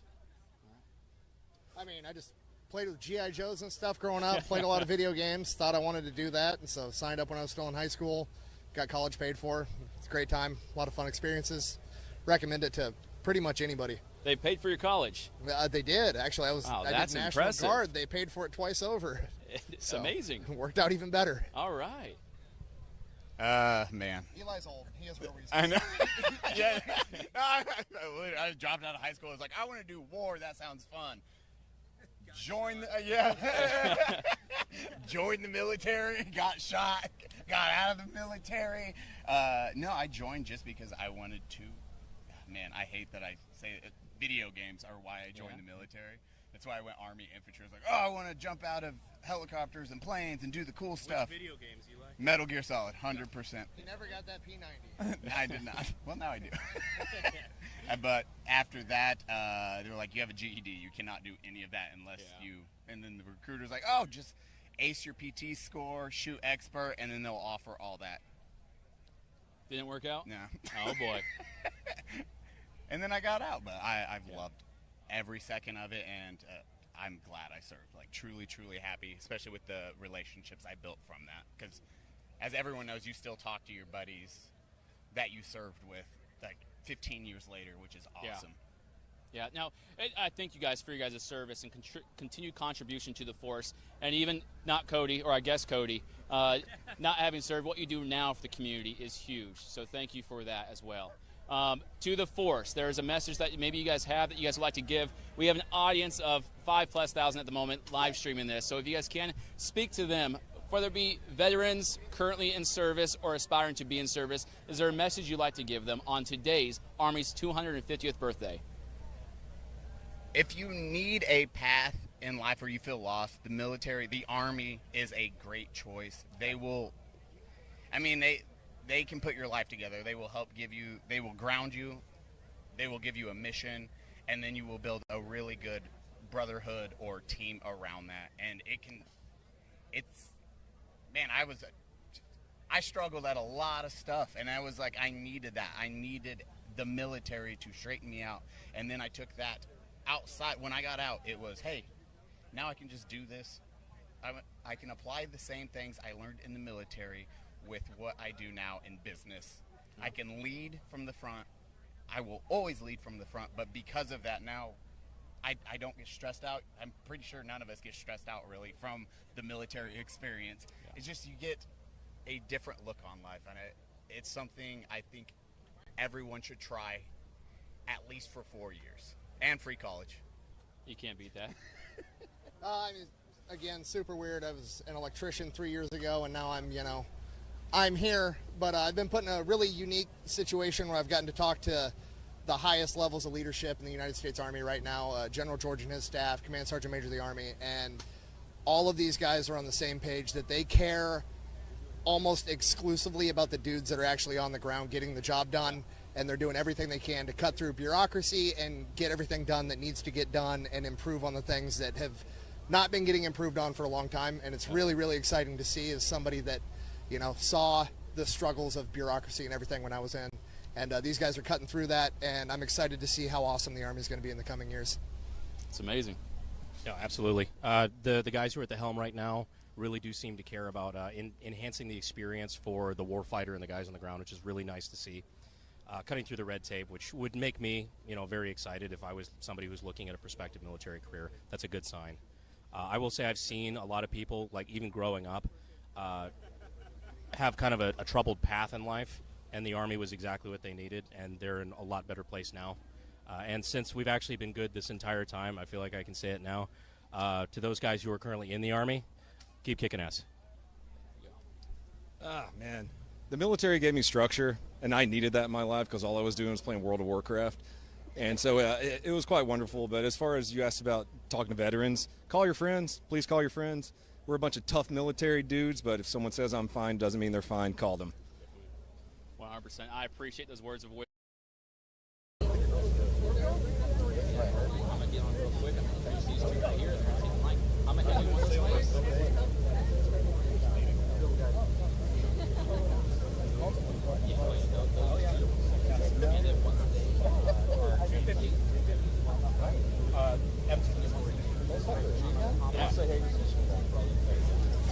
Real quick.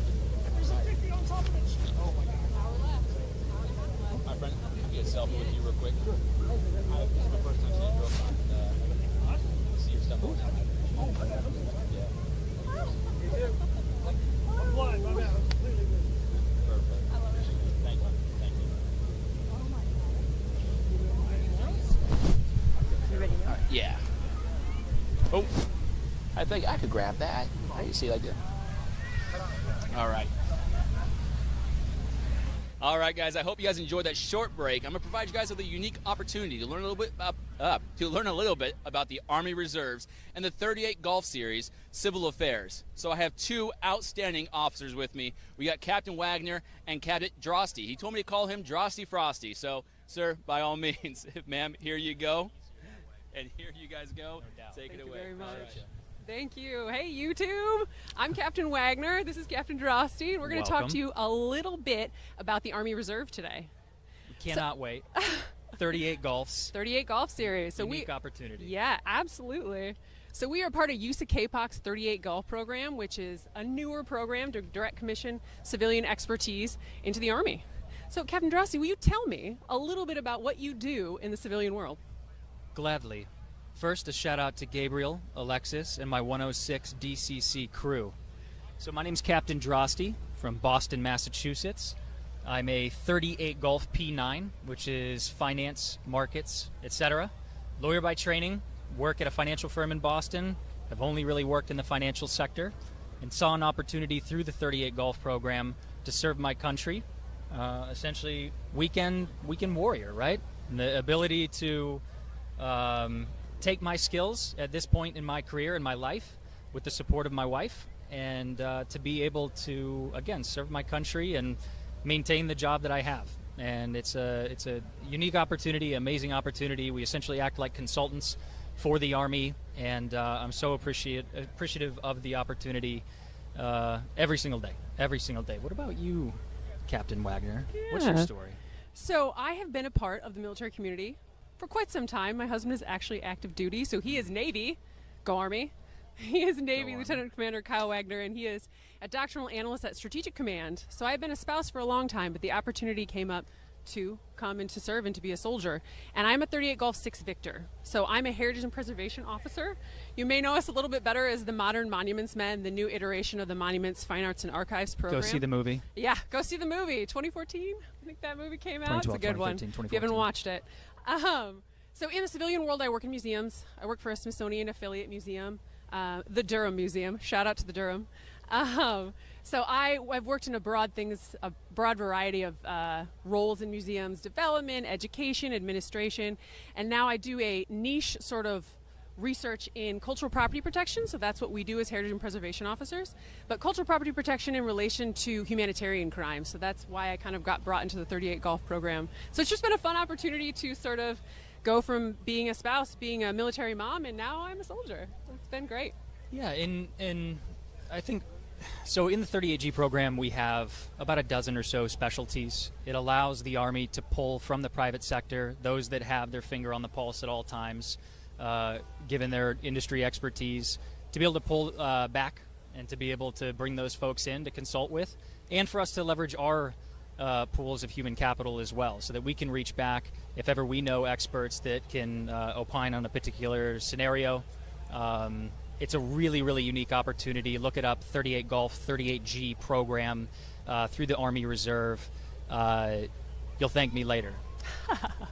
Yes, it's an excellent and unique opportunity to come and be a part of the Army and use your civilian career while also serving at the same time. So at this time, we would love to bring up some of our other 38 Golfs. We have a few other 6 Victors, Monuments Men, Heritage and Preservation Officers here with us. So they are about to come on screen. Yep. Total studs.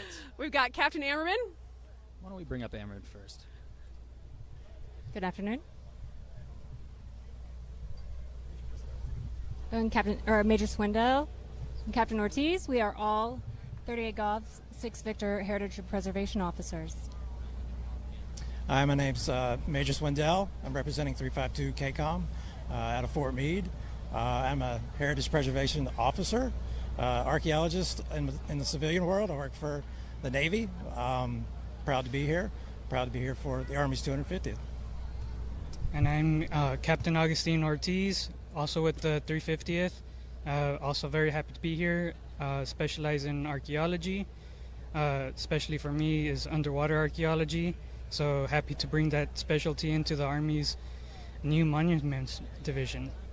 And as I'm Captain Ammerman, I have a background in real estate development and historic preservation, architectural historian. and bringing that that skill set to the Army through the heritage preservation community, through master planning and more strategic planning for the future. So, we'll go with Major Swindell since he has the other microphone. Could you kind of give us a little bit of background on your road to joining this program with the reserve? Sure. I've been an archaeologist for about 29 years. When the opportunity to serve came up, I took the chance. The Monuments program had just been revitalized, and having that experience and that time in archaeology, I decided to try and transition over and do my part as an Army Reserve soldier. Captain Ortiz? And like Major Swindell, I'm also an archaeologist.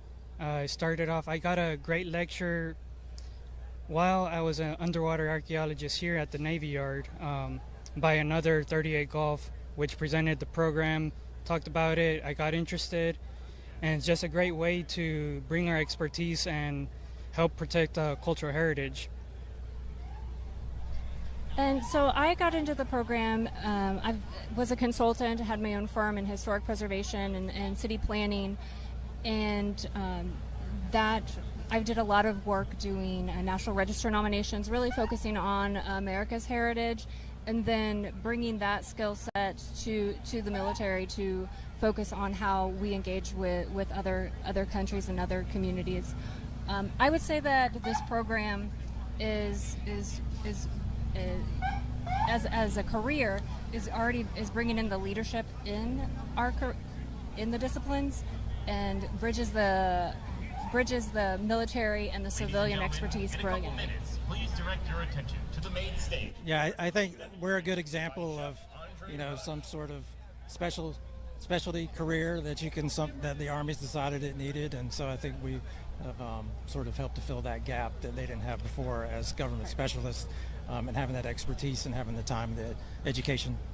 Right, and the government specialty has been a role within the Army from its very beginning, and it's evolved into the Civil Affairs program, which really took shape in World War II out of the necessity to bridge the military again and the local communities.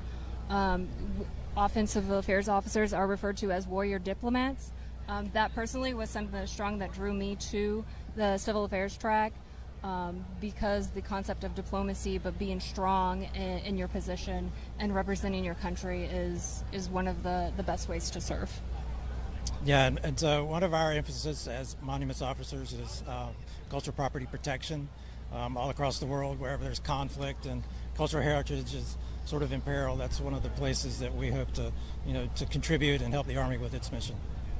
Captain Ortiz, you've had some interesting experience as an underwater archaeologist. Yeah.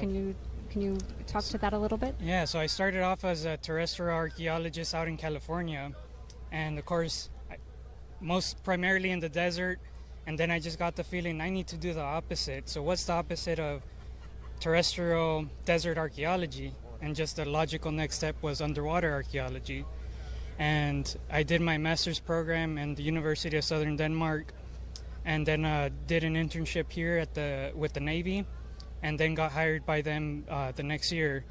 And now I do emergency management as an archaeologist as well. And I think that speaks to the beauty of the Civil Affairs program, as our colleagues who are on previously, is that, and bringing back the leaders in our existing communities, is that, as America's Army and as warrior diplomats, we are the people you see every day. We are teachers in civil affairs. We are bankers. We are librarians. We are veterinarians. History teachers, you name it. And so that's really what the civil affair component really brings together and represents America's Army in a different capacity, that we get to still be with our families every day, but also serve our country in a large capacity also. What have you liked about the program so far? I just meeting folks like you. Of course, we all sort of operate in the same world on the civilian side, but getting to meet a lot of different people, get their different perspectives. One thing I would add, sort of to what you were talking about, the variety of specialties, it just sort of demonstrates how the Army has a lot of opportunities for folks. And so no matter what you do, what your career is, I'm sure there's a place for the Army has for you. Absolutely. Any rounding out comments here, crew? Nope. I mean, all right. If you have special skills you think that'll contribute to the Army's history and heritage, let's create a better world together, and I know we can do it. Thank you. All right, thank you guys so much. Thank you guys for your time. I appreciate it. Thank you guys. How's everybody doing today? All right, as you guys heard from our civil affairs soldiers, there are many opportunities available in the United States Army. Whatever profession you may have on the outside, odds are the Army has something equivalent to it. And if not, it's close enough, I promise. Now, I encourage you guys to reach out to your local Army recruiters to figure out what opportunities are available for you. Whether you enlist or commission, there's many, many opportunities there. Now, I've read the comments. I get it. My hair's not the best right now, and you guys really wanted that drill sergeant who was behind me. I'm not sure who he is. I'm here now. Okay, angry cop is here. All right. Now, for those that First of all, don't don't touch me, guy. all right, understood. Weird, inappropriate. Understood. So many people on the internet said that they wanted to see me, and here I am. Not because you wanted me to. I showed up on my own. You're not my boss. I do what I want here. By the way, why did you have 2 microphones when there were 4 people you were interviewing? The most Army interview I've ever seen in my entire life. Hey, but see, here's the thing. We made it work, though, right? No. You know. Oh, we made it work. You didn't. It happened. That doesn't mean it works. Well, all right. Is that a ring tattooed on your finger? That sure is. Hashtag never forget. Still married? Hey, that's right. 15 years. Beautiful. The Army, relationships. Build and maintain them. Where's the chat? I thought we were talking to the chat. The chat was saying words to us. Oh, no, the chat very much demands your presence here. Now I'm questioning. No, but this is good. No, but hold on. I need to know a little bit about you. Tell me more about myself. What questions do you want to know? No, I want to know who you are. What's your service like? What got you here today? All right, there's a lot of questions. What's the first one? Okay, what got you here today? What got me here today? The Army got me here today. The 250 years of fantastic, absolute mayhem the United States Army is. You know, there's a lot of good sayings about the United States Army. One of them was from a Nazi general, and he said that war is chaos and the American Army is trained in chaos. Yeah. And that's absolutely true. But I joined 21 years ago. I saw 9/11 happen. I wanted to get involved. I did. Yeah. And that's what brings me here today. Plus, I don't know if you know this, I do YouTube stuff. Yeah. So the internet's out there, probably why they blew up your chat a little bit. Yeah, 100%. Thought they would say hi to the, I don't know, I guess the drill sergeant of the internet, kind of. Yeah. In a way. You're their drill sergeant before their drill sergeant becomes it, which is impressive. Isn't it? I've been in for so long that I went on the trail. The trail is code for basic training land. Uh-huh. So I go on the trail last year, and the senior drill sergeant, E7, looked at me and said, "Drill Sergeant, hi. Were you a drill sergeant in 2012, 2013? I go, yes. He's like, did you have a senior drill sergeant shell haste? I go, yes, that was my first time on the trail. He goes, you were my drill sergeant. And I was like, yes, I was. Glad that you outranked me. I'll stand at parade rest. Tell me what to do. If you have any questions, I'll help as best as I can. Now, that's impressive to see, though. Those you trained in their initial stages are now training others to pursue excellence. Oh, yeah. Now, what does that mean to you? Because, again, 21 years ago, you signed your first contract. Is that correct? Correct. What got you to sign your second, your third? What got you to continue service? Oh, that's a good question. I try to ask those. You know, the Army's fun. Yeah. The Army's fun. If you get bored with the Army, change your job, which is what I did. If you ever feel like something's stagnant or you don't like where you are, you can change it. So I started off as a civil affairs specialist. I did 2 deployments overseas like that. And I grew tired of civil affairs. I wanted something to change. So I decided that I would go and become a drill sergeant. And I did. And that was the opposite side of the spectrum, you know, from being civil affairs and growing a beard and hanging out with SF guys and having a good time that way. So it was kind of nice to go in a different direction with my career. And here I am 13 years later, still a drill sergeant, because it's the best kept secret in the United States Army Reserve, 95th Training Division. Join up. We're looking for more fantastic NCOs. Hey, that's an amazing opportunity for those out there who didn't know it existed. It surely does. Now, how would they join up? Is there a process to this? All you have to do is, if you're an E4 promotable, or you're already an NCO in the United States Army, you can just Google it. You can contact a local recruiter's office, or you can Google and you can find the closest drill sergeant battalion to your area. All and then right. all you have to do is get in contact with the first sergeant there, and we're hungry for more drill sergeants to come in. The Army always needs more. There's bonuses. Think wow. about it. All right, yeah. And you have a fantastic time training troops. No, hey, I love that. Now, being on the trail, yes. What are some of the more memorable experiences that you've been able to play a part in? Oh, man.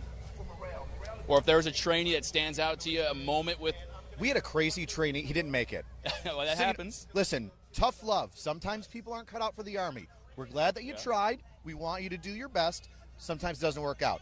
He was small. We called him Mighty Mouse. Right? So Mighty Mouse was very upset, and he was a little off in the head, and he would punch walls to scare the other privates to making them think that he was a tough guy. And he was so absolutely nuts that everybody was just like, no, he is nuts. He's going to kill us in our sleep. We need to leave him alone. Yeah. Eventually, he didn't make it, just not physically fit, not mentally there in the way that he needed to be. Yeah. So we let him loose. But the first day, before we even did the pickup, they're not even marching. They don't even know how to march on day 0. They're walking to the barracks, and Mighty Mouse raises his hand and says, Drill Sergeant, I quit. And we're like, Private, we're not even in basic training yet. You can't quit when you're not even in basic training. What are you doing? And he gets a little emotional. We calm him down, and he goes, Drill Sergeant, I forgot my promise. We're like, Private, what does that mean? He's like, well, Drill Sergeant, I forgot that I promised my grandfather before he died that I would join the Army and I would make it. We're like, Private, that's a very important promise. How do you forget that from 30 feet walking this way with 2 duffel bags to where we are right now? Pick up your stuff. Let's move on. That was Mighty Mouse. That's an interesting individual. The writing was on the wall for Mighty Mouse. Don't be a Mighty Mouse. Well, so we have stories of Mighty Mouse. Are there any stories that stand out when you felt like you played a pivotal role in someone's, I guess, progression? Oh, yeah. Private Friend. Private Friend is one of the most highly motivated soldiers that I ever met in my entire life. Private Friend was not big. He couldn't do a lot of push-ups. Wasn't very fast. Took him a little while longer to catch on to things. But he always gave 100%. If he was struggling through something, it was because he maxed himself out and couldn't go any further, but was still trying to go. And Private Friend got down on himself. Now, drill sergeants, although we are mean and cruel and angry, we also have to build up people. It's not just about breaking people down. We've got to build them up into soldiers, the future fighting force of the United States of America. So I build them up.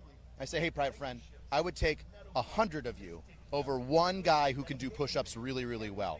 And I said, Private Friend, if I ever ask, where is my friend?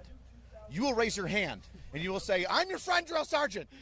So I was like, absolutely. You will do that. He's like, yes, Drill Sergeant. Go away. I tell him to go away. He goes away. Next day, everybody's kind of moping around because they messed up. Got to do some corrective action. And I'm noticing it. And I'm like, where's my friend? Where's my friend? And Private Friend raises his hand. I'm your friend, Drill Sergeant. I'm like, where is he? Where are you, Private Friend? I'm your friend, Drill Sergeant. I'm like, yes. Oh. Yes, Private Friend, yes, you. You are my friend. And that became a sense of motivation. I like now that. Everybody rallied around Private Friend because they knew Drill Sergeant High was upset and not motivated. Private Friend would motivate me. Yeah. So his fantastic level and high level of motivation, I was able to use that, even though he wasn't as physically fit as everybody else, to motivate the entire platoon that I ran. And he was a stellar soldier. I love that for you. Now, advocating for the trail, what does it mean to you to encourage those NCOs to fill the shoes that you will one day leave behind as a drill sergeant? Ooh, I don't even goosebumps. I don't even know if I'm ever going to put down the hat. I'll die wearing the hat. I'll be 70 years old running 30-minute 2 miles as a drill sergeant if I can. But it is one of the most rewarding things you can do. Yeah. If you don't like the way that the young troops are coming out, you can change that. I have a direct effect on what comes out of the training pipeline to you. And it is so rewarding and humbling and motivating when you can take a group of fumbly dopes that we all were when we didn't know how to shave, when we didn't know how to march, when we didn't know how to sound off or be motivated, even if it was fake motivation. Hey, false motivation, still motivation. Still motivation, baby. And you turn them into a troop. Yes. Somebody that not only can pass basic training, but has potential to do more. It's extremely rewarding, and I absolutely love it. Plus, it's one of the most entertaining jobs you can have. I believe it. Everybody has drill sergeant stories. You can be that story for another troop. Yeah. I love it. I love it. I'll keep funneling you the troops, and you keep training them. That's all right. We'll get one on the other side. Hey, I believe one day, maybe. I think we have a question. Let's do it. Question from the field. I believe that the cutoff date for the reserves and guard is around 42. You can get in with a waiver, maybe up to 45, but I know like 40, 42 is the cutoff. Yeah. But you can get in with a waiver for the reserves or the guard, especially if you're in like a specific field like medical or legal. Yeah.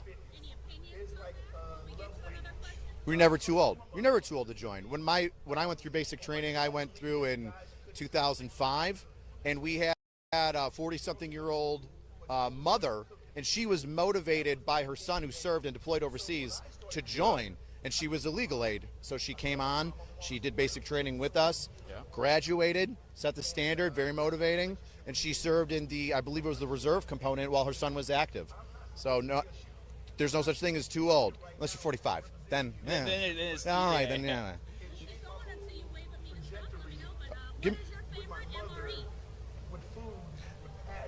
None of them. None of them. Come on. No, the maple sausage. Penne pasta. I'll go with penne pasta. Okay. Penne pasta is a solid go-to. You know what I mean? Am I wrong? No, you're looking at me like I'm crazy. It's decent. Should I say veggie omelet? Did you ever meet one of those freaks that likes veggie omelet? They're not real. They're mutants. Well, it's the skills you get with them that are the sell. Do the Skittles come with? Nothing good comes with the veggie I'm omelet. Just saying. You can't sell me on a veggie omelet with Skittles. But penne pasta, that's your go-to? Spicy penne pasta was good. It's been a while since I've had an MRE. Okay. Usually I just starve myself.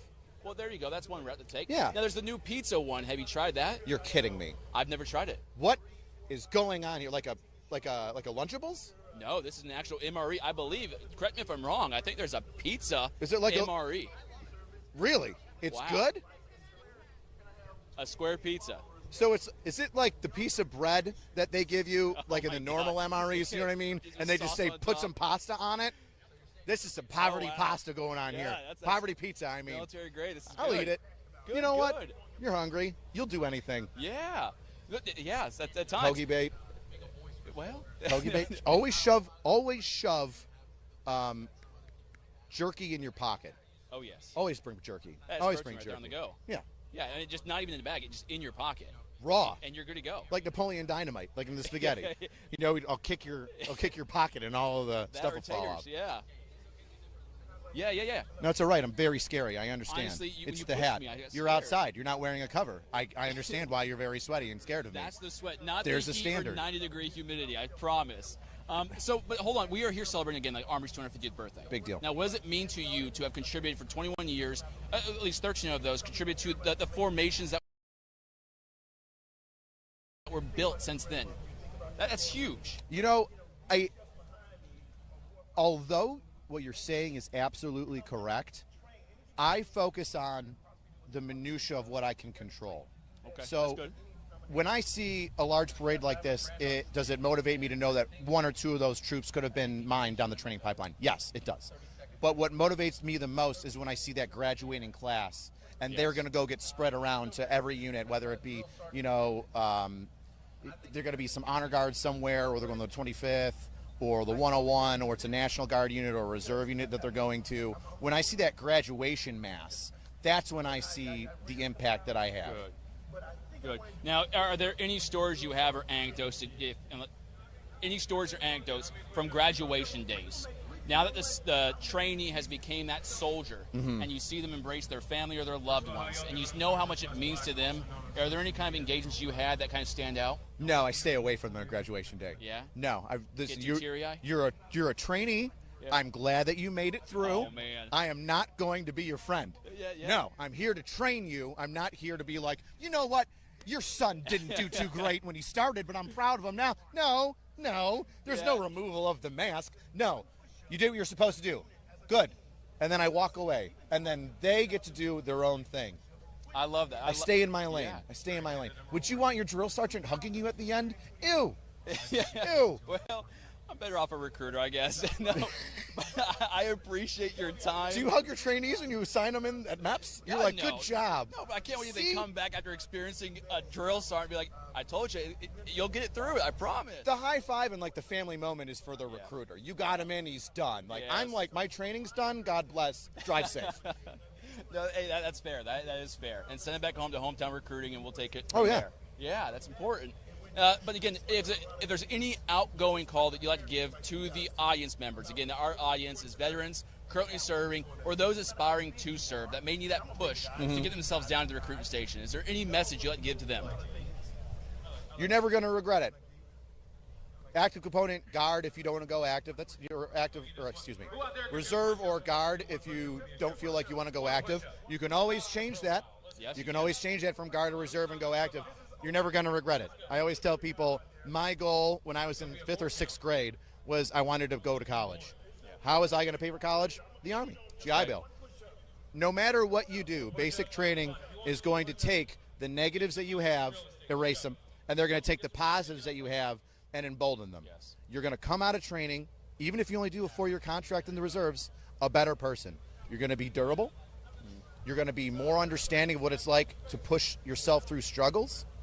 You're going to be motivated. You're going to look at people that are around you, and I do get this from trainees every once in a while when they graduate and I see them. You're going to look around the civilian population and go, oh my gosh, I'm like 10 miles an hour faster than everybody right now. Yes. Mentally, even physically, because some people don't run. And we'll help you with that, United States Army. Yes, we will.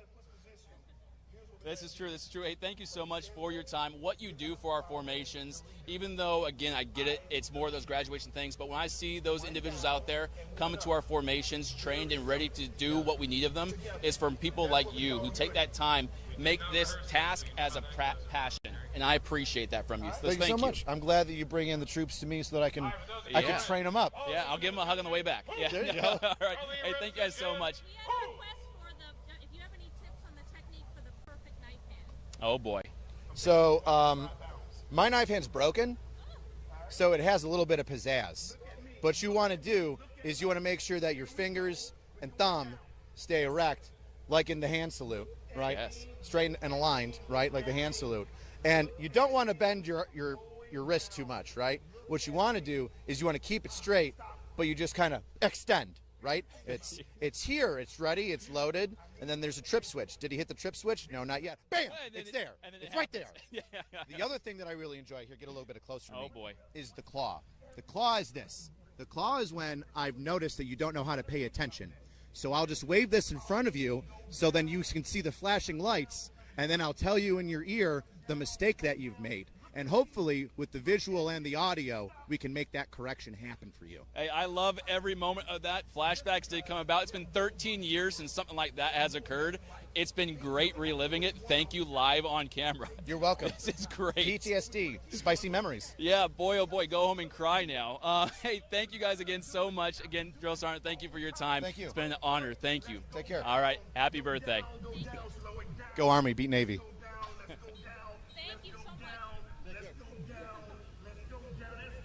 That was awesome.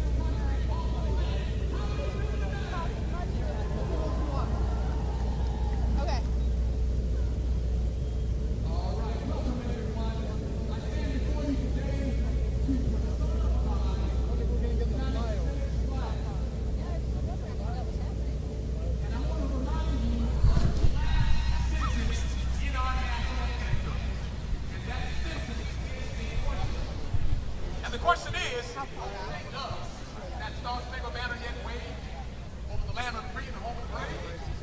And the answer to that question is yes. Chief historian, right? Yes, it still waves. Chief historian. So Dr. Jim Malahusky has demonstrated sustained superior performance for more than 200 years. The overall presentation that you're about to see is a time-honored tradition. Okay, we are back live here out at the United States Army 250th birthday celebration. It really has been an incredible day. Just so much legacy represented out here on the National Mall. When you walk around, it really is fascinating to see the different eras represented. You have aircraft from Vietnam. You have veterans of different wars that are talking to and commemorating with soldiers of today. It really is a cool thing to witness. And when else do you get to do this? Only every 250 years, right? But the main event is tonight at 6:30. That is going to be our 250th Army Birthday Parade through Washington, D.C. Our units will pass a review line with the Commander-in-Chief. All the different eras on display.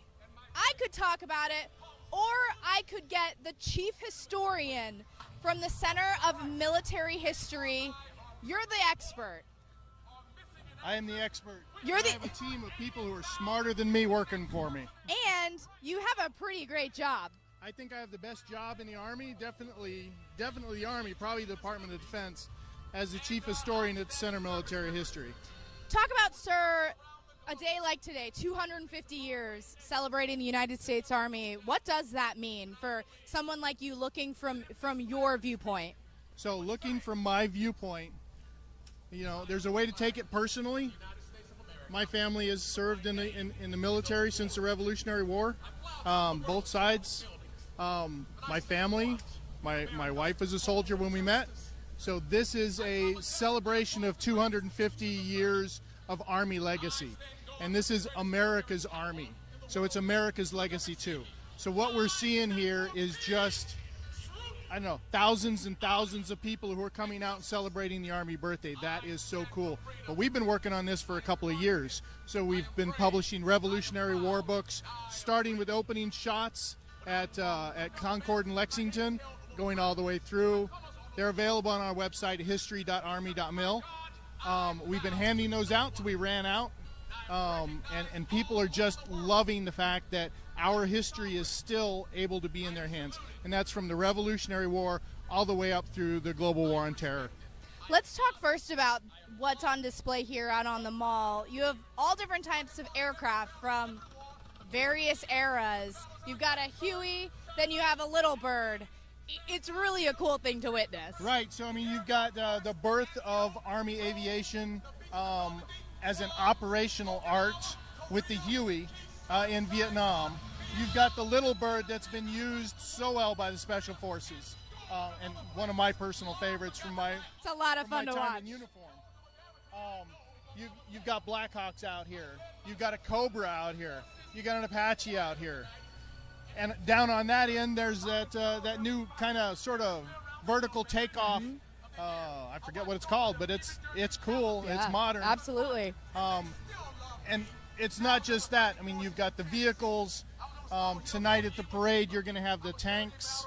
You're going to have, basically, we start with, you know, the very first part of American history. So you've got the Revolutionary War. We go from there into every single conflict. So you'll see soldiers in period dress, followed by the units that took place in those battles. So World War I, you'll see 1st Cav.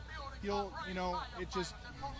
And they're going to be in the period uniforms, they will correct? Be in the period, so some of them will be in the period uniforms, followed by a formation from the unit that participated in that war. Okay, so let's give some your units some shout-outs. So for World War I, if you think of a unit that represents World War I, what is that? 1st Cav. 1st Cav, okay. I'm sorry, 1st Armored Division. 1st Armored Division. That is the legacy unit of World War I. World War II. I feel like there are a few. Well, I'd have to go with the 101st and the 82nd. Of course. And who's representing them today? Do you know? Or is it both? The 101st and the 82nd Both of them here. are. Yes. Okay, and they will be in that period dress. What an incredible opportunity, though. Of course, it's hot and sweaty, and these are long days, but as a soldier, to be able to wear that uniform of the giants that walked before us, how cool is that, right? That's incredible. You know, occasionally you get to put it on for a tattoo.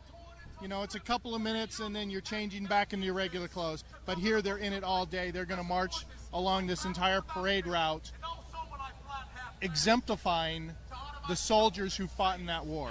I mean, if you're going to talk about legacy, and today is all about legacy, the legacy of those soldiers, the connection from the soldier today to the soldier 250 years ago is on display today. I was talking about this earlier, but in my previous career as a journalist, I got to cover the honor flight quite a few times. And after I joined, having a moment, it was actually at the Vietnam Memorial a couple of years ago, having a moment where I was in uniform and I'm standing next to these Vietnam vets and thinking, I get to wear the same uniform as you. That's a heavy thing to come to grips with, that how do I deserve to wear the same uniform that these giants did before? And that's going to be on display today because there are so many that came before us. There is.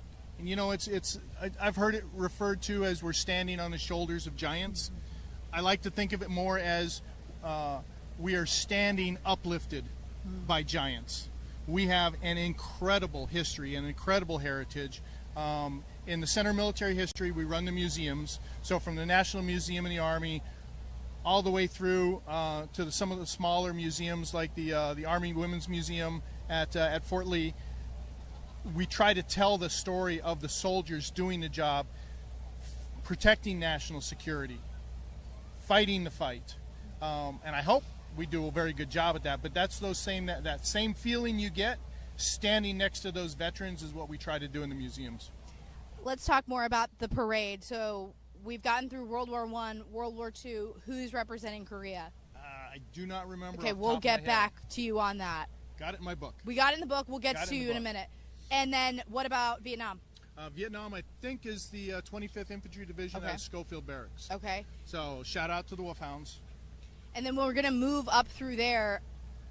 It's amazing to think about what we're about to witness and what we're about to see. And all aircraft will be overhead as well. I know USASOC is going to be representing the GWAT era, which is appropriate with our Special Forces Green Berets. For you as a historian, I know it's probably a tough question to ask, but what is your favorite era to study? Well, I'm a contemporary historian. So I've been on the ground as a civilian historian in Afghanistan and Iraq, capturing the story of our service members who are over there doing the job, and writing about them. So I've got to say that my favorite part of history is what we're doing today. Sometimes you don't have a whole lot of perspective on today until we get farther down. You know, we're too close to the bang, if you will. I have studied the American intervention in Siberia. That was my master's thesis. And not too many people know that the United States went into Russia in two different spots to try to keep Russia in the war during World War I.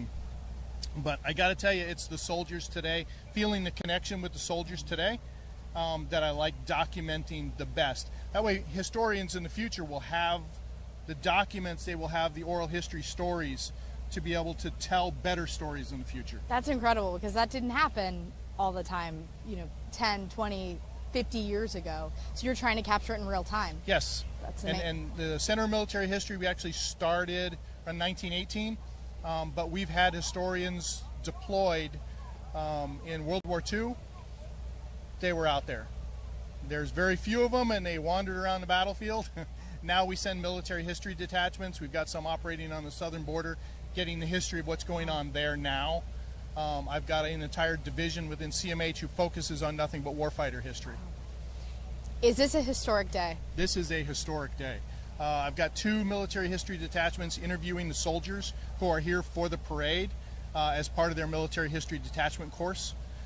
So they've been doing that for a couple of days now. They'll do it for a couple more days till these folks redeploy home. One last question, sir. Why is capturing our history and reading our history, knowing our history as a formation, as a force, as a United States Army, why is that important? If you don't know where you were, you don't know where you're going. That's one. So what is history? History is the past remembered. What we do is organize the memory, so the past is remembered and can influence the future positively, so we can tell those stories so the legacy continues. But even more than that, one of those things that contemporary historians do is we are in the room when things happen. We can go back to recent history and say, something like this happened 10, 15, 20, 50 years ago. Here's what the people thought at the time. Here's the decisions that were made. We get that to the decision makers, and they make better decisions. We save lives, we increase lethality, we increase effectiveness because the decisions are better because a historian was in the room. History can change the future. History can change the future. If you own the past, you own the present. Is that the way everything goes? Sounds about right. Yeah. Sir, one more time, plug your website where people can find out more information. So the Center of Military History is history.army.mil. Thank you so much. Pleasure. And you heard that this is a historic day, a historic evening. At 6:30 is when the parade is scheduled to start. Rain or shine, so far the weather has held off, but this is a pivotal moment. You're going to see soldiers marching in period dress from all of those important eras that are a part of our lineage, a part of our legacy here as United States Army soldiers. I know I am proud to wear this uniform today and every day, but today especially. So we're going to leave you for a second, and we'll come back to wrap it up soon.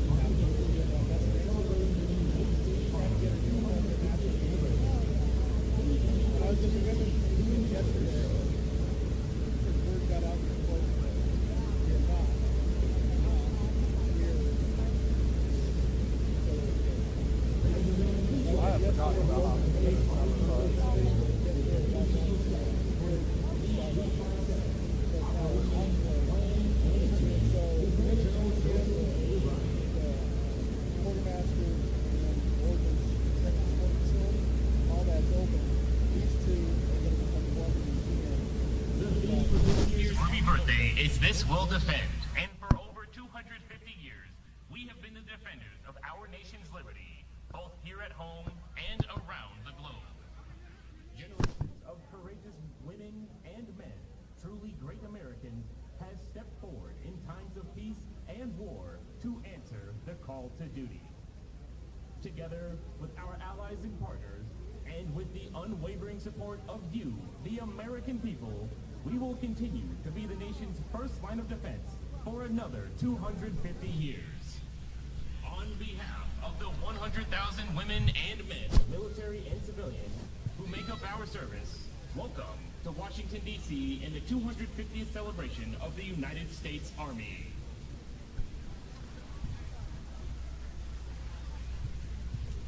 At this time, please stand for the presentation of colors and for the singing of our national anthem, performed today by the United States Army Band, and remain standing for the invocation given by Army Chief of Chaplains, Chaplain Major General William Green.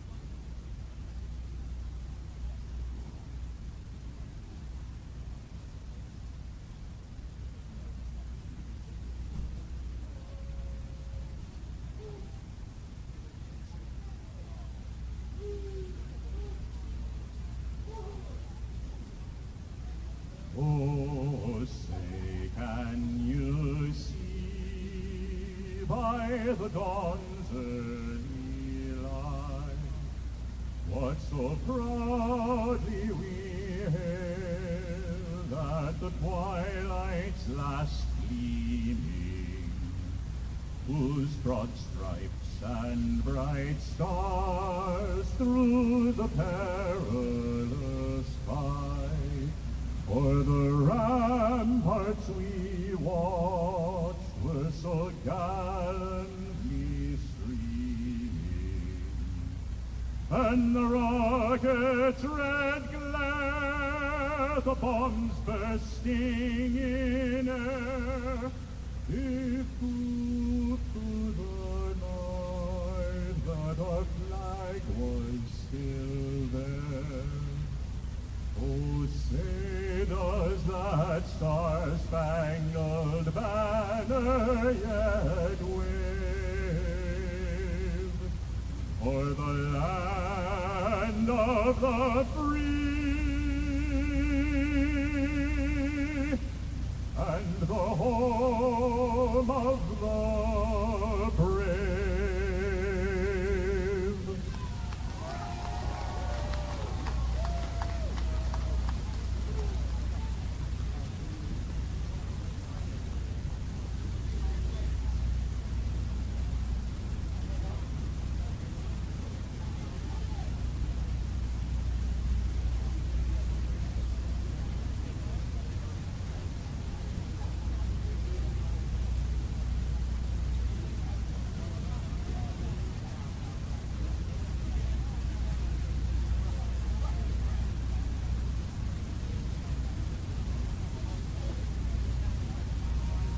Ladies and gentlemen, please bow with me as I ask God's blessings upon this 250th birthday celebration. Let us pray. Almighty God, as we gather to celebrate the 250th birthday of the United States Army, we pause to remember where we've been and who we are. And we express our heartfelt gratitude to you for the brave men and women who have served and are serving the United States Army as a force of freedom and a light of liberty at home and abroad. Heavenly Father, we remember their valor in the American Revolution and campaigns where your guiding hand established the foundation of our freedom. Continue to strengthen our soldiers' body, mind, and spirit as they train to fight and win our nation's wars. And Heavenly Father, bless our Army's leaders, our families, and the American people. Bring comfort to those who mourn as we remember our promise never to forget the cost of freedom. And Holy God, lead us both now and forevermore, and let the light of liberty continue to shine bright on the United States of America and our Army, and we to fight and win our nation's wars. Also, this we'll defend. In your holy name we pray. Amen. Please be seated. Ladies and gentlemen, please welcome Platinum Plus sponsor, Wounded Warrior Project Vice President for Government and Community Relations, Jose Ramos.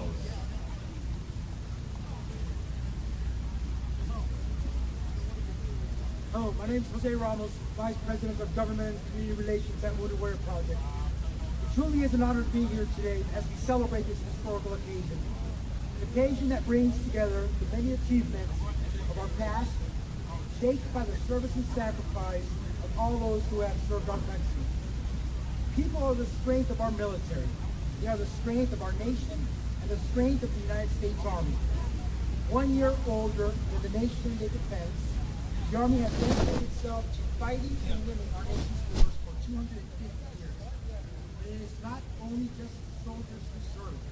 Since 1775, U.S. Army soldiers, civilians, and their families have supported our nation. Bearing true faith and allegiance to our country, the U.S. Constitution, and the Army. For over 250 years, Army families have served and sacrificed to support the Army and their soldiers. For that, we are deeply grateful. It speaks to the enduring truth that no one truly serves alone. There is always a brother and sisters in arms with you, a family member who encourages you, a community who cares for you, and organizations like Wounded Warrior Project who stand ready to support you while you serve and as you transition. Caring for our people is at the heart of Wounded Warrior Project's mission, just as it is for the Army. We are committed to keeping the promise we made to warriors and their families who serve. A commitment to be there no matter what, so they can enjoy a healthy, fulfilling life of service. We can find great support and solace in those who walk alongside us in challenging times and in moments of great celebrations like this one. People are the strength of the Army. Across the nation, Army families are integral part of the communities they serve. Today we celebrate that strength and look forward to a bright future together. Today I say, happy 250th birthday, Army.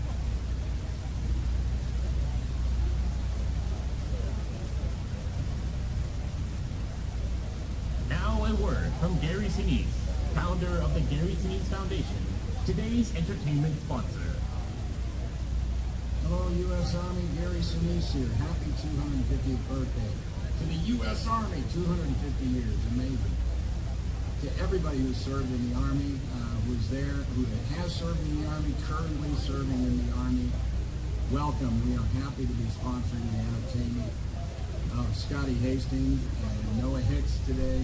The Gary Sinise Foundation has thousands and thousands of donors who all care about our military, they care about our service members, they care about our U.S. Army, and they wanted to be a part of this great event in celebration of 250 years of the U.S. Army. I am a grateful American for all you do to defend freedom, to protect our country, and God bless you. Have a wonderful day. Enjoy the entertainment. God bless you and God bless America. Thank you very much.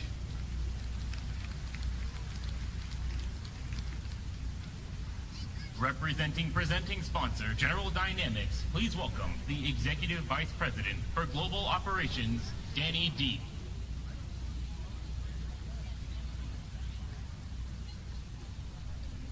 Thank you. So the United States Army has served the nation with distinction for 2.5 centuries, fundamental to the birth of our great republic.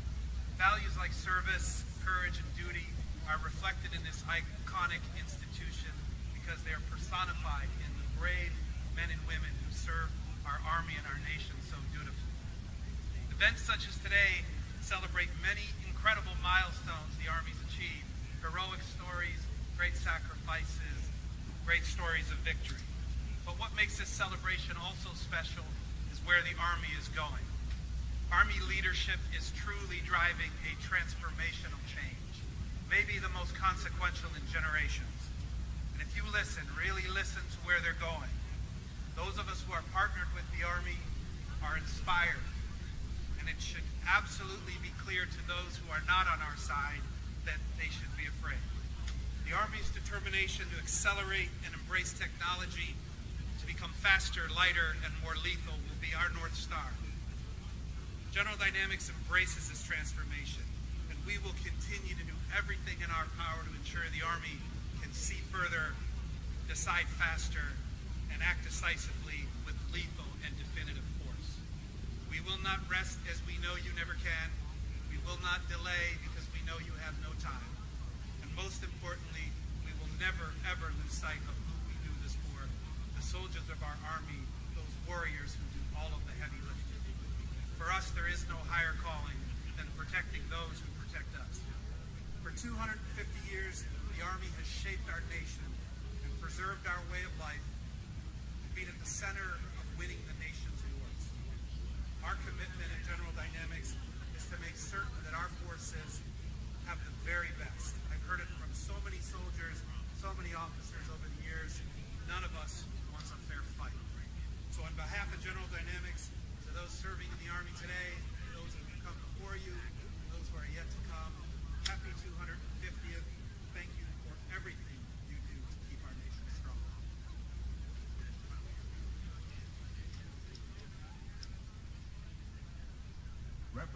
Presenting sponsor, USAA. Please welcome President and CEO, Juan Andrade. Good afternoon. It's an incredible honor to join you today as we celebrate a historic moment. The moment that's 250 years in the making. The Army's birthday and the enduring legacy of those who have worn the uniform with pride. I want to recognize all of the Army leaders here today. Thank you for your leadership and thank you for your service to our nation.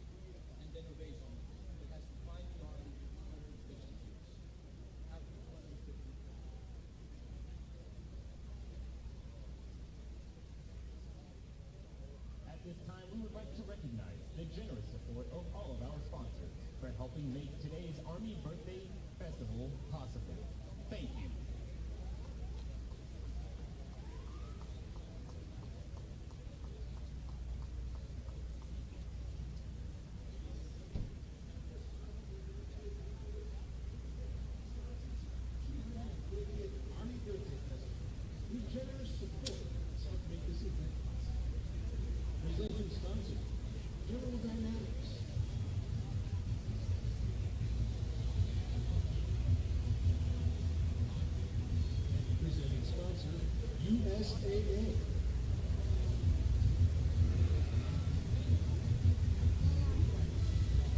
Entertainment sponsor, the Gary Sinise Foundation.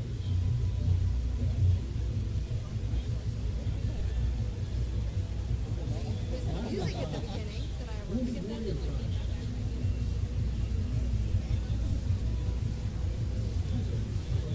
The Exchange.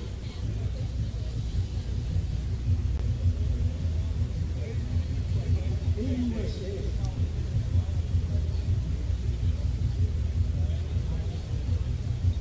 BAE Systems.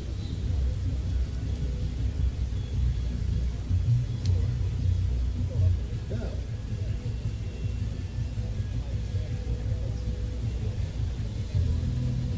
GovX.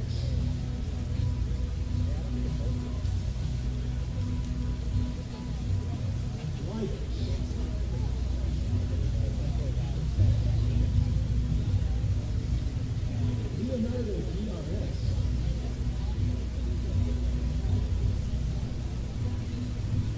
Lockheed Martin.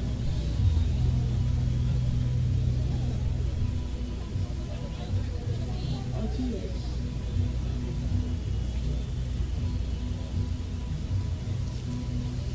And Walmart.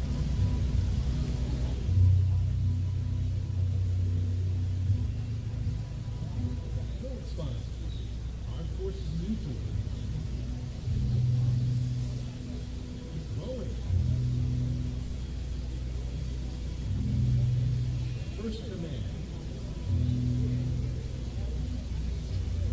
GE Aerospace. IHG Army Hotels. King George.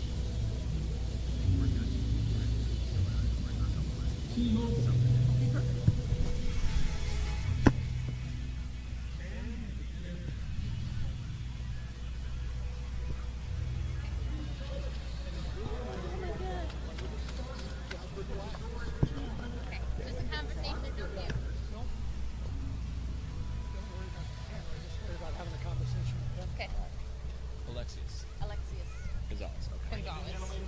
Major Alexius Gonzalez, soldier for life.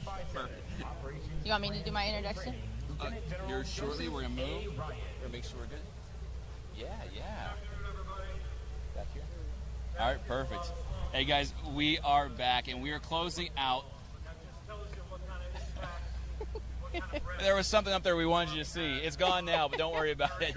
We're closing out the Army's 250th birthday, but before we close out completely, we wanted you guys to learn about the Soldier for Life program that is available to all soldiers, active and reserves. And National Guard. And National Guard. Yes, sir. So we're going to learn it from a SME, a subject matter expert herself, Major Alexius Gonzalez. Yes. So please introduce yourself. Hi, I'm Major Alexius Gonzalez. I'm the XO for Soldier for Life.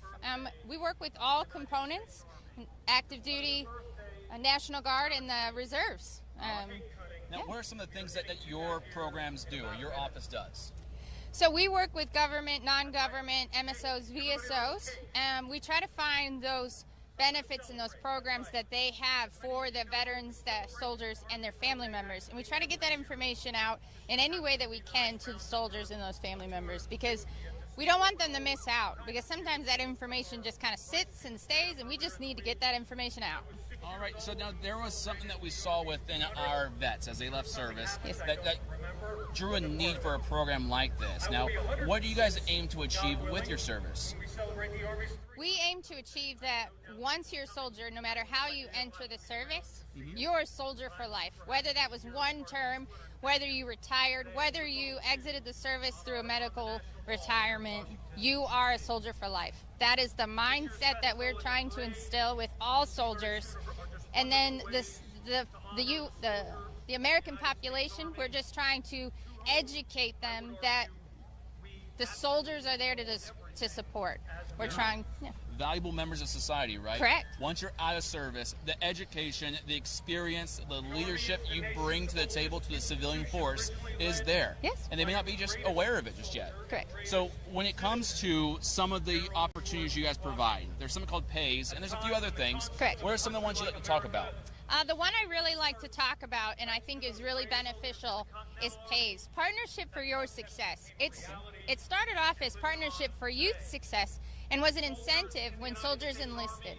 It's now an employment benefit for all soldiers, right? So when you go to exit the service, or if you're a National Guard or a reservist, you're guaranteed 5 interviews. Not guaranteed employment, but you're guaranteed 5 interviews with any of the organizations or businesses that have partnered with the Army. Okay, so that's huge. It is that's, huge. You know, hey, I get you have 30 applicants that may be on paper closely more qualified, but give me a chance, see my name. And there's an internship process as well, is that correct? Correct. So the Army has the Army CSP, and then there's the DoD Skill Bridge. So those are internship programs that soldiers can sign up for.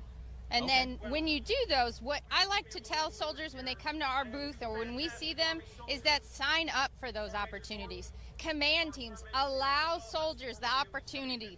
Take that time. Let them leave for that moment, for those few weeks. Do those internships. Let them have that time to be able to get that internship to the civilian world.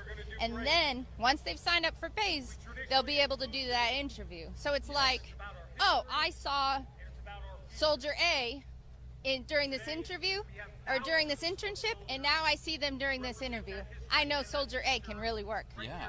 So it gives you a chance to kind of build a rapport with a potential employer. Exactly. Showing, hey, I am here, showing you what I can bring to the table. Yes. Then when they actually close out service, or they finish up what they had to do, they then submit that application, and that name now resonates with that potential hiring office. Exactly. That's a huge opportunity and a benefit to those that use the service. Yes.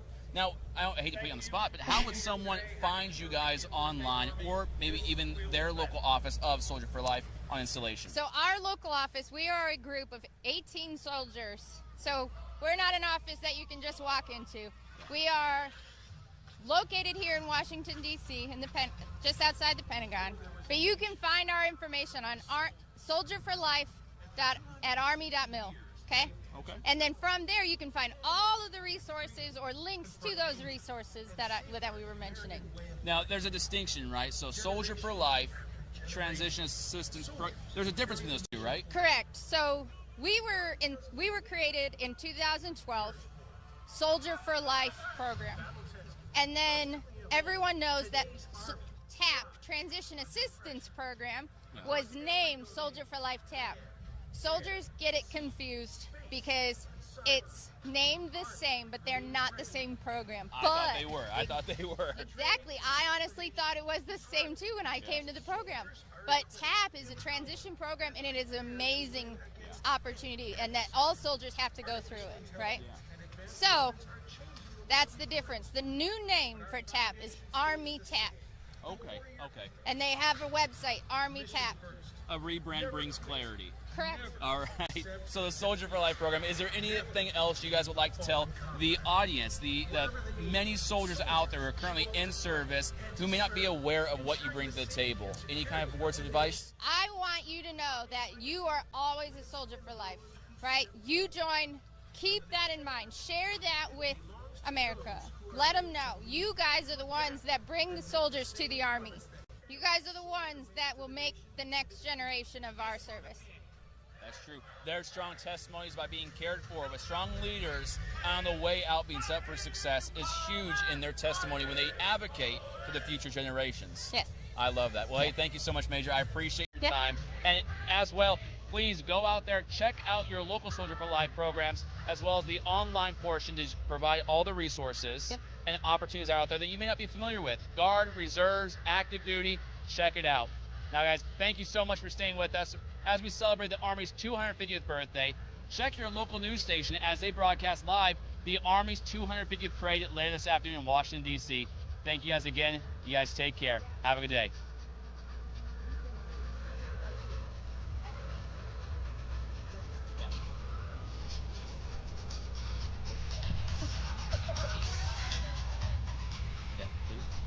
Sorry about that, yeah. I had to turn all your down in the tank.